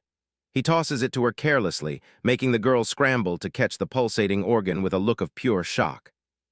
Evlask stares at the heart in her hands, unable to believe he's actually giving it back. She expected him to use it to exploit her, just like every other world invader she's encountered. Claude thinks back to the fight with Mary Diana, recalling how he used his black flames to absorb the power of her attack. He knows how suspicious his abilities must look to others. He realizes that to anyone watching, his extreme blood-poison black flame probably looked exactly like the dark magic used by the invaders. It's a misunderstanding he might have to live with. Evlask looks up from her heart, her gaze softening as she realizes this boy might be different from the monsters she's used to. She's starting to see a side of him that isn't just cold calculation. Claude sighs, realizing that his reputation as a monster will likely follow him wherever he goes. He's already preparing for the next time someone tries to hunt him down as an invader. Suddenly, Claude's crow ruffles its feathers and speaks with an urgent tone. It's received a message from his subordinates, and the news isn't good. Claude's face goes pale as the crow reports a major problem concerning his fiancée, Bianca. The vision of her lying in the snow flashes through his mind.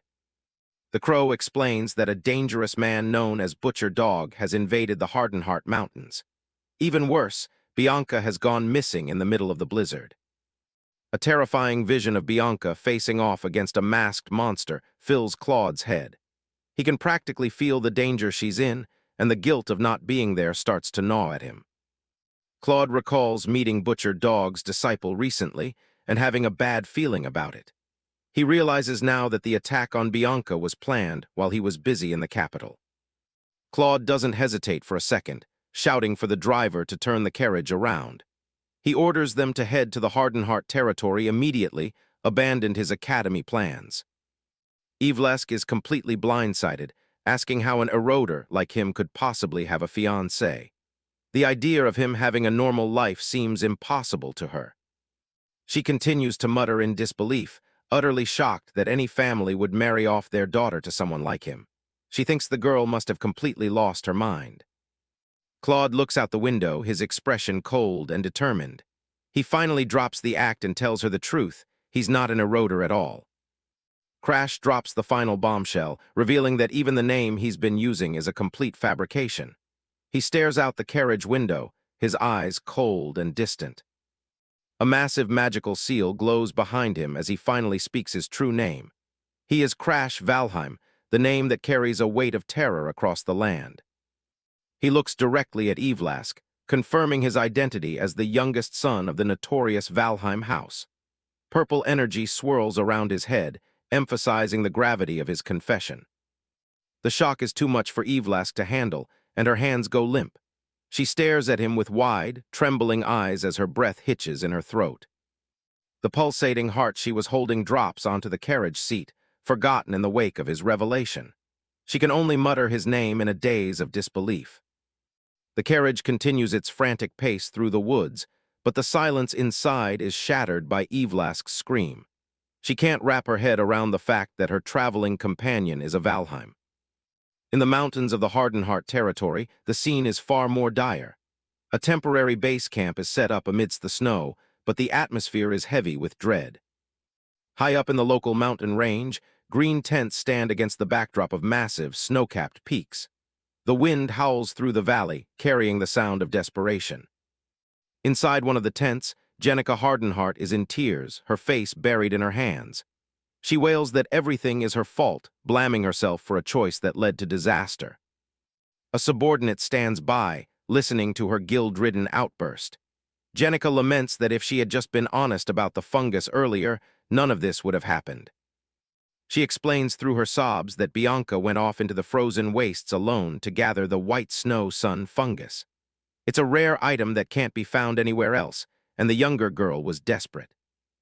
Jenica never imagined Bianca would take such a risk with nothing but a book for guidance.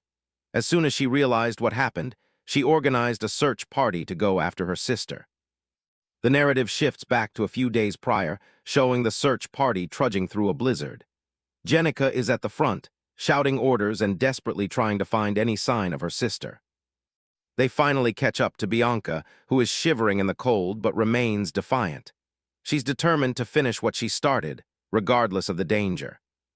Bianca looks her sister in the eye and defends the man she's doing this for. She refuses to listen to anyone who calls Crash Valheim a failure, her voice steady despite the cold. Jenica is furious, demanding to know why Bianca had to involve herself in this. She tells her sister that she could have stayed back and let the professionals handle it. She tells Bianca that she'll give her the fungus if she just agrees to go back home. Jenica doesn't even want to look at her sister's face, her resentment bubbling to the surface. Jenica's thoughts turn dark as she recalls the tragedy of their mother's death. She's harbored a deep hatred for Bianca since that day, blaming her for everything that went wrong. Bianca looks down, her voice small as she offers a quiet apology. She promises to return as soon as she successfully finds the fungus, hopping to mend the rift between them. Jenica watches her sister walk away into the snow, her expression unreadable. She doesn't say another word, letting the silence of the mountains fill the gap between them. Back in the present, Jenica's hand trembles as she clenches it into a fist. She knows that their current situation is a nightmare she never could have predicted. The peace is shattered as a monstrous figure bursts through the snow behind them. Butcher Dog arrives in a swirl of violent red energy, his presence alone enough to freeze their blood. Bianca spins around, her face pale with terror as she sees the masked killer. The sheer malice radiating from him is unlike anything she's ever felt. Butcher Dog lets out a dark, raspy greeting, his eyes glowing through his wolf mask. He moves with a predatory grace that suggests he's done this many times before. Bianca's breath hitches as she realizes what happened to the search party. The sight of the blood on the snow tells her everything she needs to know about their fate. One of the remaining guards is grabbed by the throat, Butcher Dog's massive hand easily hoisting him up. The guard screams for the girls to run while they still can. Butcher Dog's eyes flare with excitement as he watches his prey scramble. To him, this isn't just a mission, it's a game, and he's thoroughly enjoying his lucky day. Jenica grabs her sister's hand and pulls her along, her only thought being to escape the monster behind them. She screams for Bianca to hurry, her voice echoing off the ice. Butcher Dog laughs as he watches them flee, realizing he's found the perfect leverage. Having the Hardenheart daughters as hostages is better than anything he could have hoped for. He stalks after them through the narrow ice paths, taunting them with every step. He's making a sport out of their fear, relishing the way they struggle to hide. Bianca's eyes are filled with tears as she clings to Jenica, but her resolve hasn't broken. She tells her sister that she has a promise to keep, no matter how much her body shakes. Jenica snaps at her, telling her to stop worrying about her fiancé when their lives are on the line. She's terrified and doesn't want their story to end in this frozen wasteland. A desperate plan forms in Jenica's mind as she looks at the treacherous terrain ahead. She hopes that the crevasse area will provide them with a way to slow their pursuer down. They reach the edge of a massive glacier cliff, the ice cracking under their weight. They have artifacts that allow them to walk safely on the snow, something they hope the murderer lacks. Butcher Dog appears on a nearby ledge, leaning against the ice with a mocking smirk. He laughs at their attempt to outsmart him, clearly unimpressed by their good idea. Jenica looks down into the abyss, her breath hitching as she realizes they've run out of path.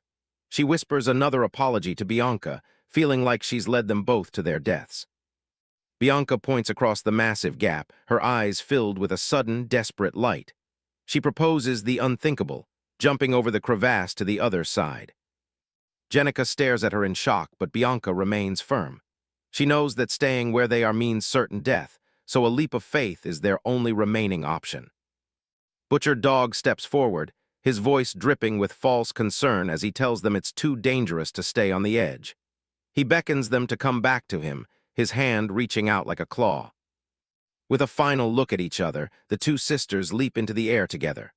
They hurtle over the bottomless pit, leaving the terrified Butcher Dog behind on the cliff. Butcher Dog lunges forward, his eyes wide with shock as he realizes they've actually done it. He reaches out a hand as if he could still grab them from the air, but they're already gone. He screams into the blizzard, his voice filled with a mixture of rage and disbelief. He can't believe they'd choose a potential fall to their deaths over being captured by him. Butcher Dog stares down from the cliff edge, his eyes glowing with predatory focus. He's surprised to see that the girls found a precarious footing on a ledge below, but his hunt is far from over. The masked killer leaps from the cliff with a manic grin, his dark aura trailing behind him like a physical weight. He's determined to join them on the ledge, relishing the terror he sees in their eyes. Bianca looks at her older sister with a calm that belies the danger they're in. She tells Jenica to trust her, her blue eyes reflecting a resolve that Jenica has never seen before. Before Jenica can even react, the air around them shifts abruptly. She lets out a startled gasp as she realizes her younger sister is about to do something completely reckless. Butcher Dog lunges through the air, but before he can even land, Bianca hurls herself at him, tackling the monster into the bottomless abyss as they both plummet together. Jenica screams her sister's name as she's left alone on the cliffside, the wind whipping her silver hair around her face. Below her, there is only a bottomless darkness where Bianca and the murderer disappeared. Back in the present, Jenica sits in the tent with tears streaming down her flushed cheeks. She repeats Bianca's name over and over, the memory of that moment playing on a loop in her mind. She buries her face in her gloved hands, her shoulders shaking with silent sobs. She laments that the sight of Bianca falling into the abyss was the last thing she ever saw of her sister. The scene shifts to the snowy forest floor far below the cliffs, where the wind whistles through skeletal branches. According to the search party, the deep snow in that area gives them a sliver of hope that Bianca might have survived the fall. Jenica is inconsolable, her guilt consuming her as she speaks to the subordinate. She believes that if she hadn't been the one to suggest going to the crevasse area, Bianca never would have had to jump. She stares at a pile of rare sun fungi on the table, a bitter reminder of why they were there in the first place. She regrets her stubbornness, wishing she had just given Bianca what was at the mansion from the very beginning. The guard tries to offer some small comfort, suggesting that Lady Bianca must be safe somewhere out in the mountains. He looks at Jenica with pity, knowing that his words carry little weight. Crash Valheim listens to this tragic tale, his expression hardening as he hears about the sisters' ordeal. His crow sits on his shoulder, its red eye fixed on the horizon as the carriage continues its journey. In the tent, Jenica slams her hands down on the table, screaming at the guard to stop being so irresponsible. She's terrified by the fact that a whole week has passed without any sign of her sister. She cries out that Bianca is just a girl who spends all her time reading books, someone who has no chance of surviving in such a brutal, remote mountain range. Her hope is rapidly being replaced by a cold, crushing certainty. Somewhere deep in the frozen woods, Bianca lies unconscious in the snow, her body curled against the base of a tree. She shivers uncontrollably, her pale lips moving as she whispers Crash's name into the freezing wind. Bianca's eyes remain closed as she drifts in and out of consciousness, her breath hitching in her throat. Her final thought before fading back into the dark is a desperate wish to see Crash one last time. Bianca Hardenheart is barely holding on, curled up in the freezing snow and shivering. Her mind is drifting back to the people she misses, desperately calling out for Crash in her head. Her eyes are glazed over as she fights to stay conscious. All she wants is to see him one last time before the lethal cold takes her. A sudden noise makes her eyes snap open. She's disoriented, the harsh reality of the snowy mountains setting back in. Bianca forces herself to sit up, her breath heavy and shallow in the thin air. She realizes she must have drifted off again, a dangerous mistake in this weather. She checks her leg, which is wrapped in makeshift bandages. It's been days since she fell into this crevasse, and her body is reaching its absolute limit. After the fall, she had no choice but to keep moving toward higher ground. She's been wandering aimlessly through the blue-lit ice, hopping to find a way to signal for help. Luckily, she stumbled upon a rare sight, a massive tree surrounded by patches of heat-giving flora. It's like a small oasis in the middle of a frozen wasteland. She gathered a handful of white snow heat mushrooms, which naturally radiate a gentle warmth. These are the only things keeping her from freezing to death out here. Using a survival book as her guide, she managed to set up a small camp inside a cave. She's been cooking what little food she can find and tending to her wounds as best as she can. But the combination of the biting cold, her lingering injuries, and a lack of real nutrition is finally catching up. Her strength is almost completely spent. As she looks out into the blizzard, the hopelessness starts to set in. She wonders if she can really hold on much longer with the rescue team likely delayed by the recent avalanche. Just as her guard drops, a predatory shadow looms nearby. A massive wolf-like snout sniffs the air, catching her scent in the wind. Butcher Hound has finally tracked her down. His red eyes glow with a sadistic hunger through that menacing wolf mask. He mocks her, declaring that their little game of tag is over. Bianca is cornered against the rocks, her stomach growling from hunger at the worst possible moment. She was just trying to find something to eat, completely unaware that her pursuer was right on top of her. She spotted some acorns hidden by a squirrel and reached out for them, apologizing to the animal in her head. Suddenly, a massive battle axe comes flying through the air with terrifying speed. The weapon slams into the ground right next to her, kicking up a spray of snow and rock. Bianca can only stare in shock as the impact rattles her bones. Struggling to look up, she focuses on the battle axe that had just slammed into the tree trunk right above her head. Another strike hits with explosive force, shattering the terrain and sending a flock of birds scattering into the sky. The shockwave sends Bianca tumbling through the snow, her body light as a feather against the brute force. She gasps for air as she faceplants into the drift. She's completely defenseless against someone this powerful. Bergman looms over her, his dark aura flaring out like shadows. He's annoyed that she hasn't shown any fear or changed her expression even once. He leans in close, his voice dripping with malice. He expected more of a struggle from someone like Krosh Walheim's fiancée. He reaches down and hoists her up by the throat with a single hand, lifting her off her feet as if she weighs nothing. His eyes lock onto the snowflake ornament in her hair. He figures he might as well take it as a trophy since it looks like it's worth a decent amount of gold. In her final moments, Bianca's mind escapes to a sunnier time. She remembers watching Krosh train in the garden while she read her books in peace. She remembers his bright smile and the way those fun days felt, even though she usually claimed to have no emotions. A single tear tracks down her cheek. If she really had feelings, she thinks she would have cherished those moments even more. As the mercenary tightens his grip, she looks up one last time, her heart calling out for the man she loves. A figure suddenly appears from the shadows, eyes glowing with a sharp, electric blue light. Krosh connects with a short-range strike, a powerful blow that sends a shockwave rippling through the air. Butcher Hound is sent skidding back across the snow, completely caught off guard by the sudden interference. Krosh catches Bianca before she can hit the ground, holding her securely in his arms. He looks down at her and tells her she did a great job holding out this long. He gives her a reassuring look, promising to take care of everything from here. Bianca looks up at him, her voice barely a whisper as she realizes her savior has finally arrived. Krosh sets her down and calls out to Krim, telling her he's counting on her to look after Bianca while he fights. Nearby, a girl wrapped in a heavy blanket, Evlask, has transformed into a small bird to follow Krim. Krim's voice echoes through the area, reminding Evlask that they are strictly forbidden from getting directly involved in the fight.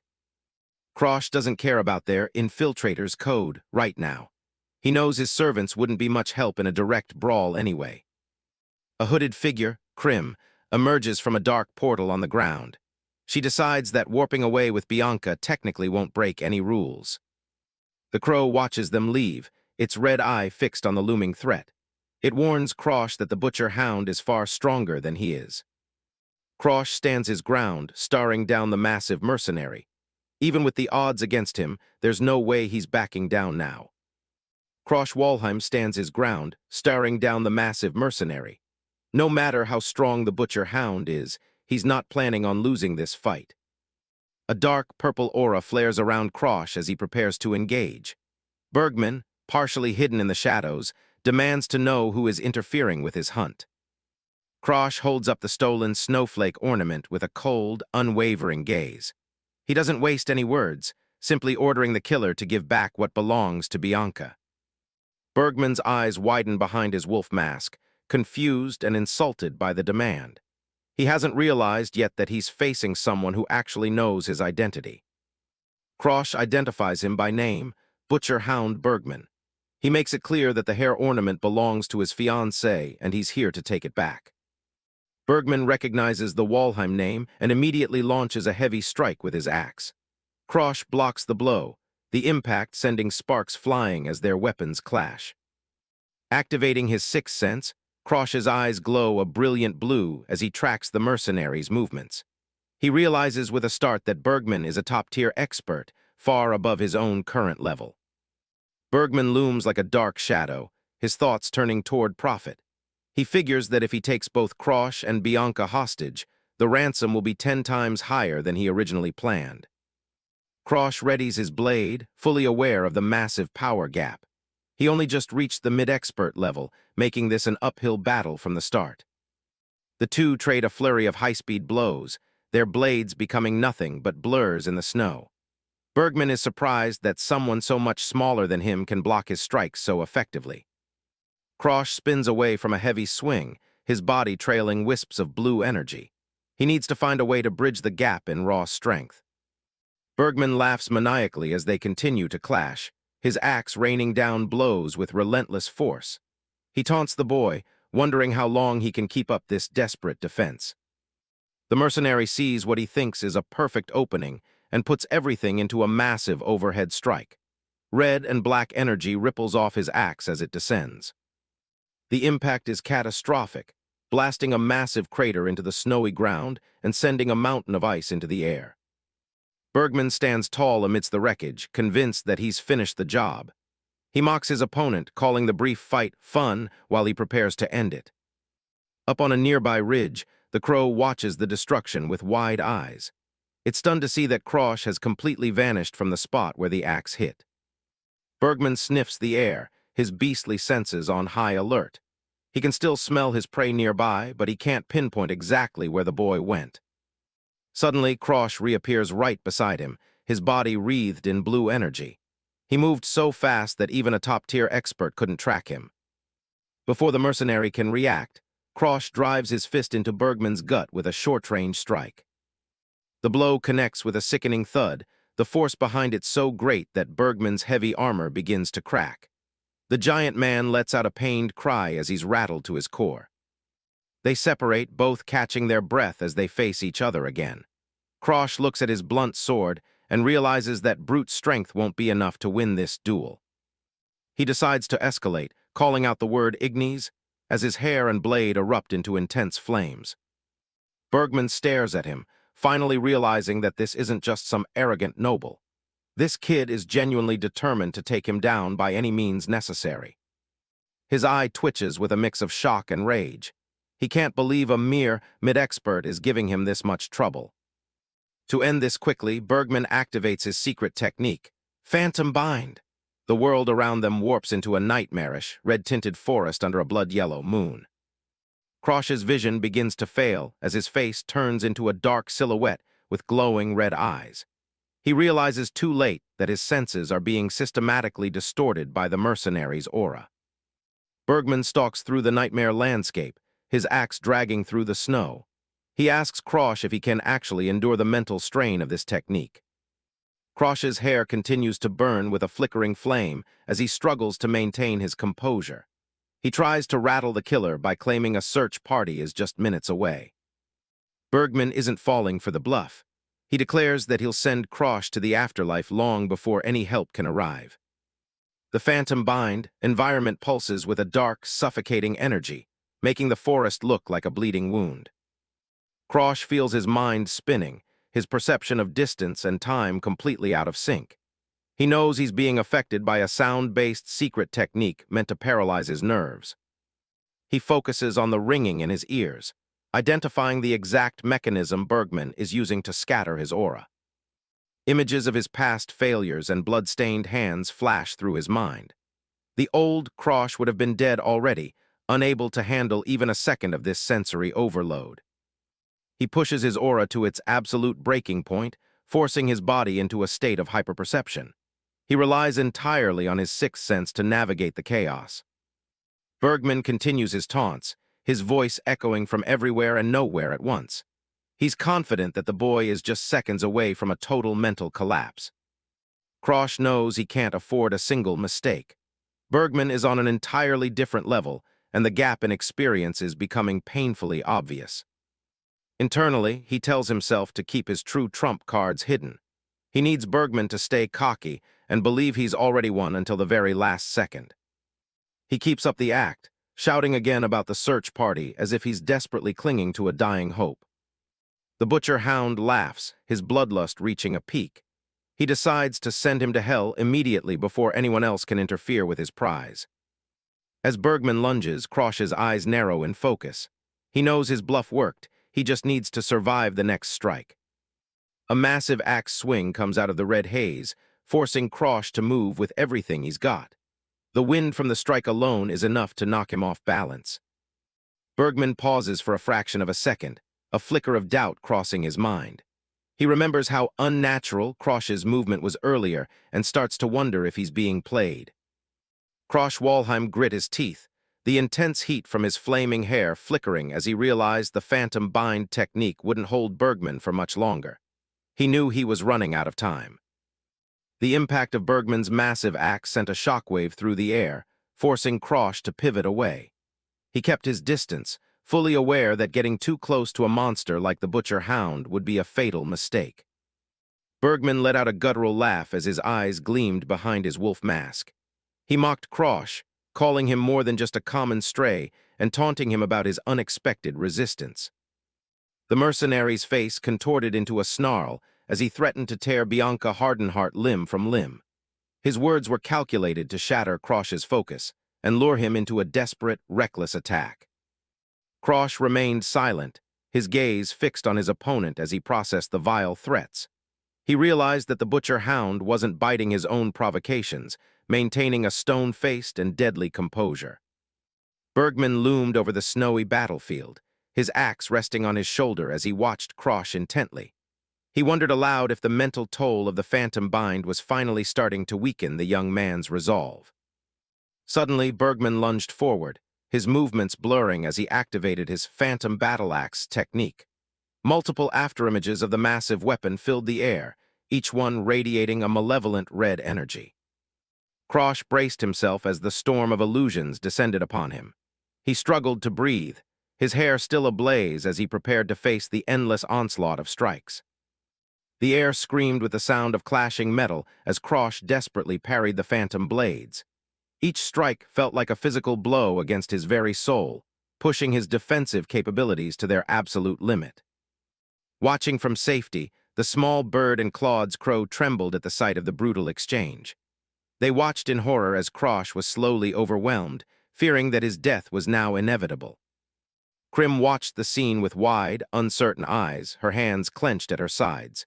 She debated whether to intervene, but the fear of Bergman's master, a monster who would hunt her to the ends of the earth, kept her frozen. The memory of the mad dog, Bergman's master, flashed through Krim's mind as a blood-red nightmare. The mere thought of that monster's wrath was enough to make even a seasoned survivor hesitate. Behind her, Bianca Hardenheart remained unconscious in the snow, a few loose flakes landing on her silver hair. The two birds perched on her head, their small bodies shivering as the battle raged nearby. The small bird let out a desperate chirp, its eyes wide with fear for Krosh. It seemed to be calling out to Krim, urging her to overcome her terror and help the person who had saved them. Krim suddenly clenched her fists, her expression hardening with resolve. She declared that she wasn't a coward who would forget a debt, refusing to just stand there and watch her savior die. As Krim moved to jump into the fray, Claude's crow flared its wings, its large black shadow looming over her. The bird's red eye gleamed with a stern warning, its voice commanding her to stay out of the fight. The crow insisted that Krosh had chosen to fight this battle on his own. It watched as Krosh was struck again, blood spraying into the air as the young man struggled to keep his footing. The crow told Krim to have faith in the man who had regained his heart. It spoke of Krosh's mental strength, even as the boy's form became a blur of blue and orange energy under the relentless pressure. The small bird watched with tears in its eyes, its tiny wings trembling. The crow's words were grim. It claimed that if Krosh actually died, it would simply find a way to bring his corpse back to life. Krosh collapsed to one knee, using his blunt sword as a crutch to keep himself from falling completely. Steam rose from his body as he panted heavily, his vision beginning to blur as he reached his absolute limit. He had been relying on his sixth sense to track Bergman's lightning-fast movements, but the mental strain was immense. He had burned through so much aura that he could barely keep his eyes open as the mercenary loomed closer. A massive strike from Bergman's axe sent a trail of fire across the ground, nearly catching Krosh in its path. He realized that from here on out, he could no longer rely on his eyes alone. He had to trust his gut. Bergman's axe descended in a powerful arc, but Krosh noticed something off about the movement. It was a faint, red-glowing illusion designed to draw him out into a fatal opening. Krosh's eyes widened in realization as he saw through the deception at the very last second. He lunged to the side, the air rushing past him as he narrowly avoided the real blow that followed. Bergman snarled as he prepared his final strike, declaring that this was the end. His axe glowed with a terrifying intensity as he moved in for the kill, confident that Krosh had no more tricks left. Images of chains and a dark, talentless past flashed through Krosh's mind as he faced the descending blade. He remembered the long years spent in weakness, realizing that he had never been a natural-born genius. He saw the faces of those who could overpower enemies with a single, honorable strike, the true geniuses of the world. He knew he wasn't like them. He was someone who had always been weak and forced to survive by any means. That was why he had learned to fight dirty and hide his true power until the perfect moment. His body erupted in a massive column of orange fire as he shattered the mental chains holding him back. The mental barrier Bergman had placed on him shattered into 1,000 pieces of light. Krosh had kept his fangs hidden until this very moment, waiting for the butcher hound to become overconfident. Krosh's eye glowed with an intense, crimson light as he focused his remaining strength. The flames around him intensified, reflecting the absolute focus in his gaze as he prepared his counterattack. Activating his overdrive, flame-eating erosion, Krosh's entire form was engulfed in a swirling vortex of orange and yellow fire. He pushed his body far beyond its natural limits, the sheer heat of his aura melting the snow around him. By using the Igni's flame, he converted the world erosion, energy stored in his body, into raw physical power. It was a dangerous, forbidden technique that forcibly broke past his physical limitations at a heavy cost. Krosh grit his teeth, blood trickling from his mouth as he felt his body screaming from the strain. He knew he could only maintain this state for exactly 3 seconds before his body gave out completely. With a roar of defiance, Krosh lunged forward, his blade becoming a blur of orange light. He declared that he was ending the fight right now, his movements so fast that they left trails of fire in the air. Bergman's eyes widened in sheer shock as Krosh disappeared from his sight. He let out a confused cry, unable to comprehend how the boy had suddenly achieved such incredible speed. The mercenary's wolf mask gleamed as he desperately tried to track his opponent. He realized with horror that he couldn't even see Krosh's movements with his own eyes anymore. Bergman barely had time to register the danger before Krosh was upon him. He activated his Phantom Echo technique in a last-ditch effort to dodge the incoming strike.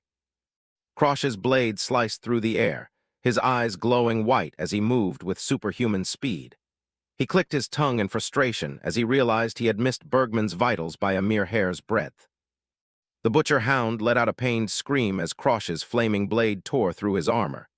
He realized that the high-pitched sound of his own technique had distorted his vision at the last second, leading to the hit.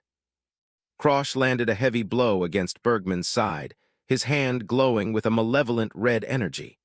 The mercenary's body buckled under the force of the strike, the armor shattering upon impact. Bergman roared in fury, his eyes glowing red as he lashed out with a clawed hand. He screamed at Krosh to just die already, his movements becoming erratic and desperate. Krosh's sixth sense screamed a warning as the red-glowing claws closed in on his head. He realized with a sinking heart that the erosion power was wearing off, leaving him vulnerable for a fraction of a second. Krosh Walheim faced a terrifying vision of fangs as Bergman's phantom pressure nearly crushed his spirit. Blood ran down his face, yet his eyes remained fixed on the monstrosity before him, refusing to yield. "Like hell I'm dying here?" Krosh roared, a massive explosion of purple and black energy erupting from the center of the battlefield. The impact sent a shockwave through the snowy forest, shattering the ground beneath them as he pushed past his limits. In the middle of the chaos, Krosh's vision narrowed until everything else faded away. His right eye sparked with a cold, blue flame as he entered a state of focus beyond any he had ever achieved. Claude's crow and the small sparrow watched with wide eyes, their beaks agape in disbelief. They could feel the shift in the air as a new, overwhelming power began to radiate from the young man. In this moment of life or death, Krosh's focus reached the state of absolute oneness. His physical form began to glow with a brilliant blue aura, shedding the fiery overdrive for something far more precise and deadly. He moved not as a man, but as a streak of lightning. His path zigzagged through the air, his speed leaving behind only glowing blue spheres of energy where he had once stood. A single droplet of water fell near Krosh's shoulder, appearing suspended in time as he moved between seconds. His blue, ethereal form remained calm and resolute amidst the frozen storm. With a surge of electrical energy, Krosh's arm reached out, cloaked in a blinding blue light. The air crackled with the sheer density of his aura as he prepared his final, desperate gambit. His eyes were no longer those of a struggling boy, but of a predator who had found its opening. The glowing blue irises burned with a cold, unwavering intensity that signaled the end of the duel. Krosh let out a soft breath as the world returned to its normal speed. The blue glow faded from his eyes, replaced by a look of grim realization as the debris of the battle settled around him. One strike, a towering pillar of blue energy erupted from the ground, consuming everything in its path. Bergman was thrown backward, his massive body broken and defeated by the singular, devastating blow. "Kurash?" a voice called out as the snow began to settle. Bianca Hardenheart remained safe within her protective bubble, while the battlefield lay silent, scarred by the sheer power of the confrontation. A vision of August Krim appeared in the haze, her red hair and draconic horns a sharp contrast to the cold blue sky. Beside her, Claude's crow watched the aftermath with a solemn, knowing gaze. "The strong defeat their enemies without breaking a sweat," the narration echoed as Bergman lay coughing up blood. The giant mercenary was a ruin of his former self, his pride shattered along with his armor. But for the weak to claim victory, it requires a sacrifice. Krosh knelt in the snow, his breath coming in ragged gasps as blood dripped from his head. His right arm was gone, mangled and severed at the shoulder as the price for his impossible win. The cold wind blew across the mountain as Krosh stared at his missing limb, the purple aura of the phantom bind finally dissipating. The crow stood nearby, a silent witness to the brutal cost of the young man's determination. Claude's crow looked at the broken boy and asked, "Are you satisfied now?" The bird's red eyes held no judgment, only a deep curiosity about the human's resolve. Krosh could only bow his head, his hair falling over his face as he struggled to stay conscious. The adrenaline was fatting, replaced by the crushing weight of his injuries. "Satisfied? Hardly." Krosh collapsed face down into the cold snow, his broken sword lying uselessly by his side. He had won, but he had given everything he had to do so. Claude's crow turned its head toward the horizon and spoke quietly. "Let's go." The battle was over, and it was time to move on before any other hunters found them. The scene shifts back to Green Pine Manor, where the group utilizes a mass teleportation gate to make their final escape. One of Evlask's summoned creatures carefully carries the battered bodies of Krosh and Bianca in its massive arms, as they finally vanish from the frozen battlefield. Bianca sits across from him, wondering aloud what it would be like if she could actually express her emotions. To her, the world has always just looked like a dull shade of gray. Krosh stays silent, his gaze fixed on her as she speaks. He knows the weight of the words she's struggling to find. She looks down at the floor, questioning which is truly worse, feeling everything or feeling nothing at all. She wonders if the sudden shock of regaining her emotions would be enough to kill her. Her voice is cold as she calls him Crash, telling him they're basically strangers now. She figures he wouldn't even care if she died tomorrow. Krosh doesn't argue, his expression darkening as he listens. He knows the tragedy her family decided for themselves. The history of House Hardenhearts is written in blood. The patriarch, Dagraken, suddenly lost his mind one day. He slaughtered his entire family before taking his own life. Bianca was the only one who walked away from that massacre. She was saved only because her sister, Jenica, acted quickly to hide her. Following the disaster, House Valheim decided the marriage alliance was worthless. They didn't hesitate to unilaterally scrap the engagement between Krosh and Bianca. This meeting wasn't about a second chance. They were only there to say their final goodbyes. Krosh accepts the reality with a sigh, telling her she's right. They probably won't be seeing each other again after this day. His eyes narrow as he leaves her with a final warning. He won't be there to help if she decides she's finished with living. Bianca stares back at him, her blue eyes reflecting the dark energy beginning to pulse in the room. A monstrous shadow looms over a small snow doll, its jaws open wide to swallow the source of her pain. The curse is being physically ripped away. Krosh's hands are covered in dark, glowing runes as he pulls the corruption into himself. The strain of the transfer is visible in his every movement. He grinds his teeth, clutching his chest as the weight of the curse settles into his own body. Even a simple snow doll curse takes a massive toll to neutralize. The impossible happens. On that day, for the first time in her life, Bianca was finally freed from her frozen state. She sits there trembling as the world hits her with full force. She whispers to Krosh that the world is truly cruel. In that moment, as her lost emotions flooded back, the chains that held her spirit finally shattered. But freedom came with a price. She didn't just regain her humanity, she became something else entirely. Fast forward 3 years to the Hardenhearts territory, a frozen wasteland locked in a brutal war.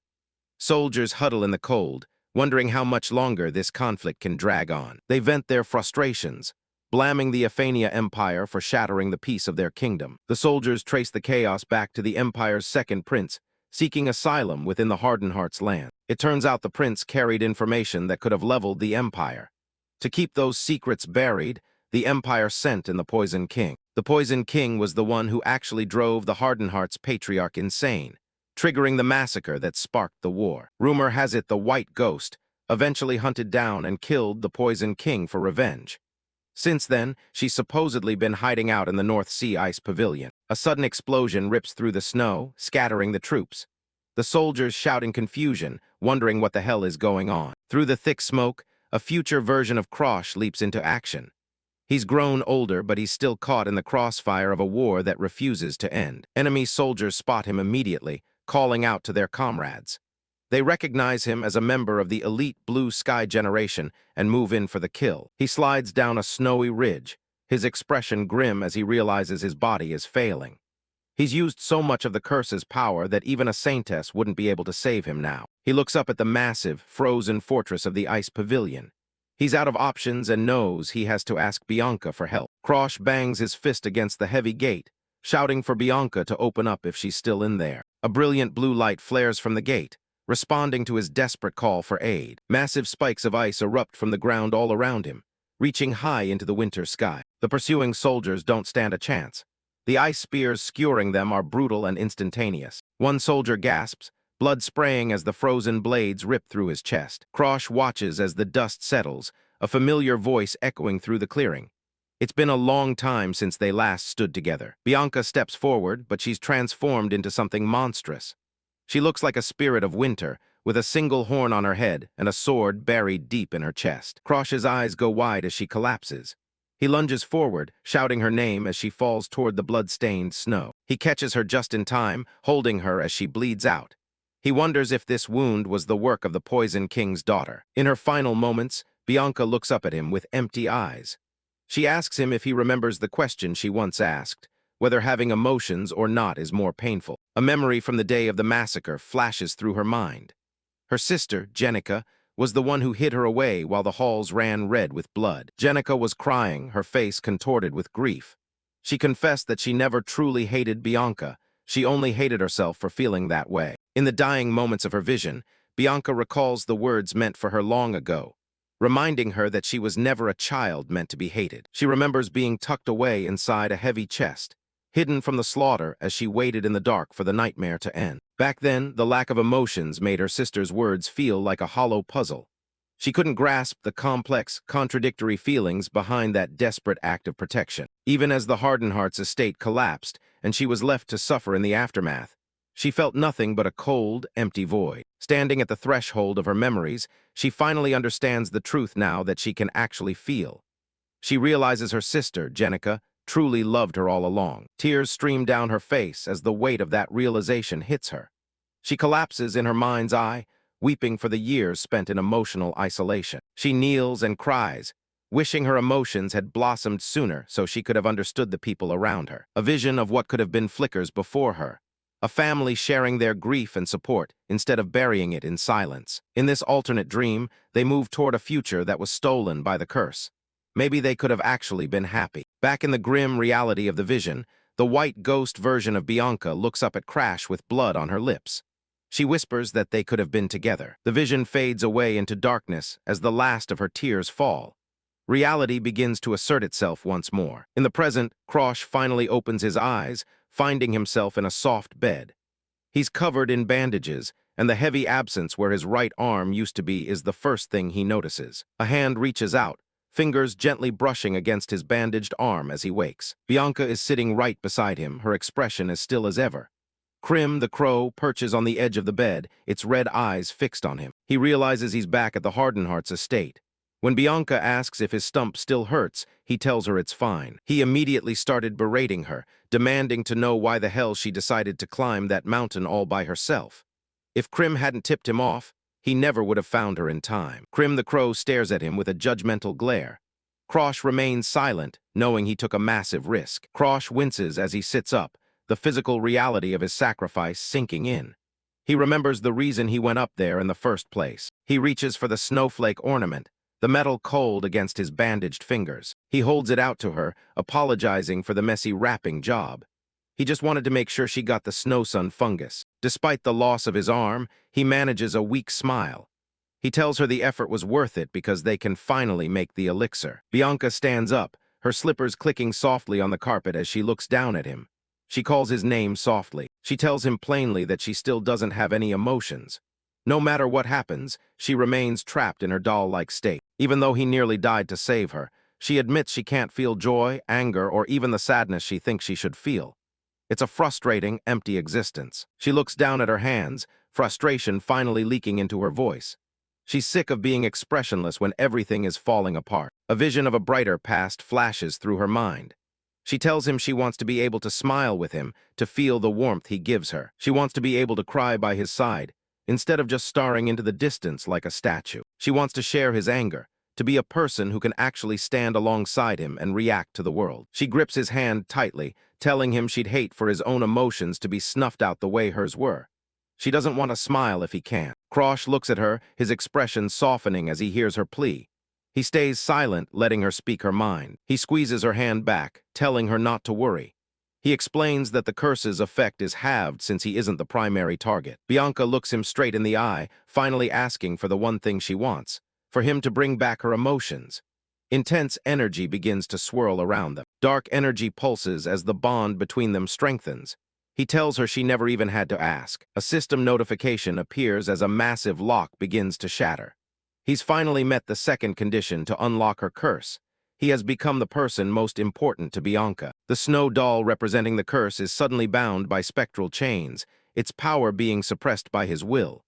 The ice begins to crack. Bianca's eyes go wide as she feels the shift within her heart.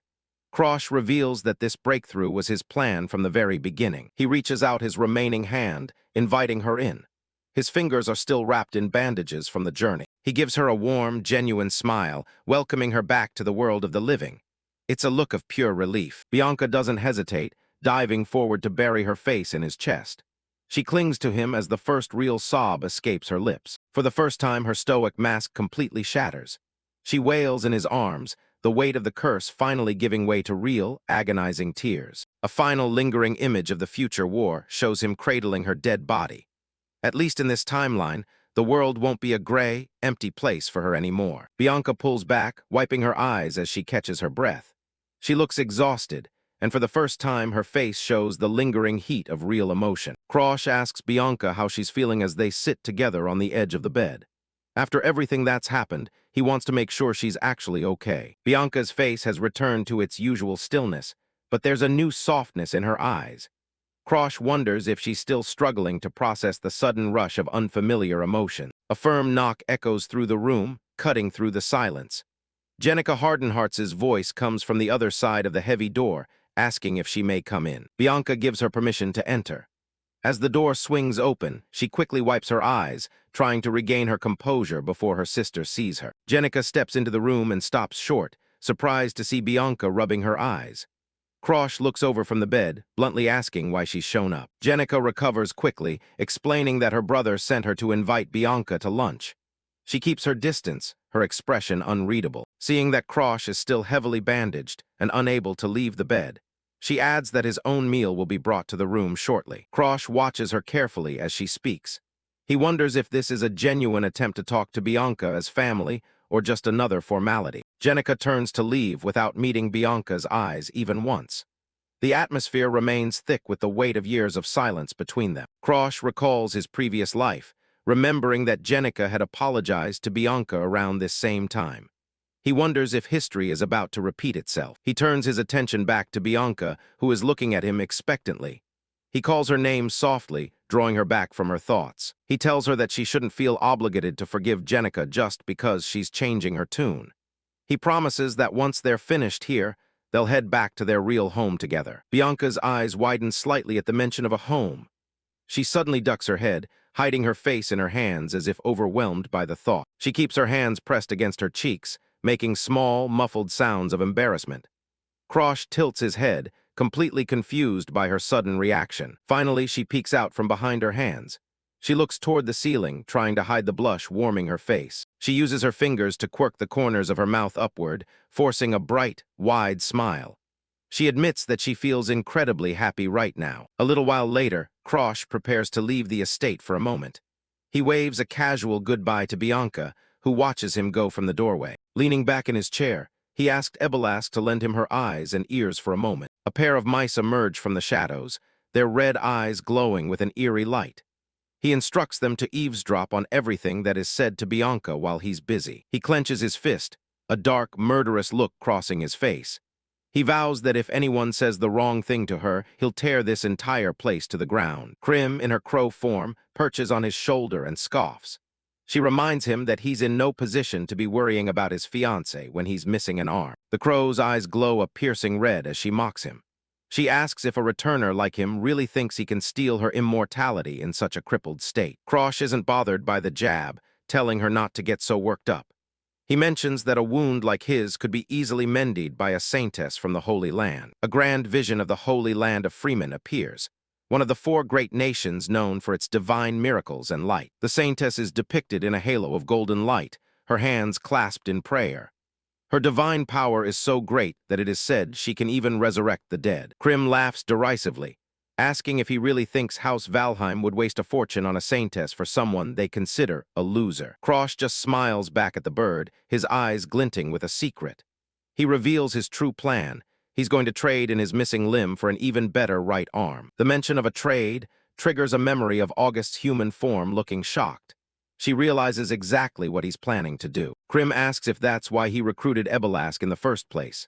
Krosh confirms it, knowing that for a spirit with her skills, stitching on a dead man's arm would be child's play. A small inset shows Ebelask, the girl with the bird on her head, acknowledging the request. She admits it's a sudden and strange task, but well within her capabilities. Krim squawks in annoyance, calling returners a bunch of calculating bastards who treat everyone like pieces on a game board. Krosh claims it's just a lucky coincidence. He insists that losing his arm wasn't something he had originally planned for. He speaks a name that carries immense weight. The Sword Demon. Krim is frozen in shock at the mention of her former subordinate. August's mind flashes back to her time with the legendary fighter. She can't believe Krosh actually found his remains. The Sword Demon was a legendary swordsman whose quick-draw style once shook the entire world. He was a master of his craft, cutting down foes before they could even see his blade. More than just a legend, he was once the most prized and powerful subordinate of the Crimson Garden. Krim shrieks in fury, flapping her wings wildly. She yells that the Sword Demon was her masterpiece, and she won't let a loser like Krosh have him. Krosh remains calm, reminding her that she wants him to get stronger. He tells her to raise him with the same dedication she gave her legendary masterpiece. "Shut up," she screams, her pride clearly wounded. She snaps that she favored the Sword Demon over him for a reason. The bird suddenly falls silent, her feathers ruffled. Krosh mentions that he knows she genuinely cares about Krim and all her other subordinates. Krosh's gaze is sharp and focused. He knows that finding the Crimson Garden's weakness, its main body, is the key to everything. A memory of Arthur, the hero from his past life, flashed through his mind. He had mentioned this, and Krosh knew he could definitely leverage that information to achieve his goal. Krosh reveals a ruthless strategy from his past life. He has a saintess who can heal subordinates while they are being tortured, ensuring they stay alive long enough to spill their secrets.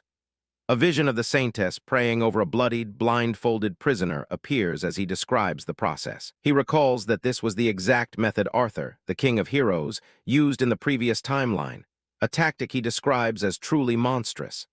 A figure from his memories watches from the shadows, their eyes wide with disbelief. Back in the present, Krosh sits on the edge of the bed with the crow perched nearby.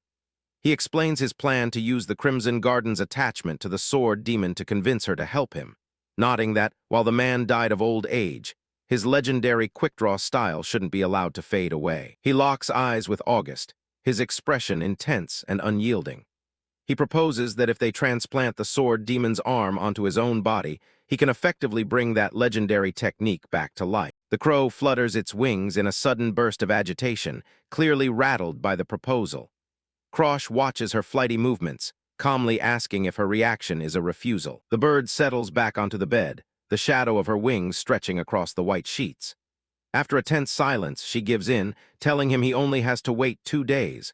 Krosh offers a brief word of thanks to the Crimson Garden. Krim prepares to fly off, feathers falling from her wings as she warns him not to use her real name only when he's looking for a favor. She snaps that she's going for a walk to get away from him. Krosh looks down at his heavily bandaged stump, feeling a sense of satisfaction. With the deal for the new arm finalized, one of his biggest obstacles has been cleared. His thoughts shift to the broader political landscape. He wonders how House Valheim will react to the news he sent, and knows he needs to carefully coordinate his story with the Hardenheart's family regarding his injury. In a quiet office far from the estate, Ariad sits at a desk and meticulously writes a report. Krosh worries that despite his claims of being at Green Pine Manor, Ariad will eventually figure out his true location at Hardenheart's. He flops back onto the bed with a weary sigh, staring up at the ornate ceiling.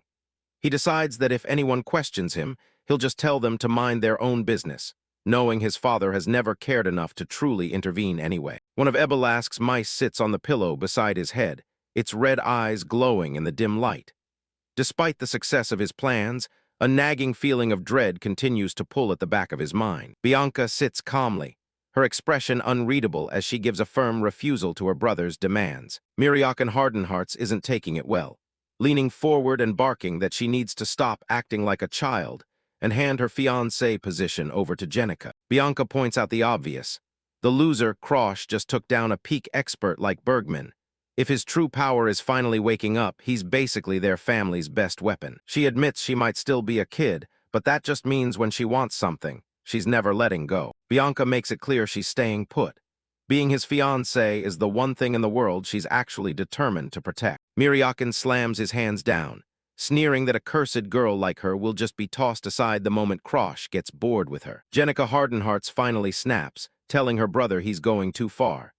Miriakan doesn't flinch, claiming he's just stating facts and that she's no exception to the rules. He turns his frustration on Jenica, telling her that if she feels so guilty, she should be the one to marry him and start thinking about the family's future. Jenica looked absolutely shattered, while Bianca cut through the tension and demanded to know exactly what this family had ever actually done for her in the first place. She stares him down, stating she couldn't care less what happens to the house since neither her brother nor her father ever gave a damn about her anyway. Bianca's mind is made up.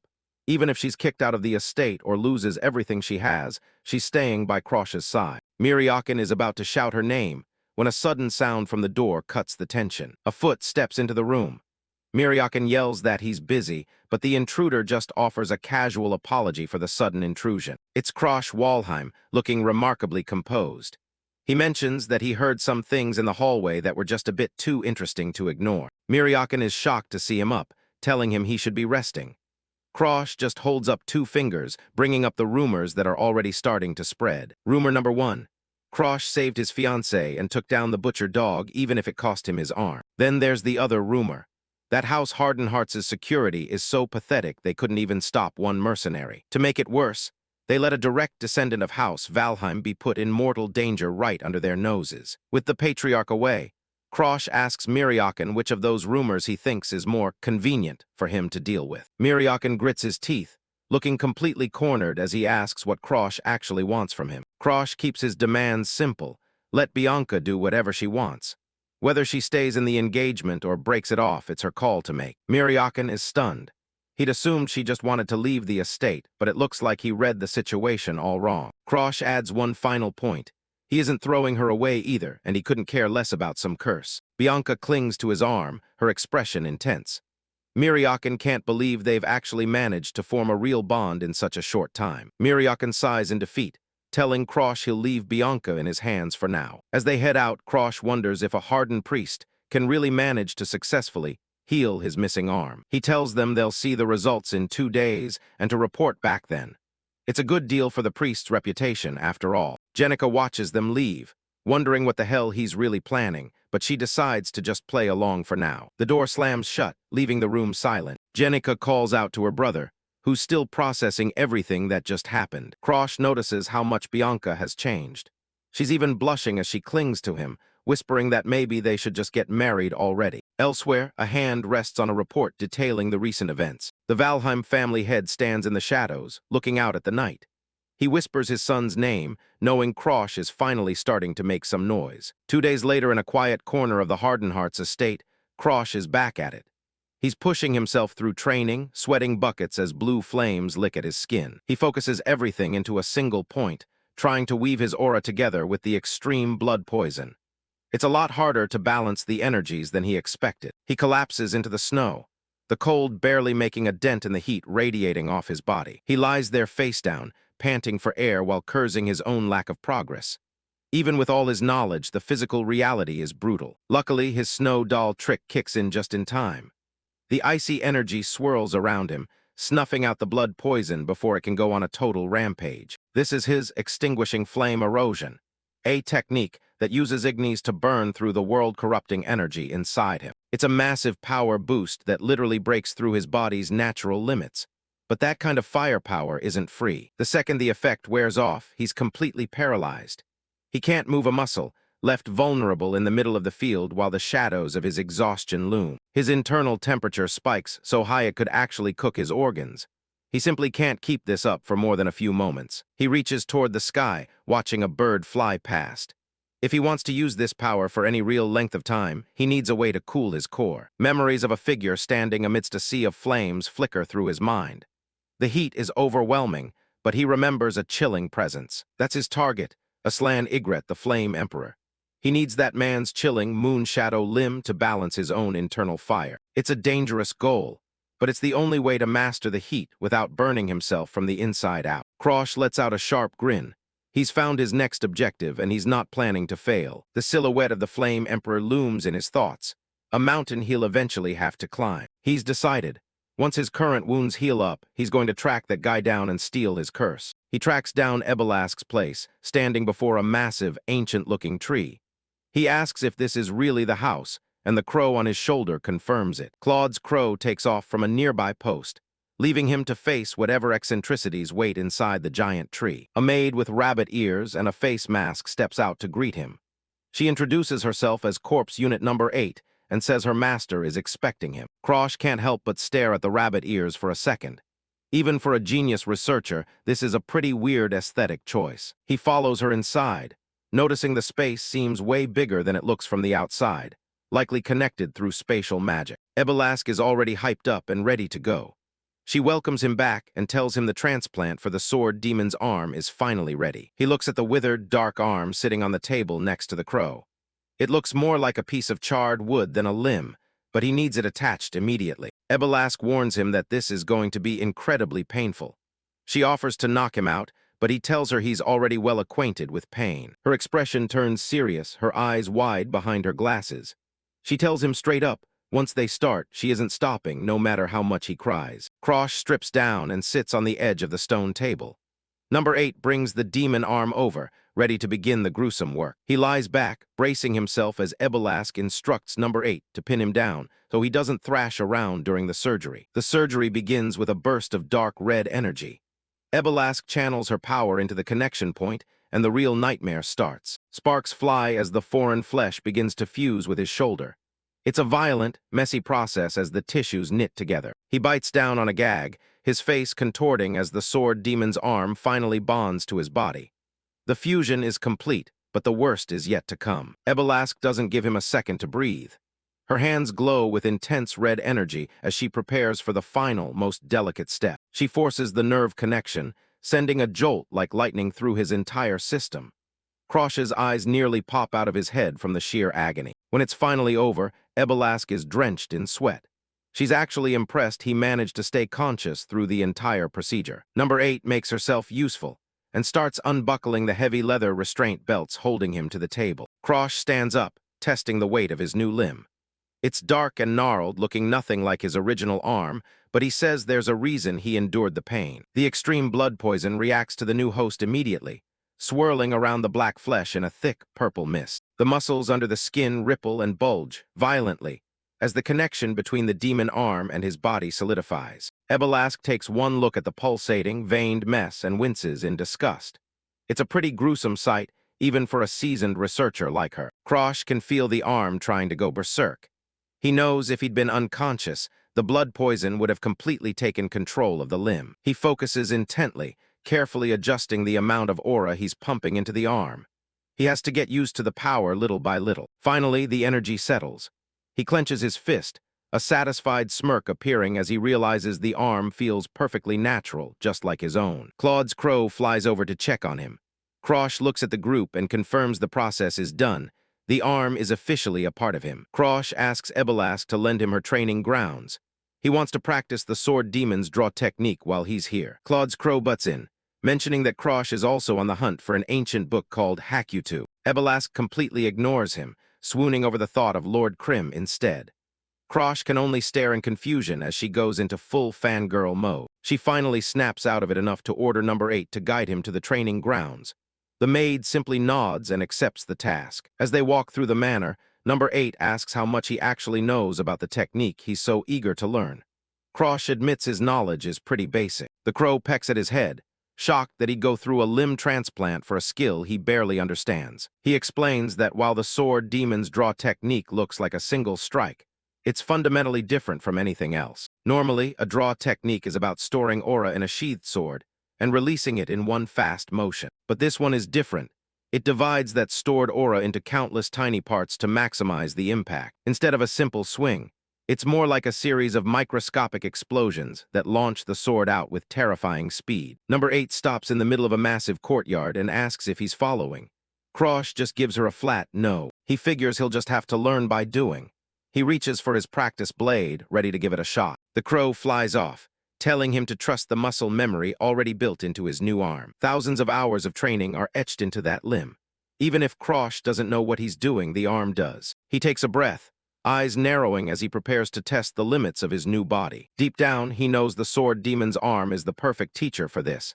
Everything is finally in place. As the sun begins to set, Krosh stays out there. He's determined to recreate the technique, no matter how many times it takes. A few days of grueling practice pass by. Krosh is still at it, his movements creating a swirl of blue aura in the training hall. He focuses his energy into the hilt, the sheath vibrating under the pressure of the compressed aura. The blue flames lick at the blade as he prepares to release the tension. His eyes glow with a cold blue light, tracing the line of his intended strike. He draws, a flash of blue light tears through the air, sending a shockwave that cracks the stone floor. Number 8 watches from the side, her expression unreadable behind her mask. Krosh looks down at his hand, frustrated.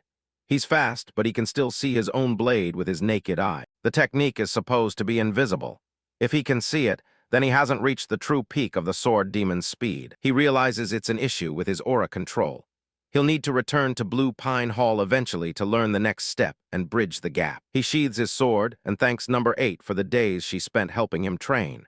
She tells him he needs to have more confidence in himself. She reveals that single-digit numbers in the corpse unit are all master-level fighters, so the fact that he can keep up at all is impressive. Krosh knows he can't settle for being just okay. The enemies he's going to face in the future are way beyond the master level. Ebelask wanders in, looking like she just crawled out of a pile of books. She's surprised they've finished so quickly. Krosh drops the news that he's heading back to the Valheim estate today. Ebelask's eyes nearly pop out of her head. He explains that she can't come along. She'd be spotted immediately and things would get messy. It's better if she stays hidden here. He warns her that the 5 elders at the estate would definitely notice her presence. They aren't exactly the kind of people who treat strangers well. He asks her to stay put for a while, but he mentions he has one more favor to ask of her before he goes. He needs her to keep an eye out for the Poison King, Dagurakan. He can't let that guy interfere with the Hardenheart's family's business. Ebelask is stunned. He's casually asking her to deal with one of the 10 strongest humans in the world. She takes a second to think it over. If it's just about protecting the head of the house, she thinks she might be able to manage it. Krosh gives her a genuine smile and thanks her. He promises that if she ever needs anything from him, all she has to do is ask. Ebelask blushes hard, looking away. She can't help but be a little flustered by his sudden sincerity. As he walks away down the sunlit hall, she watches him go. He has no idea what she actually wanted to ask him. Number 8 asks if she's sure about this. Ebelask admits that the person she used to be would have followed him without a second thought. She looks at her hand, thinking about the past. She sees glimpses of her old companions in Krosh's determination. Number 8 stands by as Ebelask reasons that following Krosh would lead to unpredictable hardships and encounters with high-level corruptors. She concludes that staying behind is truly for the best. Bathed in a warm, hazy light, Ebelask offers a small smile, trying to convince herself that she's better suited for a quiet life indoors. Her hair catches the glow as she finds peace in her decision. Krosh Walheim pauses at the door of the carriage, looking back one last time with a steady gaze. He moves on toward his own destiny, but the friends he leaves behind remain vigilant, ready to act if danger ever finds him. The white carriage rolls back onto the estate grounds after the long journey from Hardenheart. Krosh is finally home, but the respite won't last long. Ariad bows deeply as the carriage stops, welcoming the young master back with his usual formal grace. A large black crow circles overhead, watching the homecoming. Krosh steps out of the carriage, carefully carrying the sleeping Bianca in his arms. He asks the butler if anything notable happened while he was away. As they walk toward the mansion, Ariad explains that the main house has been asking questions about his whereabouts. They were particularly interested in his sudden trip with Lady Bianca. Ariad handles the situation with his typical cunning. He tells the main house that a messenger simply failed to report the details correctly, painting the worker as incompetent. The higher-ups believed the lie without a second thought since they already looked down on Krosh. The messenger was fired on the spot, effectively burying the true story of their departure. Krosh is impressed by how smoothly the butler handled the fallout. He gives Ariad a quick nod of appreciation for his excellent work in keeping the family off his back. But there's a bigger problem looming. Ariad warns him that the head butler will be arriving soon to conduct a formal reevaluation of his progress. The head butler is the one who commands all the servants of Valheim and answers only to the family head. She is the ultimate gatekeeper of the lineage's standing. Her evaluation is brutal and final, determining how a member of the direct lineage is treated from that moment on. She is a masterclass evaluator with zero tolerance for weakness. Dealing with a masterclass opponent is a headache Krosh didn't need right now. However, he realizes he can't stay in the shadows forever if he wants to gain real influence. To eventually steal the power of the Flame Emperor, Aslan Ygritte, he'll need the resources and backing of his family. Proving his strength now is a necessary risk. Krosh asks if there's anything else he needs to know. He remains focused on the path ahead, even with the weight of the mansion's politics pressing down. Ariad mentions that darling Danfirian is getting restless. The alchemist is demanding the promised materials immediately, showing her usual lack of patience for delays. Krosh sighs, thanking the butler for the heads-up. He's juggling too many dangerous players at once, and he needs a moment to strategize before the next move. Suddenly, a cold chill washes over the courtyard as a powerful presence appears on the balcony above. Charlotte Walheim has already arrived at the estate. A dark, menacing smile stretches across her face. She looks down at her brother like a predator watching its prey return to the den. Her boot slams onto the railing as she prepares to descend. Blue aura flickers around her, signaling the immense power she's currently suppressing. Without hesitation, she leaps from the high balcony, plummeting toward them with terrifying speed. She greets Krosh with a mockingly cheerful tone as she falls. Krosh stares up in genuine shock, his eyes wide as he recognizes the sword star of the Valheim family. Her arrival is way earlier than he anticipated. Charlotte Walheim lands gracefully, teasing her brother for making his older sister wait. She twirls a lock of her hair, looking bored with the lack of action. She notices Bianca in his arms and wonders aloud if she should have stayed away longer so they could have their private time. Krosh can only stare back, sweat dripping down his face. Her gaze turns sharp, her blue eyes piercing right through him. She asks if he's really telling the truth about being surprised by her presence. The atmospheric pressure in the courtyard skyrockets as she releases a fraction of her power. Krosh feels the weight of her aura, realizing she might have already surpassed the master level. She laughs, dismissing the tension as a joke. She mentions hearing stories about how hard he fought just to save his fiancée, mocking his sudden heroic streak. She reaches out and pokes the sleeping Bianca's cheek, nodding how cute she looks. Krosh pulls the girl slightly away, clearly uncomfortable with his sister's meddling. Charlotte teases that she has no interest in stealing his bride, but she's hurt by his cold reaction. She pouts, acting like a rejected sibling while maintaining a deadly aura. Krosh glares at her, telling her she doesn't need to act so dramatic. He bluntly states that he's just surprised she suddenly showed up at his house. The smile vanishes from Charlotte's face instantly. She repeats his words, "Your house," with a dangerous edge in her voice that makes the air feel heavy. She slams her foot down, the stone floor shattering under the force of her aura. Debris flies everywhere as she reminds him that this mansion belongs to the Valheim family. Ariad stands back, shielded by the dust, as Charlotte asserts that it's our house, not his. The ground continues to rumble from her sudden spike in killing intent. She scolds him for being so arrogant, comparing his quick temper to their mother's. The wind whips around them, highlighting the massive gap in their current power. Krosh tries to de-escalate, asking if she's actually angry. He's trying to gauge how much she knows and how far she's willing to push him right now. Charlotte leans in, her voice dropping to a low whisper. She admits she thought she was the person closest to him, yet he's been keeping massive secrets from everyone. She suspects he's made a contract with a god to reach the level of a mid-level expert so quickly. She's been watching him closely, sensing a growth that shouldn't be possible. But there's more. She touches her chin thoughtfully, mentioning that she feels an unpleasant energy coming from him, something that feels like a curse or world erosion. Krosh's heart sinks as he realizes the true extent of her power. He finally understands why the slaughter dog couldn't stand a chance against his sister in the previous timeline. He clutches his arm, sweating as he realizes Charlotte hasn't just awakened the mind's eye. She's moved on to the next stage, a legendary power that sees the world through the stars. She has the Star Eye, an ocular ability that allows her to see everything, including the corruption of world erosion energy hidden deep within his body. There's no hiding from her gaze. He flashes back to the rumors of her being immune to illusions and seeing through every trick. Her presence here isn't just a visit, it's a direct threat to his secret identity. Cut back to his earlier conversation with Krim. If she can see world erosion, she can see his current unstable condition and the dark flames he's been cultivating. He's essentially standing naked before a master predator. Krosh looks at the purple and black flames swirling around his hand, wondering what they look like through her star eyes.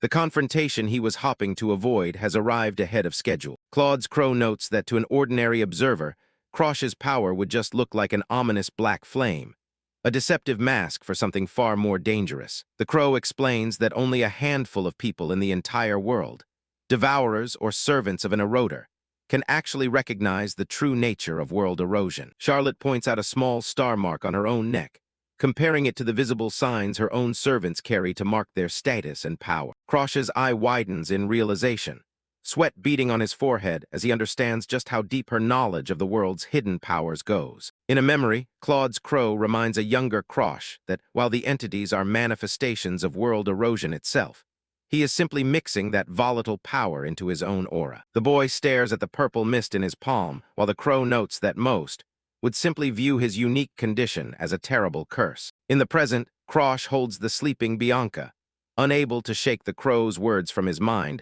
while he tries to maintain his composure. Charlotte leans in close, her eyes searching his for any sign of weakness.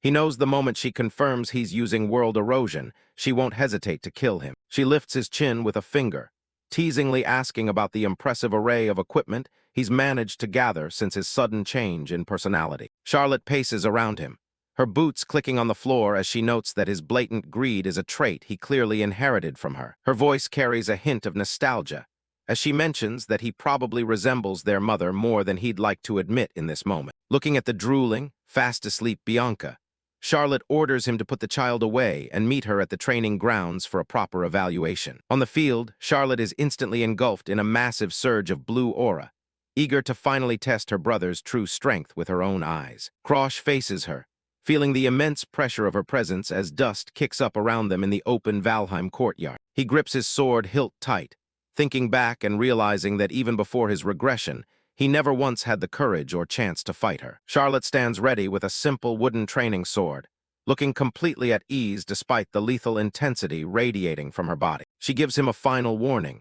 If he tries to hold back, she'll get genuinely angry, so he better come at her with everything he's got. Krosh drops into a combat stance, his expression hardening as he gives her a short, determined nod of understanding before the first strike. The two siblings face off in a heavy silence, the air between them thick with the promise of a violent and high-speed exchange. After 3 minutes of dead silence, Charlotte starts to lose patience, nodding that he hasn't even drawn his weapon or flared his aura to meet hers. She sighs, mentioning that since she was the one who proposed the spar, it would be weird for her to wait any longer for him to strike. Krosh remains perfectly still, his eyes locked on her every movement while he waits for the inevitable opening in her defense. With a sharp exhale, Charlotte decides to end the waiting game and lunges forward, her speed creating a literal whirlwind on the training ground. The impact of her wooden sword sends shockwaves through the air, forcing Krosh to move with everything he's got just to survive the initial clash. Steam begins to rise from Krosh's mouth as the heat from his forbidden technique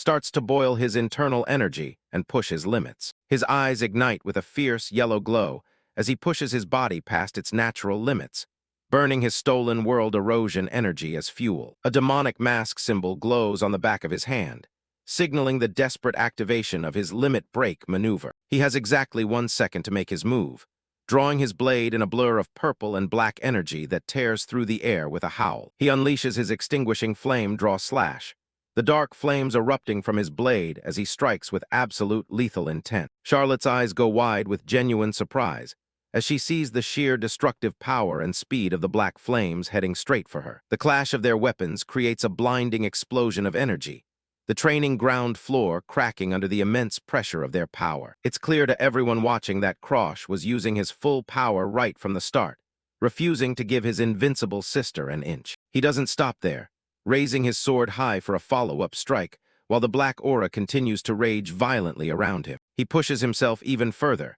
extending the limit break to a full 2 seconds while his eyes burn with an intense, hollow light. A massive vertical pillar of dark flames erupts as he delivers a single, crushing slash that looks like it could split the very earth. The force is so great that Charlotte's wooden sword finally snaps in half, the splinters flying through the air as she barely avoids the direct hit. Charlotte realizes he's definitely hiding something major, but the destruction of her wooden sword means she can no longer afford to play around. A manic grin spreads across her face as she manifests a brilliant cyan blade made of pure, condensed aura, the unmistakable sign of a true master. Since her practice weapon is gone, she decides to show him the true power of an aura blade to finally even the playing field. The cyan energy clashes against Krosh's dark sword with a metallic ring, the power of a masterclass swordsman now on full display. She asks him what his next move is now that his current style has been countered, and his momentum is completely stalled. In response, a terrifying shadow maw with sharp teeth manifests from the palm of Krosh's hand,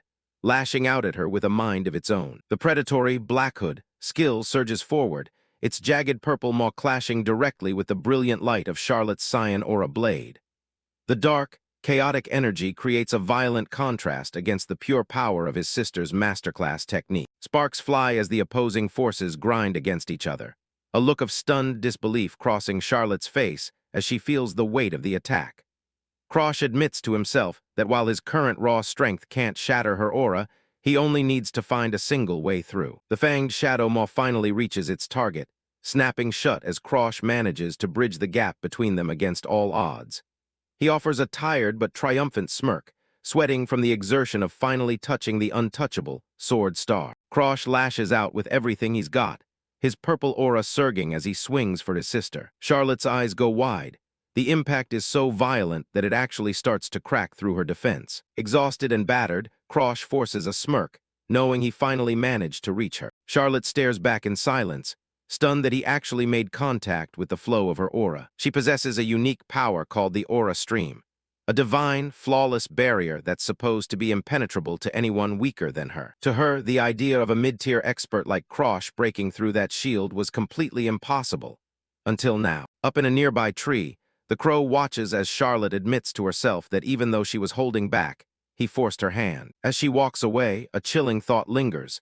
If his attack had actually landed, the outcome could have been fatal. In that split second of impact, she felt a brush with death that she never expected from her brother. Ariad interrupts her thoughts, approaching the young lady as she stands alone in the palace courtyard. They check in on Krosh's condition, with Charlotte relieved to hear that his reconstructed arm held up under the strain. Back in his room, the boy is completely out cold, the mock battle having drained every ounce of his energy. 3 weeks remain until enrollment at the academy, just enough time for one last push. Charlotte isn't going to wait around.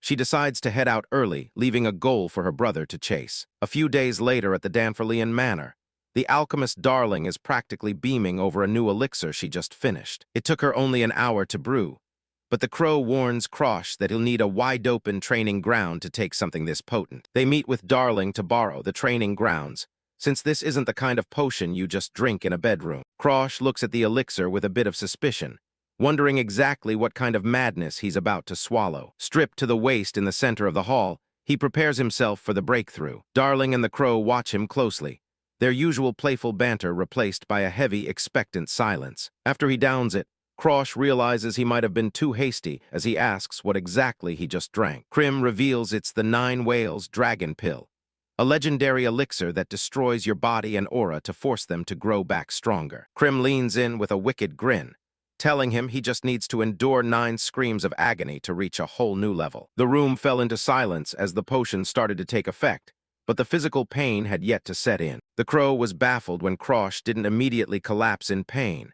He only felt a slight heat building up inside his body. Darling watches with wide eyes as Krosh calmly describes the feeling as nothing more than a steady, prickling heat. He's lived through much worse in his previous life, so a little internal combustion isn't enough to make him break. Krim is left speechless, wondering what kind of hellish life he must have led to find this kind of torture manageable. The crow tells him to stop talking and focus. The more he concentrates, the more efficiently he'll absorb the energy. Deep within his mind, Krim's presence looms as he observes his incredible focus during the process. The reconstruction is brutal. His organs are being burned, and his nerves are being restitched in real time. Most people would have lost their minds, but Krosh's determination is what makes him especially dangerous among regressors. His absolute obsession with achieving his goal is the only thing keeping him conscious through the agony. The crow remains by his side, ready to force him back onto his feet if he ever hits his limit. This is more than just training. It's a promise he made to himself to never be weak again. In the eye of the storm, Krosh feels a sudden shift as the pressure finally starts to give way. His aura, which used to be nothing more than a shallow puddle, is rapidly expanding into a vast, deep lake. Up until now, he had only refined the quality of his aura, but there was always a limit to the natural amount he could hold. In an instant, he leaps from a mid-tier expert all the way to the upper tier, a massive jump in raw power. The internal ocean of energy stabilizes, signaling that the transformation is complete. Krosh opens his eyes, glowing with a new intensity. He's finally standing on the same stage as the world's geniuses. Even the crow is impressed, calling him a stubborn brat for using the dragon's flames to burn away every last impurity. As Krosh caught his breath, He retorted that stubbornness is an absolute requirement if one wants to survive against those stronger than themselves. He looked straight at Krim, making it clear that the standards he set for himself were higher than anyone else's. Krim looked back at the stubborn brat and could only let out a sigh. Krosh is finally dressed and ready to go when he hears the others calling out to him, having waited for him to finish the breakthrough. Bianca rushes to his side. She couldn't stand the thought of being away from him for so long. He gives her a gentle pat on the head, though he tells them they should have waited somewhere warm instead of lingering out here. Darling looks up at him in surprise, immediately noticing that he seems to have hit a massive growth spurt during the training. Darling doesn't miss a beat, playfully teasing him about his new height and asking if he'll take her as a mistress now. Darling observed him with a satisfied look, clearly relieved to see that the elixir she brewed had actually worked. The conversation shifts to the future. Darling asks if he's still planning to enroll at Lahelny Academy next year. She's already decided to enroll first, insisting that he'll have to call her his senpai once he arrives. Krosh considers the ripple effect of his actions. In his past life, neither Darling nor Charlotte ever stepped foot in the academy. Darling explains the unique structure of the school, where progression is based entirely on skill rather than age or grade. She's genuinely excited, seeing it as the perfect opportunity for the three of them to stay close together. She turns a page in her manual, fully committed to this new path instead of her original life as a wandering world traveler. Krosh has a strong feeling that even Charlotte is being drawn toward the academy this time around. Darling reaches out, making it clear she's looking forward to seeing him there in a year's time. Hearing that fake-acting father say that, he couldn't help but feel a chill, yet deep in his subconscious. He also felt a heavy weight as he tried to process the massive shift in his own fate. Suddenly, a desperate shout echoes through the manor grounds as someone tries to escape. A pair of polished black shoes steps into the light. The head butler has finally arrived for the evaluation. Inside Blue Pine Hall, Catherine Valheim is informed that Krosh has returned and is ready for his testing. Her reflection gleams in the edge of her blade as she sets the date for the evaluation exactly 1 week from now. A low laugh echoes through the training hall, the heavy doors shutting behind her with a final thud. Catherine glows with a faint blue aura, her anticipation building as she prepares to see just how much the boy has evolved. When they finally meet face to face, she immediately notes the physical transformation he's undergone. She wears a practiced, polite smile that doesn't quite reach her sharp eyes. Krosh greeted him with a polite social inquiry, but he couldn't help but remain on guard. Catherine Valheim isn't just the head butler. She's also his great-aunt, a masterclass fighter who demands perfection. She explains that because he took down a high-level expert like the slaughter dog, the family needs to reconfirm his actual standing. When he tries to brush it off as mere luck, she simply laughs it off, stating that luck is just another facet of one's ability. Krosh realizes there's no way to hide the true extent of his growth from a master of her caliber. Her expression turns cold as she lays out the stakes.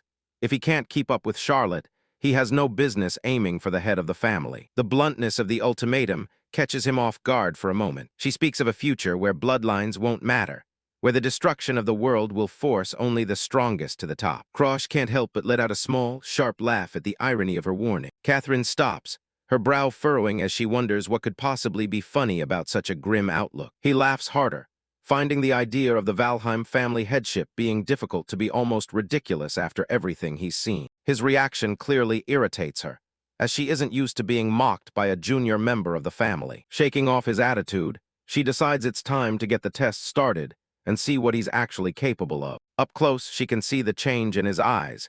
He doesn't even look like the same person he was a year ago. She draws a practice sword from her belt, the movement fluid and precise. Setting her stance, she gives him his only objective. If he can make her take even a single step back, he passes.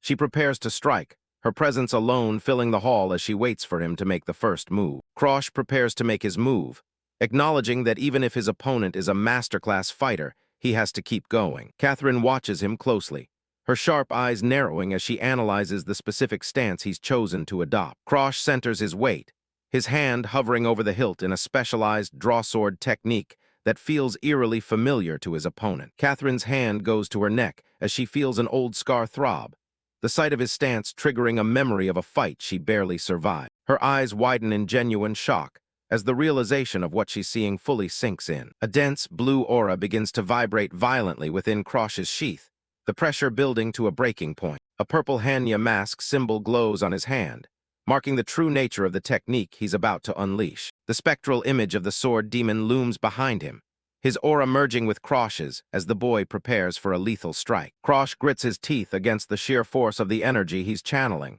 a faint wisp of green mist escaping his lips. Swirling clouds of dark purple and black aura coalesce around the hilt of his blade as he finally begins the draw. With a single explosive motion, he executes a slash that sends a massive wave of dark energy tearing across the training ground. Catherine raises her sword to meet the blow, her own blue aura flaring as she struggles to contain the impact of the purple shockwave. She manages to hold her position, acknowledging the strength behind the attack with a grim, impressed look. Blue light flickers across her face as she admits that, while she doesn't know where he learned it, the technique is undeniably first class. The two forces collide in a blinding flash of light, the training hall shaking under the pressure of their clashing wills. Catherine stands at the center of the dissipating energy, her expression clear proof that she no longer views him as the same boy from a year ago. The dust begins to settle around them, leaving both combatants standing in the middle of a scarred and cracked arena. Catherine looks down at her hand and realizes the sheer force of Krosh's strike has snapped her practice blade in two. She stares at the jagged remains of the hilt, the pieces of the broken sword littering the ground at her feet. A rare, satisfied smile crosses her face as she admits that even with an old practice sword, she never expected it to be shattered like this. Reaching her verdict, she officially declares that Krosh has passed the test with flying colors. She turns to leave, congratulating him on a job well done while Krosh slumps over, the exhaustion finally catching up to him. He stops her with a sudden request, surprising her with his desire to join the Blue Sea Knights instead of the top-tier orders. Catherine pauses, her brow furrowed in confusion as she questions why he would choose a middle-tier knight order over something more prestigious. Krosh looks her directly in the eye, his gaze steady and unwavering as he confirms his choice. She studies his expression for a long moment, wondering what kind of scheme he's brewing behind those calm eyes. She agrees to bring his request to the Knight Commander, the heavy doors of the hall looming behind them as the test concludes. Once he's alone, Krosh finally lets himself collapse to the stone floor, gasping for air as the adrenaline fades. In the darkness of his thoughts, he compares his own performance to the reports he'd heard of Charlotte's nearly superhuman feats. A sudden, authoritative voice breaks the silence, causing Krosh's eyes to snap open in alarm. Standing before him is Valpenabazilog Valheim, the head of the family, his presence radiating a crushing, silent weight. Krosh can barely breathe as he looks up at his father, the man's overwhelming aura pinning him to the ground. His father notes that he's grown and tells him to take the rest of the afternoon to recover from the evaluation. Without another word, the family head turns and departs with his retinue, leaving Krosh to wonder why he bothered to show up at all. 3 weeks pass, and Krosh finds himself in the bustling magic city of Hargram, the sacred seat of the Red Magic Tower. He walks through the crowded streets, accompanied by a companion as they navigate the territory of magic supremacists. They pass by shops filled with strange potions and ancient scrolls, the very air of the city thick with the scent of alchemy. Krosh explains the history of the city with a knowing smile, his memories of the future giving him an edge in this unfamiliar land. His thoughts drift to the other regressors, specifically the one who reached her peak faster than anyone else in the previous timeline. That person is Abela, the Red Witch, a powerful mage who retained her memories and vast magical knowledge through the regression. Krosh knows that with her power, it's only a matter of time before she returns to her status as a legendary great mage. He rests his chin on his hand, realizing that the most dangerous thing would be for her to discover that he has regressed as well. Krosh Walheim stands before a quiet tavern at sunset, resolved to finish their business and depart as quickly as possible. Beside him, Bianca peers at the building with curiosity, questioning if he is already familiar with the shop's reputation. Once inside, Krosh explains that while the place looks ordinary, it is a famous spot known only to those with a discerning palate. He points out Lilina, a maid of the Ygritte family, who is currently preoccupied with greedily stuffing her face at a nearby table. Lilina eventually finishes her meal and skips away with a cheery goodbye, confirming Krosh's belief that her personality hasn't changed a bit. As she disappears into the evening light, Claude's crow watches her from the rooftops, his red eyes fixed on the bright-haired maid he's been tasked to tail. Krosh remains at their table, confident that sending Krim to follow her for information will soon provide the leads they need. He smiles and suggests to Bianca that they should enjoy a good meal themselves, while they wait for their feathered spy to return. By the time they step back out into the night, Bianca is rubbing her eyes, the long wait making her feel increasingly sleepy. Krosh encourages her to keep walking just a little longer. His mind focused on the report he expects Krim to deliver any moment now. With a sudden flurry of black feathers, Krim swoops down from the night sky, squawking loudly about being left behind for dinner. Bianca gently strokes the crow's head to calm him while Krosh leans in, eager to hear what he discovered during his surveillance of the maid. The narrative shifts to the Ygritte estate later that night, where a heavy and ominous silence has fallen over the mansion. Aslan Ygritte, the grandson of the Flame King, is shown with a hollow, lifeless stare that hints at a tragic and final decision. A scene of absolute chaos breaks out as the household staff discovers the young heir, with the shocking news spreading that Aslan has committed suicide. A young man with messy red hair and hollow, dark-circled eyes stares blankly, his mind clearly in a dark place. This is Aslan, and he looks like he's at the end of his rope. The household staff at the Ygritte Manor are in a total panic, shouting for someone to cut the rope and save their master.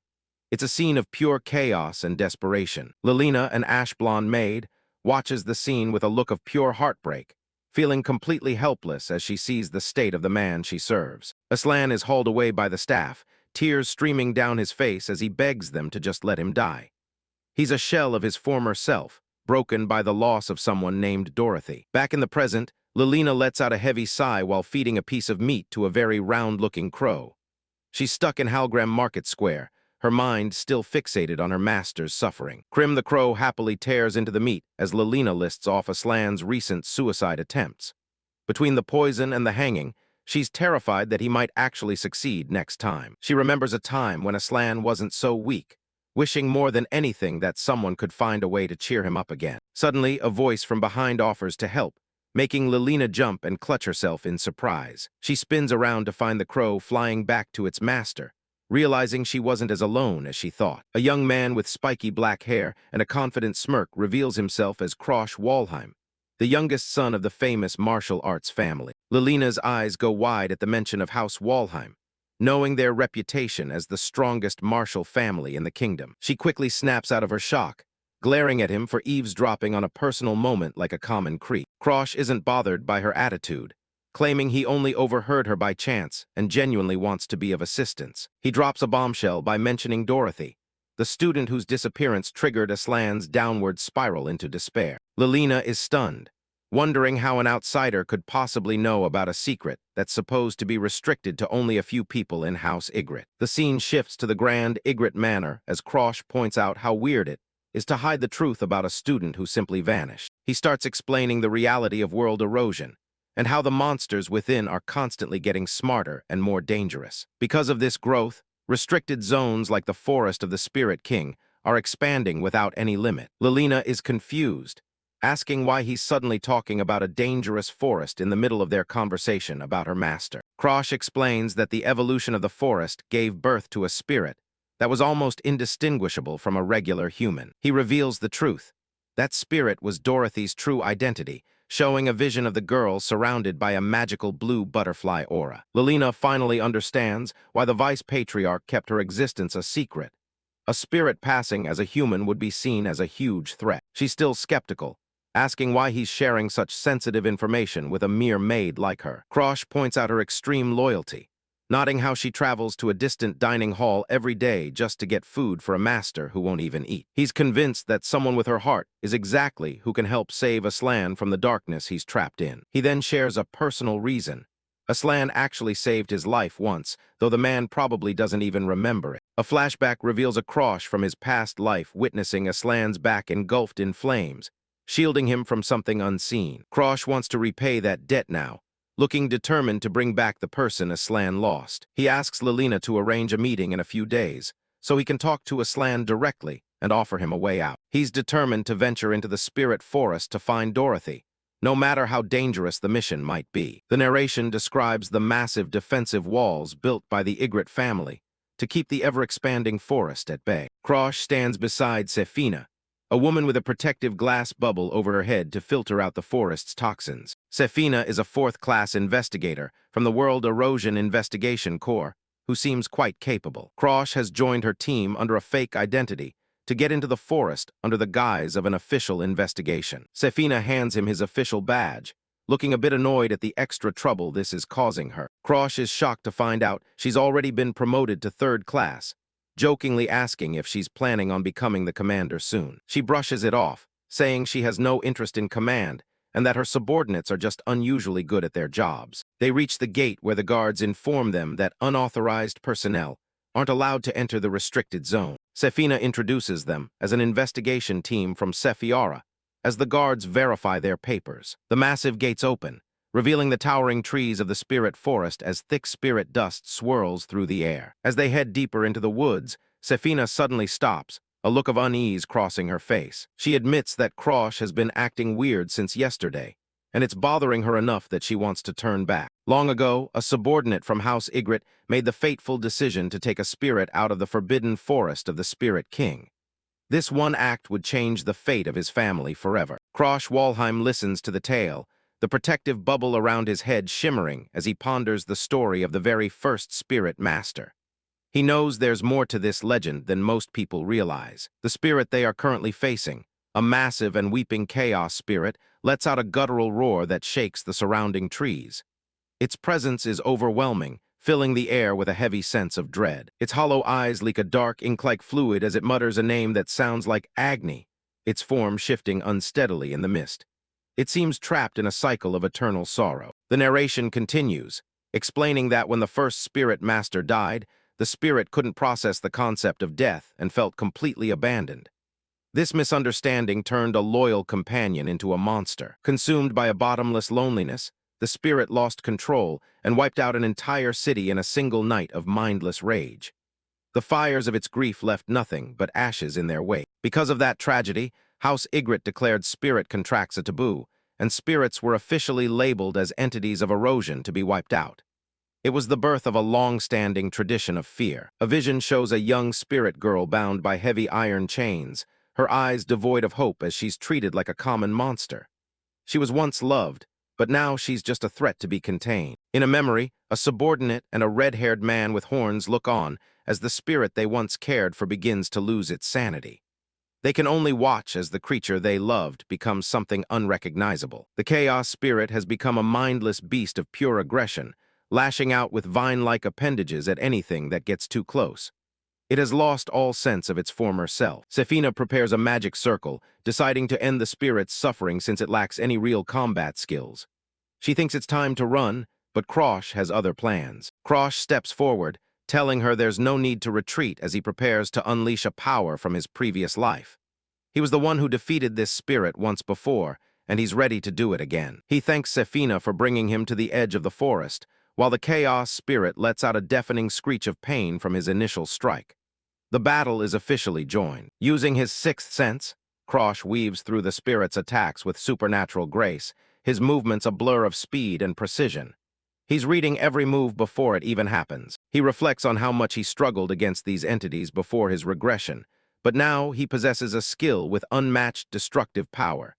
The experience of a lifetime is finally paying off. With the spirit Ignis at his side, he can incinerate anything that stands in his way. The flames dance around him, ready to be unleashed at his command. He knows he has to act now, while the world is still being consumed by erosion, and the chaos spirit hasn't reached its full, terrifying strength.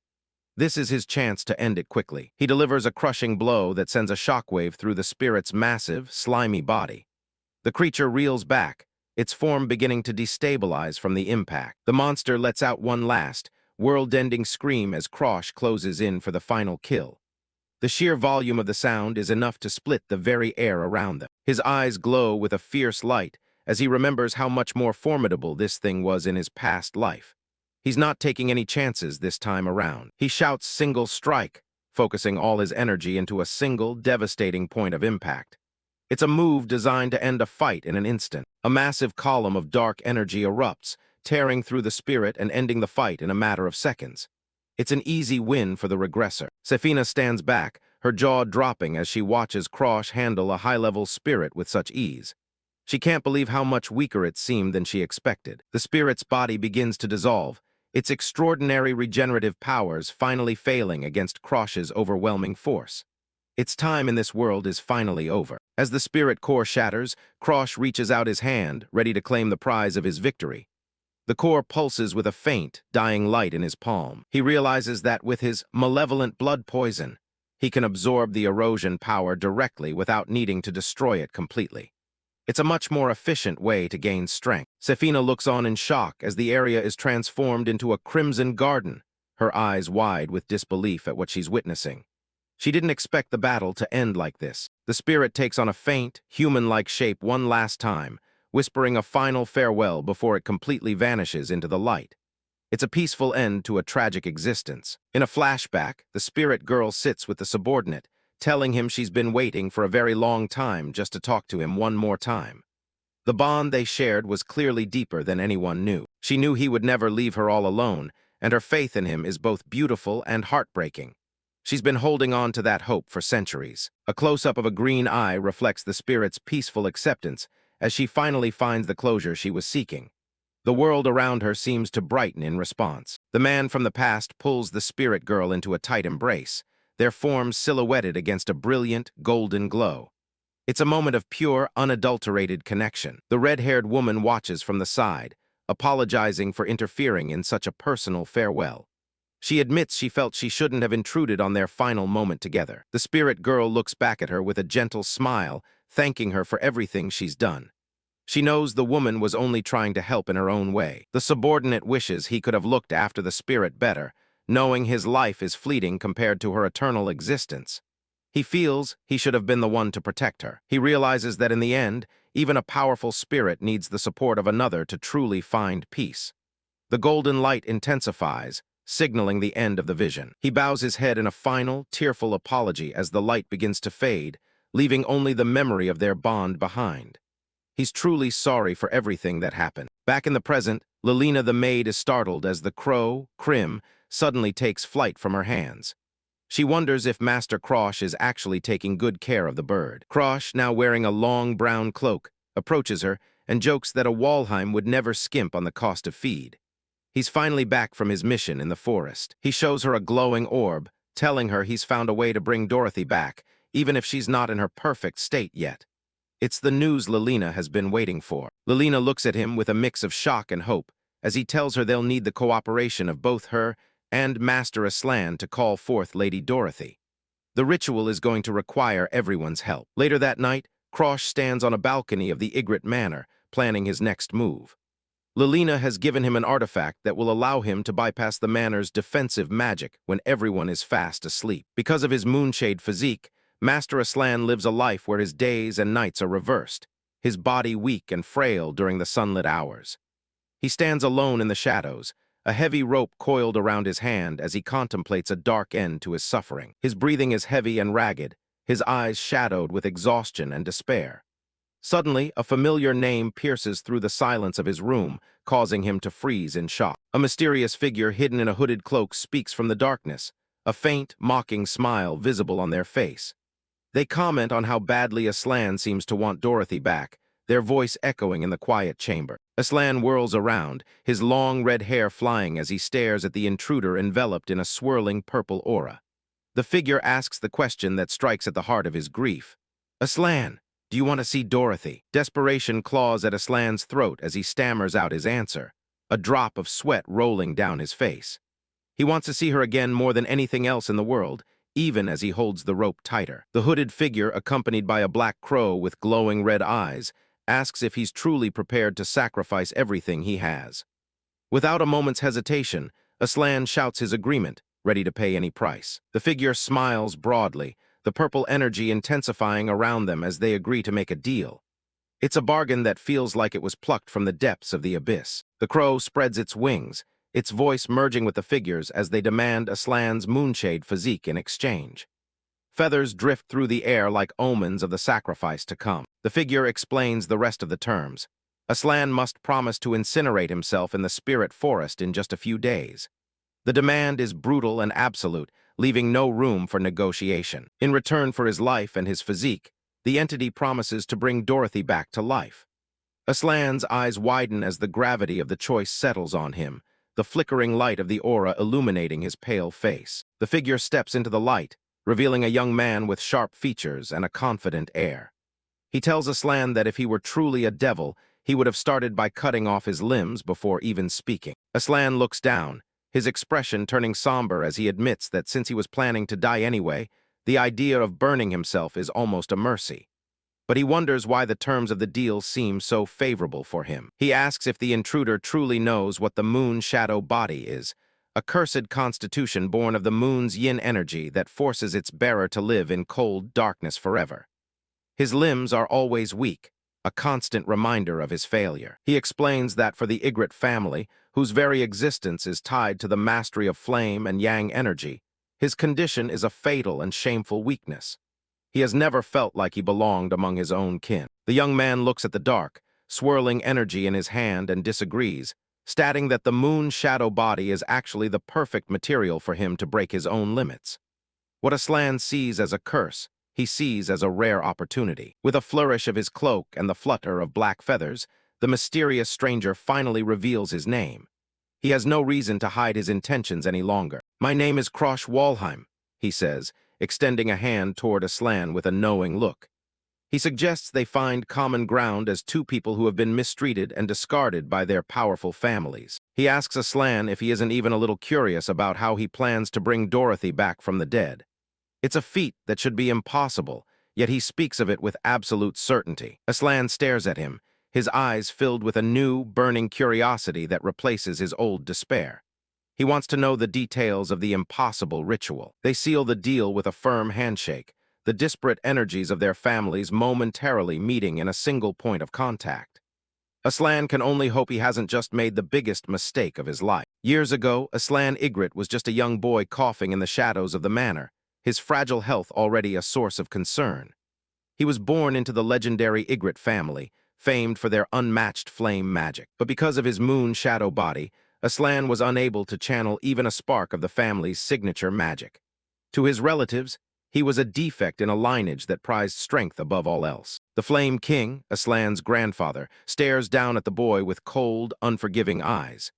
He declares that Aslan must be removed as a candidate for family head, his decision final and absolute. Agatha Ygritte, Aslan's mother, tries to plead with her father, reminding him that the boy is his own grandson. She begs him not to be so cruel as to take away his future entirely. Her father's response is a harsh and resounding "no," his gaze never wavering from her distressed face. He has no room for sentiment in the governance of the family. The Flame King looms over his daughter, demanding to know if he should let the entire Ygritte family and the Red Magic Tower collapse just because he loves his grandson too much. To him, the boy's existence is a liability. He points to a family portrait, telling Agatha that if she hadn't married someone with yin energy in the first place, none of this would be happening. He blames her choices for the weakness of her son. He speaks of a girl in the Red Magic Tower named Abela, a child with an incredible natural talent for flame magic. She is exactly what the family needs to maintain its prestige. He decides that if Agatha has no intention of having another child, they will simply adopt Abela to be the new successor. He turns his back on his own daughter, his mind already made up. The Flame King towers over the young, trembling Aslan as he leaves the room, his cape billowing behind him. He doesn't even look at the boy as he delivers a final, dismissive "understood" to Agatha. He mutters "useless thing" under his breath, his words cutting deeper than any physical blow ever could. Aslan is left standing in the wake of his grandfather's immense, oppressive aura. Young Aslan watches his grandfather walk away, a desperate thought echoing in his mind. If only he were even half as good as Abela. He feels the weight of everyone's disappointment on his small shoulders. He runs to his mother, promising to work even harder on his magic training so that his grandfather will notice him again. His face is filled with a tragic, misplaced hope. Agatha's eyes turn a cold, glowing red as she stares down at him, her face completely devoid of maternal warmth. She tells him that simply working harder is nowhere near enough. She reminds him that his own father was killed by his grandfather, a fact he can never afford to forget. She tells him that from now on, he must do everything as if his life were on the line, because it is. From that day forward, Agatha Ygritte became the acting family head and transformed herself into a harsh, uncompromising figure. Her every action was geared toward one goal: preventing the rest of the family from killing Aslan. She began tormenting her beloved son as if she had become a different person entirely, using cruelty as a shield to hide him from the even greater ruthlessness of the Ygritte elders. Aslan fell to the floor, tears streaming down his face as his life became a waking nightmare. Once, as they sat by a small campfire, Krosh rested his head on his hand while looking at Aslan. He asked the question that had been weighing on his mind. Aslan, why did your body end up like this? His gaze lingered on the bandages wrapped around the other man's skin. Aslan sits across the fire, his body hunched and his expression unreadable. He gives a simple, chilling answer that explains everything he has endured. Revenge. Aslan stares into the crackling campfire, his voice low as he speaks of his grandfather, the Flame King, who only values the family's prestige. He is driven by a burning need for revenge against the man who stole everything precious to him. Wrapped in bandages from head to toe, Aslan recounts the desperate measures he took in the past. To purge the weakness from his lineage, he went as far as to set himself ablaze. The sacrifice was intended to incinerate the moon shadow body along with his own physical form, a gamble of life and death that left him scarred but alive. Krosh reflects on the history he knows. In the previous timeline, Aslan eventually left his family and surpassed his grandfather to become a legendary flame emperor. This knowledge explains why the conditions for unlocking the moon shadow body are so specific. The true requirement to unlock the power of the moon shadow body is breaking Aslan's own ingrained stubbornness. It is a mental barrier as much as a physical one, reinforced by years of isolation. Aslan never wanted to rely on anyone else's strength to fix his condition. He was determined to overcome the curse of the moon shadow body through his own willpower alone. Krosh watches him, recognizing that same fierce independence. Krosh adjusts his stance, a faint aura of power swirling around him as he thinks back to that night in the manor. He knows Aslan's stubborn nature is both his greatest weakness and his potential greatest strength. Back in the manor, Aslan holds a glowing orb, questioning how Krosh could possibly know how to revive spirits when even the Ygritte family, keepers of the forest, has no such knowledge. The mystery of the boy before him only deepens. Aslan agrees to the plan and promises to inform Lelina of their arrangement.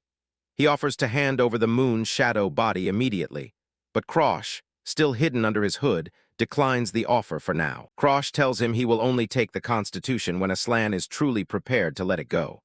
Left alone, Aslan ponders the true meaning of preparedness as the moonlight filters into the room. Under the night sky of the city, August in crow form flies above Krosh, questioning why he's taking such a convoluted path. The bird wonders if Krosh is simply being soft because Aslan was once a comrade. Krosh looks down, his face partially obscured by his hood. He knows that the coming destruction is too vast for him to handle by himself. He needs powerful allies he can trust. In the timeline before the regression, Aslan had died at the young age of 24, having exhausted his lifespan in a futile attempt to erase his curse. It was a tragic waste of a brilliant talent that Krosh refuses to let happen again. The crow stares with its glowing red eyes as Krosh explains that this time, things will be different. While he fights the disasters on the front lines, he needs Aslan to be the one standing firmly behind him as his support. Krosh explains that they cannot use Siglin and the other powerful figures the same way Arthur once did, as they are far too unpredictable and risky to control. Aslan, however, possessed true ability even before the world turned to ash. Furthermore, the moon shadow body is the essential key to managing the lethal heat of flame erosion. By saving Aslan and securing the Constitution, Krosh is effectively taking down two major obstacles at once. As he walks through the quiet streets, Krosh's thoughts drift back to Lelina. He remembers her pleading with him to use his curse-stealing skill for a greater purpose someday. Lelina had smiled, asking him to take care of Master Aslan's true feelings, believing that the two of them were perhaps the only real friends the other had in this harsh world. Her words carry a weight he can't easily shake off. Krosh sighs and scratches the back of his head, looking back at the path he's chosen. "It's a promise," he mutters to the empty night, even if he knows that keeping such a vow will be anything but easy. Krosh gazes down from the heights of the manor, finalizing his plans. He's got a promise to keep, and if things go right, he'll be knocking out 3 goals at once. A memory of chaos flares up. Agatha Ygritte begged for mercy, but the Flame King was unmoved while Aslan stood amidst a self-made inferno. The old man's roar was deafening, calling his own grandson a direct-line disgrace for trying to throw his life away. Aslan just stood there, letting the heat consume him. Through the rising smoke, Aslan let out a hollow laugh. He'd spent years being invisible to his family, and now he finally had his grandfather's undivided attention. The Flame King didn't care for the boy's words. his hands already glowing with lethal intent. Aslan knew the old man was only worried about his perfect successor, Abela. Agatha could only watch in despair as her son reached his breaking point. To Aslan, he'd already lost everything, his mother's protection and his one true friend, Dorothy. A younger version of the boy smiled as the flames licked at his skin. He'd lost his entire life to the burden of the family name, and he wasn't about to go out quietly. Crying but smiling manically, Aslan swore to become the ultimate disgrace to the Ygritte legacy. The Flame King's face hardened, his fury reaching a boiling point. A massive magic circle of concentrated flame formed in the air, crackling with raw, destructive power. With a savage cry, the old man unleashed the blast, ready to give Aslan the death he so desperately wanted. Agatha sprinted toward the center of the blast, her voice cracking as she screamed her son's name. She lunged forward, desperate to pull him back from the brink of total annihilation. Suddenly, a massive pillar of dark energy erupted from the earth, slamming into the Flame King's fire and splitting it apart. Aslan looked up in shock as a hand reached through the searing heat, offering protection he never expected to find. Krosh swung his blade with absolute precision, parrying the incoming waves of fire as if they were nothing. Lilina moved in a blur, catching Aslan before he could collapse back into the burning ruins. The maid held him steady while August, in her crow form, watched over them from the sky. Aslan stared at her, stunned that she had actually come back. She didn't waste a second, pulling a letter from Krosh and Dorothy's crystal out of her pocket to show him. Aslan's breath hitched as he took the paper, realizing the thief had actually fulfilled the impossible bargain. The letter was simple. Follow the crow to the lake, use the spirit powder, and Dorothy would return to the world of the living. He clutched the note like a lifeline, the first spark of real hope returning to his eyes after years of darkness. A brief flashback revealed the crystal was the key to their plan. Originally meant to lure out the acting head before the Flame King himself made a surprise return. Lilina looked up toward the clashing powers, her voice trembling as she asked if Krosh could really hold his own. The Flame King was relentless, forcing Krosh to use every ounce of his strength just to keep the old man's massive power at bay. Aslan shouted at him, still unable to fathom why anyone would willingly want to take on a curse like the Moonshade body. But if Krosh needed it to save Dorothy, he was done holding on. He screamed for the thief to take the physique and the burden that came with it. Deep within the spiritual realm, a colossal golden lock groaned under the strain before finally shattering into pieces. The transfer was violent and immediate.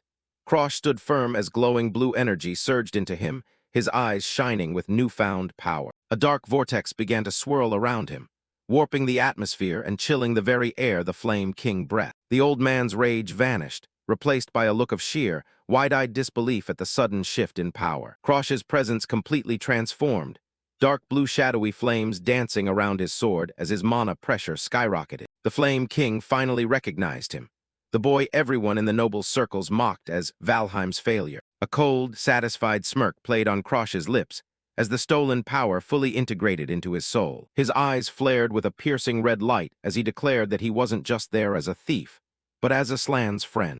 The Flame King is caught off guard as Krosh's power levels start hitting dangerous heights. He finally puts a face to the name. It's the kid people called the failure of the Valheim family. Krosh just shoots him a cold smirk.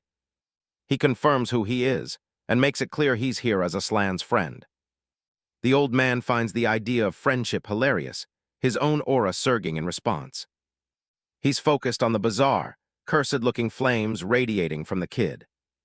He tries to brush it off, telling Krosh to just go home before things get messy with his family. But Krosh isn't backing down, even if he's facing one of the 10 strongest people alive. He closes the gap in an instant, clashing directly with the old man's fire. He mocks the legend for being arrogant enough to turn his back on a rookie. Meanwhile, a massive explosion of fire lights up the sky while Aslan stands in the river. Lilina screams for him to hurry up. This is his only chance to bring Dorothy back. Aslan looks down at the glowing orb and the spirit shard in his hands. He thinks back to how he was the only one in his line who couldn't use flame magic. He'd spent his whole life being treated like garbage by his own blood. Everything changed the day he met Dorothy. Back then, she'd show him little spirit tricks and ask if he thought she was amazing. He'd always play it cool, telling her any student could manage that much. He admitted that everyone at the academy looked down on him as a failure. But she didn't care. She just wanted him to teach her magic from his books. She even promised to buy him dinner at her favorite spot as payment. He'd always believed magic was the only thing that gave a person value, but she was a total mystery to him. She was just happy making a simple paper airplane fly. When he asked her why she even bothered with magic, she just told him it was fun. He couldn't understand that perspective at all. To him, magic was just a burden he was failing to carry. He thought about how kids are usually honest about what they actually like doing. He remembered showing off his first bit of wind magic to his mother. She'd been so proud, giving him the kind of love he'd later lose. She told him magic would be the most important thing in his world. He realized that maybe, deep down, he really did enjoy it once. He walked over to where Dorothy was watching her plane. He reached out and tapped her on the shoulder. And then he just went for it and kissed her. He finally admitted he loved her, leaving her completely speechless. She just laughed and told him he was doing things in the wrong order. But that moment of peace didn't last. The paper airplane was suddenly torched. A beam of fire shot through the air, and Dorothy threw herself in the way to save him. She gave him one last smile before her spirit began to shatter into light. Aslan screamed her name as his mother, and the guards arrived on the scene. All that was left of her was a glowing shard sitting on the scorched stone. He collapsed to his knees, desperately trying to tell them she wasn't a terrorist. She was just trying to protect him. When the illegal spirit research group attacked the academy, Dorothy was the one who stayed behind to evacuate students and put out the fires. And when a terrorist explosion brought the whole dormitory down, she didn't hesitate to risk her life just to keep Aslan safe. Back in the present, Aslan's own mother and her guards looked down at him, unable to believe a member of the Ygritte family would protect a spirit. Tears streamed down Aslan's face as he tries to find the words to explain what Dorothy truly is. To him, she isn't just a spirit or a research subject. She's the person he loves most in the world, the one who is always by his side. Back on the battlefield, the Flame King can't believe the Valheim family managed to produce yet another monster. He has to admit Krosh's speed is masterclass, especially for someone who's still technically a kid.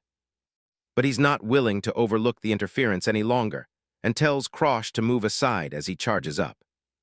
A massive pillar of fire erupts from the old man's hands, lighting up the entire forest as Krim flies overhead. The crow calls out to Krosh, signaling that something has changed. Krosh gets a satisfied look on his face. The spirit has finally revived. He realizes that the flame erosion that was slowly killing him has been neutralized, thanks to Aslan's moon shadow body. Now that the penalty is gone, he can focus all his energy on maintaining his power throughout the fight.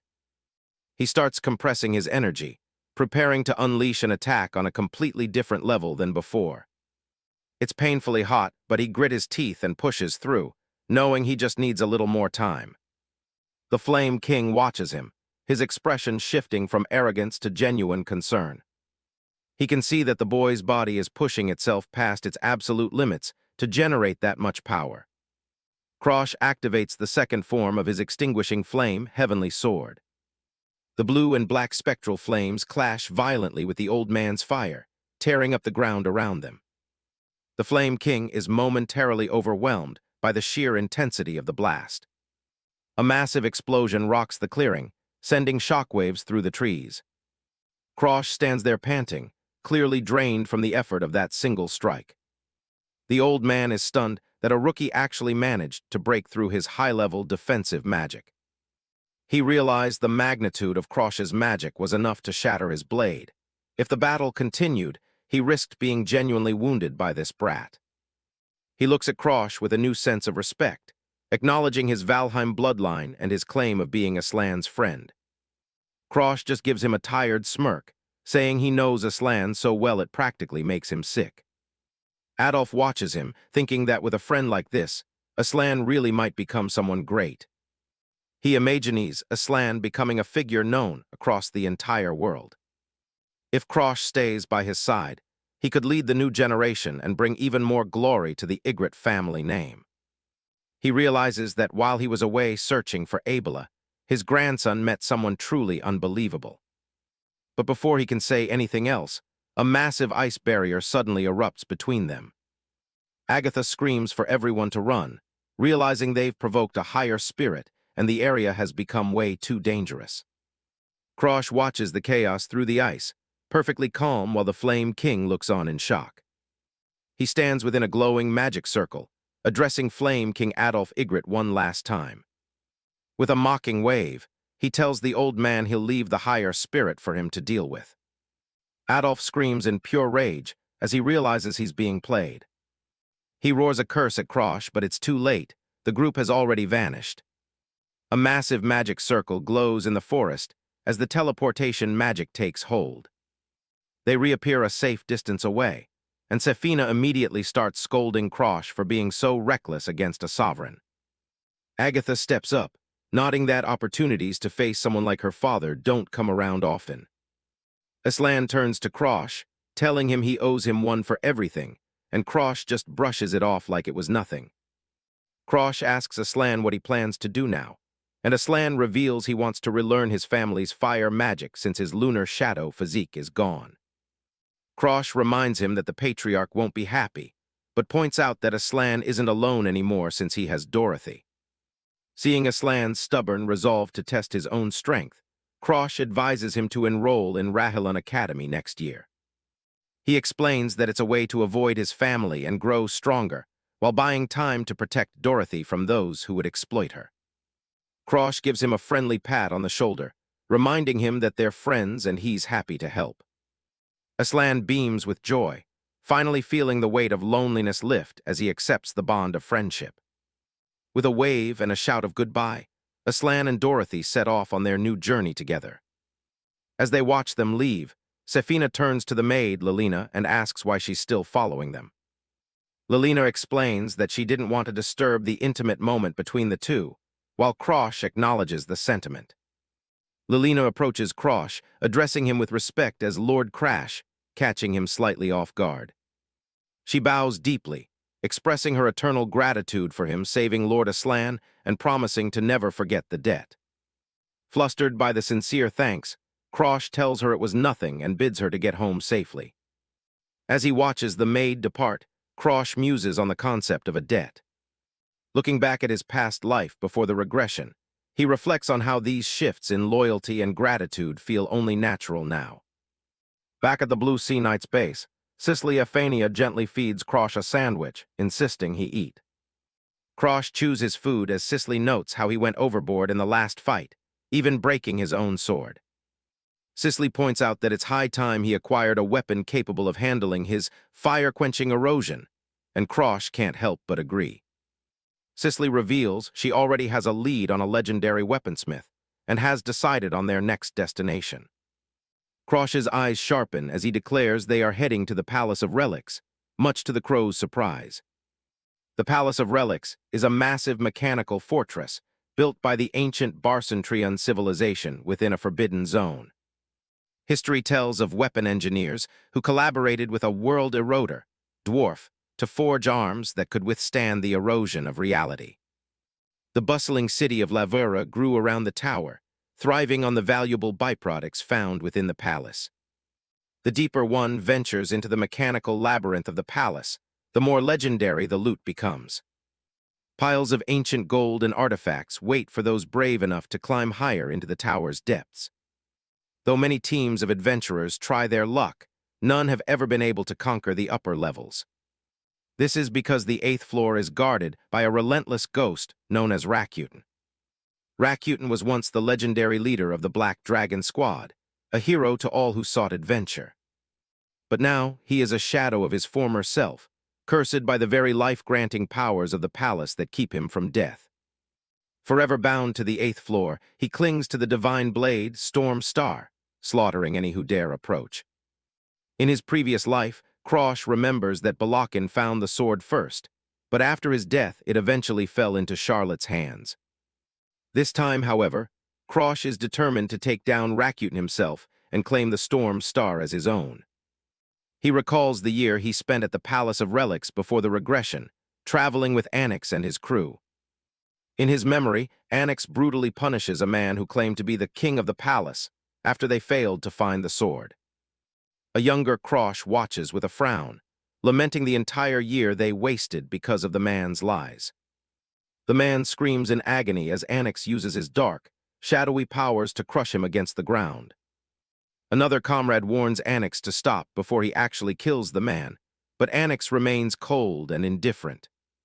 Anix chides Krosh for being too soft, arguing that scum who try to kill them first deserve an unforgettable lesson. The rest of the group agrees, reminding him that in a lawless zone like this, there are no rules to protect the weak. Back in the present, a group of thugs gloats over a beaten man, claiming that taking down Rakuten is a job for the Fendel Lord faction. A spiky-haired brat named Fendel stomps on a poster, warning Krosh not to get arrogant just because of his Valheim name. Fendel declares himself the king of the palace, leading the notorious Fendel Lord faction with an iron fist. Krosh stares at him, realizing that even in this timeline, some people never change their troublesome ways. Krosh demands an apology from Fendel for the interruption, much to the curiosity of the surrounding crowd who knows Fendel's reputation for causing trouble. Seeing Krosh's confidence, Fendel mocks him for only being a high-rank expert while he himself is on the verge of reaching the master rank. To Fendel's surprise, Krosh ignores the threat and offers to recommend him for a position within the Valheim Knights. Krosh explains that he's taken a liking to Fendel, nodding his status as a talented commoner who has managed to lead a whole faction.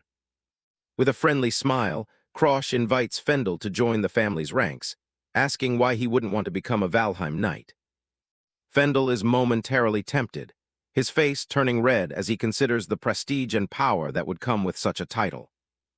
He begins to fantasize about the glory of being a Valheim Knight, imagining other soldiers bowing before him while he laughs triumphantly. His imagination runs wild with visions of former enemies crawling at his feet, but Krosh snaps him back to reality by asking what his squad should be named. The friendly facade drops as Krosh suggests naming the group the Mutt Squad, mockingly comparing Fendel's behavior to that of a yapping puppy. Trembling with fury, Fendel clenches his fist and asks Krosh to repeat himself, only for Krosh to calmly stand his ground. Krosh looks at him with utter disdain, thinking it pathetic that someone calling himself a king would be so easily swayed by the mention of a promotion. Fendel tries to restrain himself, reminding himself that Krosh is a Valheim, but warns him that making an enemy of him will only lead to trouble on the 8th floor. Krosh just waves him off, confidently declaring that once he defeats Fendel, his entire crew will be begging to switch sides and join Krosh's party. As Krosh walks away, a fuming Fendel orders his men to step back, calling Krosh a pampered noble who doesn't understand the real world. Fendel's eyes burn with bloodlust as he promises to break every bone in Krosh's body, regardless of his family name. Unfazed by the threat, Krosh's gaze remains cold and sharp as he prepares for the inevitable confrontation. Driven by pure rage, Fendel lunges forward, determined to end the young noble's life right then and there. Fendel's mind screams with the intent to kill as he closes the distance, while Krosh remains perfectly composed. Fendel's weapon slams into Krosh's blade, but he is stunned when the heavy blow is blocked with seemingly zero effort. He notes that Krosh is using a high-quality black iron sword, assuming that the superior equipment is the only reason Krosh survived the first strike. Convinced that he is superior in both strength and aura, Fendel prepares to follow up with a more devastating attack. He bellows a promise to leave a permanent scar on Krosh's neck as he unleashes a flurry of powerful strikes. To Fendel's absolute shock, his blade is effortlessly swatted aside as Krosh counters with a calculated movement. Cold sweat breaks out on Fendel's face as he realizes the block wasn't a fluke. Krosh had perfectly read and parried his attack. Seeing the fire magic, Krosh isn't impressed. It's the standard move for a high-ranking heir. He tells the guy he isn't the only one with special skills. Electricity surges through a heavy, curved blade. Fendel glows with green energy, bragging about being the king of this place. Their weapons collide, but Krosh looks completely unfazed. The crowd spots the catch. Krosh is fighting with a blunt sword. A spectator is shocked, wondering how a kid can use a weapon like that. but Krosh already has every habit memorized from his previous life. Fendel swings down with everything he's got. A massive green wolf spirit erupts behind him, aiming to break Krosh and his sword in one go. A girl in the crowd panics, thinking Fendel is actually going to kill him. Krosh stays calm, his eyes glowing with focused energy. He counters with fire-quenching erosion, letting out a burst of blue magic. He ducks under the wolf's jaws, closing the distance. A direct kick lands, launching the cocky air into the sky. Fendel is sent reeling, spitting blood from the impact. Silence hits the crowd as they realize the royal heir actually lost. Krosh gives a smug smile, finally giving them a name to remember, Crash Valheim. He announces his next move, taking down the boss on the 8th floor. He offers his hand, inviting anyone who wants to rewrite history to join his party. My name is Crash Valheim. He's putting a call out for comrades to help him reach the 8th floor and take down fallen heaven. The news hits the crowd like a shockwave. Fendel actually lost, and to a Valheim kid. Lacradian just stands there, looking completely blindsided by the result. Krosh leans back with his crow, looking way too relaxed for someone who just caused a scene. Rak is fuming. She clutches her sword hilt so hard her hand starts shaking. She's hit a wall. No matter how much she trains, she can't seem to break into that beginner master level. That's when a big guy named Derek walks up and calls her out. He tells her straight up that this might be her last chance to turn things around. He reminds her of Fendel, who spent 5 years wasting time with a useless faction after his defeat. But he sees something in Rak that the others don't have. Even when everyone else gave up, she was the only one out there training in the rain every single day. She stays silent for a moment, letting those words sink in. She's not stopping, not today, not ever. She's determined to cut her own path forward with that sword. The next day, Krosh is out and about, nodding that summer is right around the corner. August asks if he's waiting for someone, and he says he's looking for the last light of the Magic Forge Palace. In the old timeline, Fendel was the palace's shadow, while Lacradian was the light everyone admired. Before he regressed, he saw her one last time. She'd quit being a knight and was just selling fruit in the market. He knows Fendel is the type to seek revenge, and that's exactly what he's counting on. His plan is to steal Fendel's signature skill, Lioner. But there are conditions. First, he has to become the object of Fendel's jealousy. Then he needs to make Fendel see him as more than just a rival. And the final step is to actually succeed where Fendel failed. He wanted to hit that second milestone yesterday, but things didn't go quite as planned. It's fine, though. He'll be running into the guy plenty once they're inside the palace. Krim tells him to stop acting cool until he actually has a full team put together. Krosh stops talking when he realizes someone is approaching him. It's Lacradian. She asks if she can join his mission to the 8th floor. She's exactly the recruit he was waiting for. He asks if she's really okay with turning against her former teammate. She doesn't care. To her, they were both just cowards who let fallen heaven break them. When he asks why she's trying again, she says she just wants to change who she is. Krosh smirks and holds out a hand. She's in.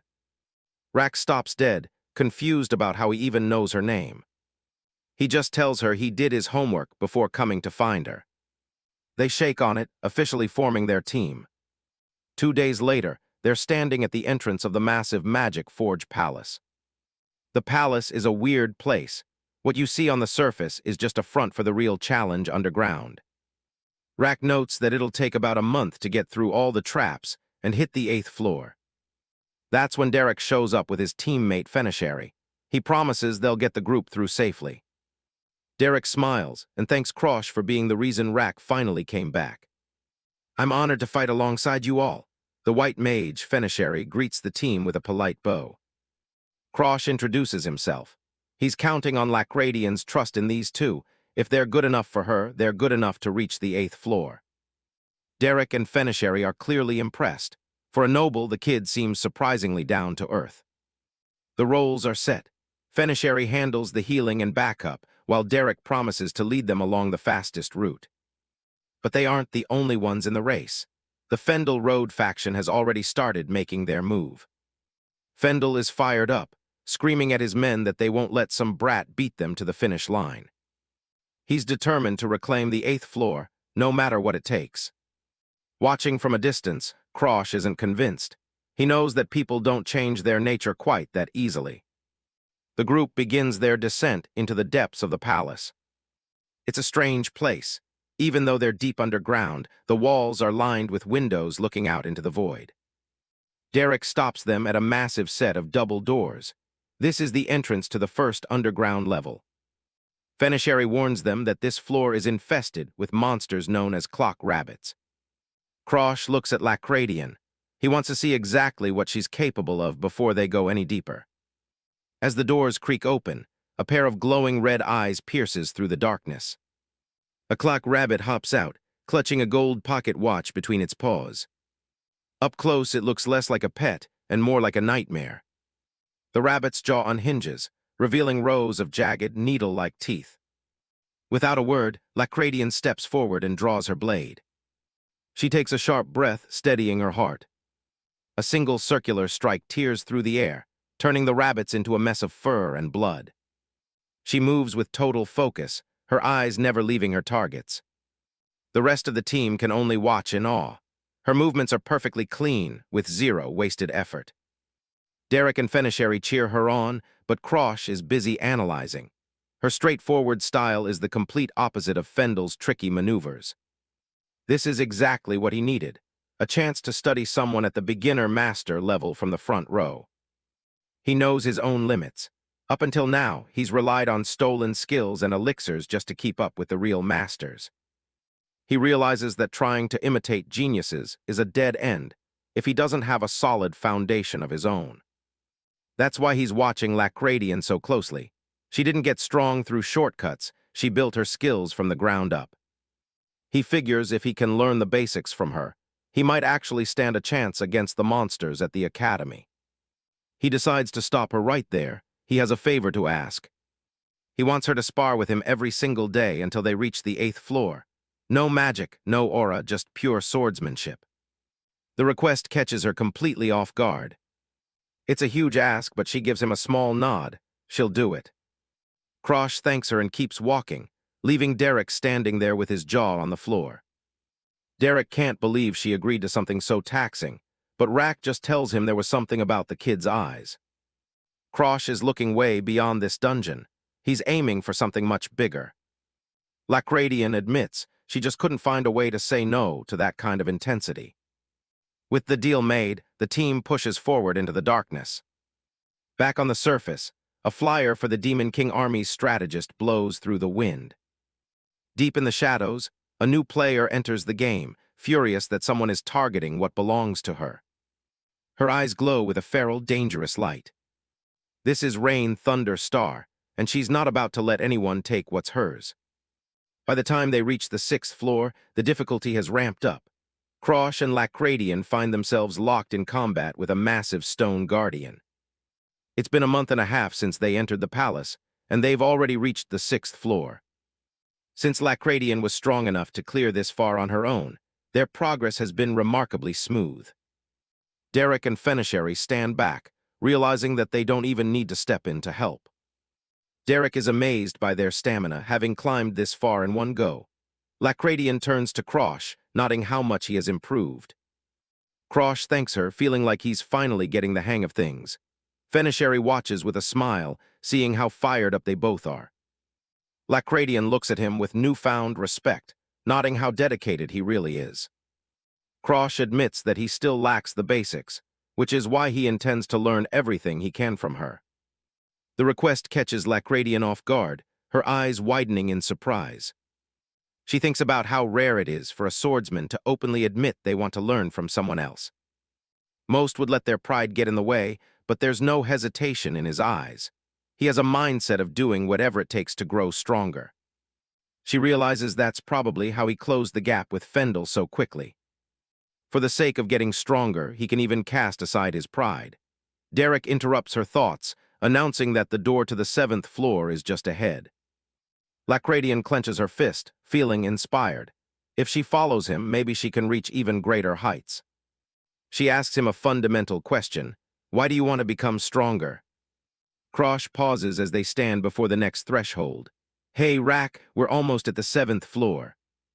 He gives her a blunt, world-shaking answer. The end of the world. He looks up, his expression dead serious. I want to see if I can stop it with my own power. Derek breaks into a loud laugh, unable to take the end of the world comment seriously, while Fenishary is speechless. Lacradian thinks that Krosh still has a bit of a childish side to him. However, she quickly corrects herself. Looking at the intensity in his eyes, she realizes he's completely serious. He truly believes the world will end.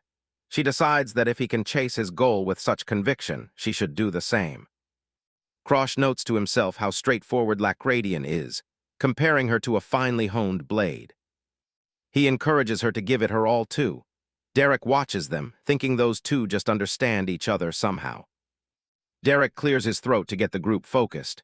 Beyond this point is the 7th floor, the mechanical maze. It's a dangerous place filled with traps and mechanical monsters where the walls shift on their own. Escaping requires either extreme luck or sharp observation. As the doors begin to open, Derek tells them not to worry. He brags that with a guide as skilled as him, he'll take them on the easiest path straight to the 8th floor. The group enters, but the maze's mechanisms immediately spring to life. Suddenly, the group is separated by the shifting walls. Lacradian finds herself alone with Krosh, apologizing for letting the Fendel Road faction use underhanded tactics to split them up. Krosh remains calm, knowing their enemies would use the palace's structure since they couldn't win a direct fight. He admits he expected them to move on the 7th floor, and only brought one guide to trick them into thinking the guide was their only hope. Lacradian is puzzled by his confidence. What do you mean? Blue sparks of energy begin to dance around Krosh. He declares that he will navigate them out with his own ability. He asks her for a strange favor in return. Can you carry me? He explains that using this ability requires intense concentration, leaving him physically vulnerable. Without a second thought, Lacradian puts him on her back and begins to run. Krosh provides precise directions, telling her to turn right in 500 meters. They speed through the maze as he calls out the next turn, then take a left at the T-junction. Lacradian notices the walls changing color from black to red, a sign they are nearing the exit. She realizes he's even more accurate than Derek. Lord Krosh, once this is over, I have something to ask you. He agrees to listen, though he notes that such requests rarely end well. Suddenly, Crow lets out a sharp cry as it senses a dangerous presence nearby. Lacradian moves quickly, covering Krosh's mouth to keep him from making a sound. Stop, Krosh, she whispers urgently. She looks back with a beads of sweat on her face, signaling for him to suppress his presence as much as possible. Krosh nods, his expression serious as he follows her lead. Krosh looks ahead, his eyes wide with concern. Something is happening and it's destructive. The very walls of the palace, even those that should be indestructible, are being reduced to rubble. Walls, walls everywhere, someone cries out. Amidst the destruction, a formidable figure emerges. It's the armored princess of the Tiger tribe, a world erosion entity whose power seems endless. Krosh is stunned. Armored princess? Why is that weapon freak here in the palace? He wonders, his mind racing. He recalls information about world erosion entities, beings born from the erosion itself, each possessing unique and terrifying powers. While some are relatively calm, like Ebelask, others are far more dangerous. Most erosion entities are nothing more than destructive monsters. The armored princess charges forward, her feral grin showing her bloodlust. Wait, I'm coming, she yells. The true problem is that some of these entities possess power that surpasses even the 10 strongest beings in the world. Crow looks at Krosh, its red eyes filled with worry. What now, Krosh? It seems to ask. When it comes to weapons, the armored princess is known to be completely unreasonable. Krosh knows from experience that it's usually best to avoid getting involved with her at all costs, but the situation is critical. This is bad, he thinks. There's no sword he can get his hands on right now that is stronger than Rain Thunder Star. If his weapon can't handle the sheer magnitude of his power, it will break, leaving him unable to fight at full strength. He looks at a vision of a shattered blade, a grim reminder of his limitations. On top of that, there's another reason he can't allow Rain Thunder Star to fall into the wrong hands. He sees the silhouette of the armored princess standing amidst the rubble. That sword is a double-edged blade. It can be the ultimate weapon or the worst curse, depending entirely on who wields it. He looks at a close-up of the ornate hilt. If the armored princess hands it over to the sword's sovereign, humanity will stand no chance against the erosion entities. A vision of a lone figure with a massive sword standing before a red moon and a field of broken blades flashes through his mind. Krosh remembers his life before the regression. Charlotte had only managed to defeat the sword sovereign because of Rain Thunder Star. He sees Charlotte kneeling on the battlefield, exhausted. So that's why Arthur didn't interfere. He wanted them to clash. This time he's determined not to use Charlotte as a pawn. To save the world, he needs her, and everyone else to stay alive. Floating chess pieces symbolize his strategic mind at work. "I'll eliminate every erosion entity one by one," he vows silently, holding a game piece with a tiger emblem. He refuses to let them destroy this world. Crow warns him that it might already be too late. Krosh looks at Lacradian. "Forget about Rain Thunder Star, let's go to the 8th floor." Lacradian is shocked. "What?" Crow squawks in surprise, but Krosh is resolute. "Yes, that's why we came here, we move out immediately." Krosh plans to use the unique characteristics of the 8th floor to their advantage. Even if they can't defeat the armored princess, they can still protect Rain Thunder Star. He remembers that she once lost to Martial Emperor Balrog Valheim. "If I, a direct Valheim heir, claim the sword." He knows she won't dare make a move out of fear of Balrog. He looks at Lacradian, his eyes filled with determination. "So this is our only chance." The 8th floor carriage zone is a total trip. It's weird seeing bright daylight when you're supposed to be deep underground. Fendel is feeling himself, already planning to push into the 9th and 10th floors once they finish their business here. Soldrick reports that things are going exactly as planned. They've successfully separated the Valheim heir from the guide. With those obstacles out of the way, the Fendel Road faction can focus everything on taking down Fallen Heaven. Soldrick doesn't care if people call him underhanded. He's willing to do anything to make sure his leader's efforts weren't for nothing. At the feast, Fendel plays it humble, telling the group he's nothing on his own. He rallies the adventurers, preaching that if they stand together, they can overcome even the greatest walls. Soldrick watches from the side, clearly moved by the speech. The memory of the day their leader Kylan was killed still hangs heavy over the whole group. Fendel can't help but tear up, promising to keep Kylan's dream of conquering the palace alive. Soldrick looks to the newcomers, inviting anyone with the same will to follow them. The whole room erupts in a cheer, unified under the banner of the Fendel Road faction. While Lacradian keeps her eyes fixed on the path ahead, Fendel continues to fire up the crowd. Soldrick knows he would have just wasted his life if it weren't for Fendel's words back then. The news hits that they're almost at Fallen Heaven's location, catching the group by surprise. Fendel's face goes stone cold. It's finally time to move. He reaches for his blade, the steel sliding out with a sharp gleam. He raises his sword high, leading the charge and swearing they'll finish this themselves. But a dark, growling presence suddenly looms over them, stopping them in their tracks. A beastly mouth licks its lips, clearly finding their little party amusing. Rain Thunder Star steps out of the shadows, looking like a total predator about to feast.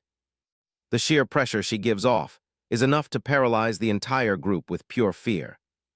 Fendel's confidence vanishes in a second, leaving him sweating buckets and unable to move. Someone screams for them to run, but Rain Thunder Star is already a blur of red carnage.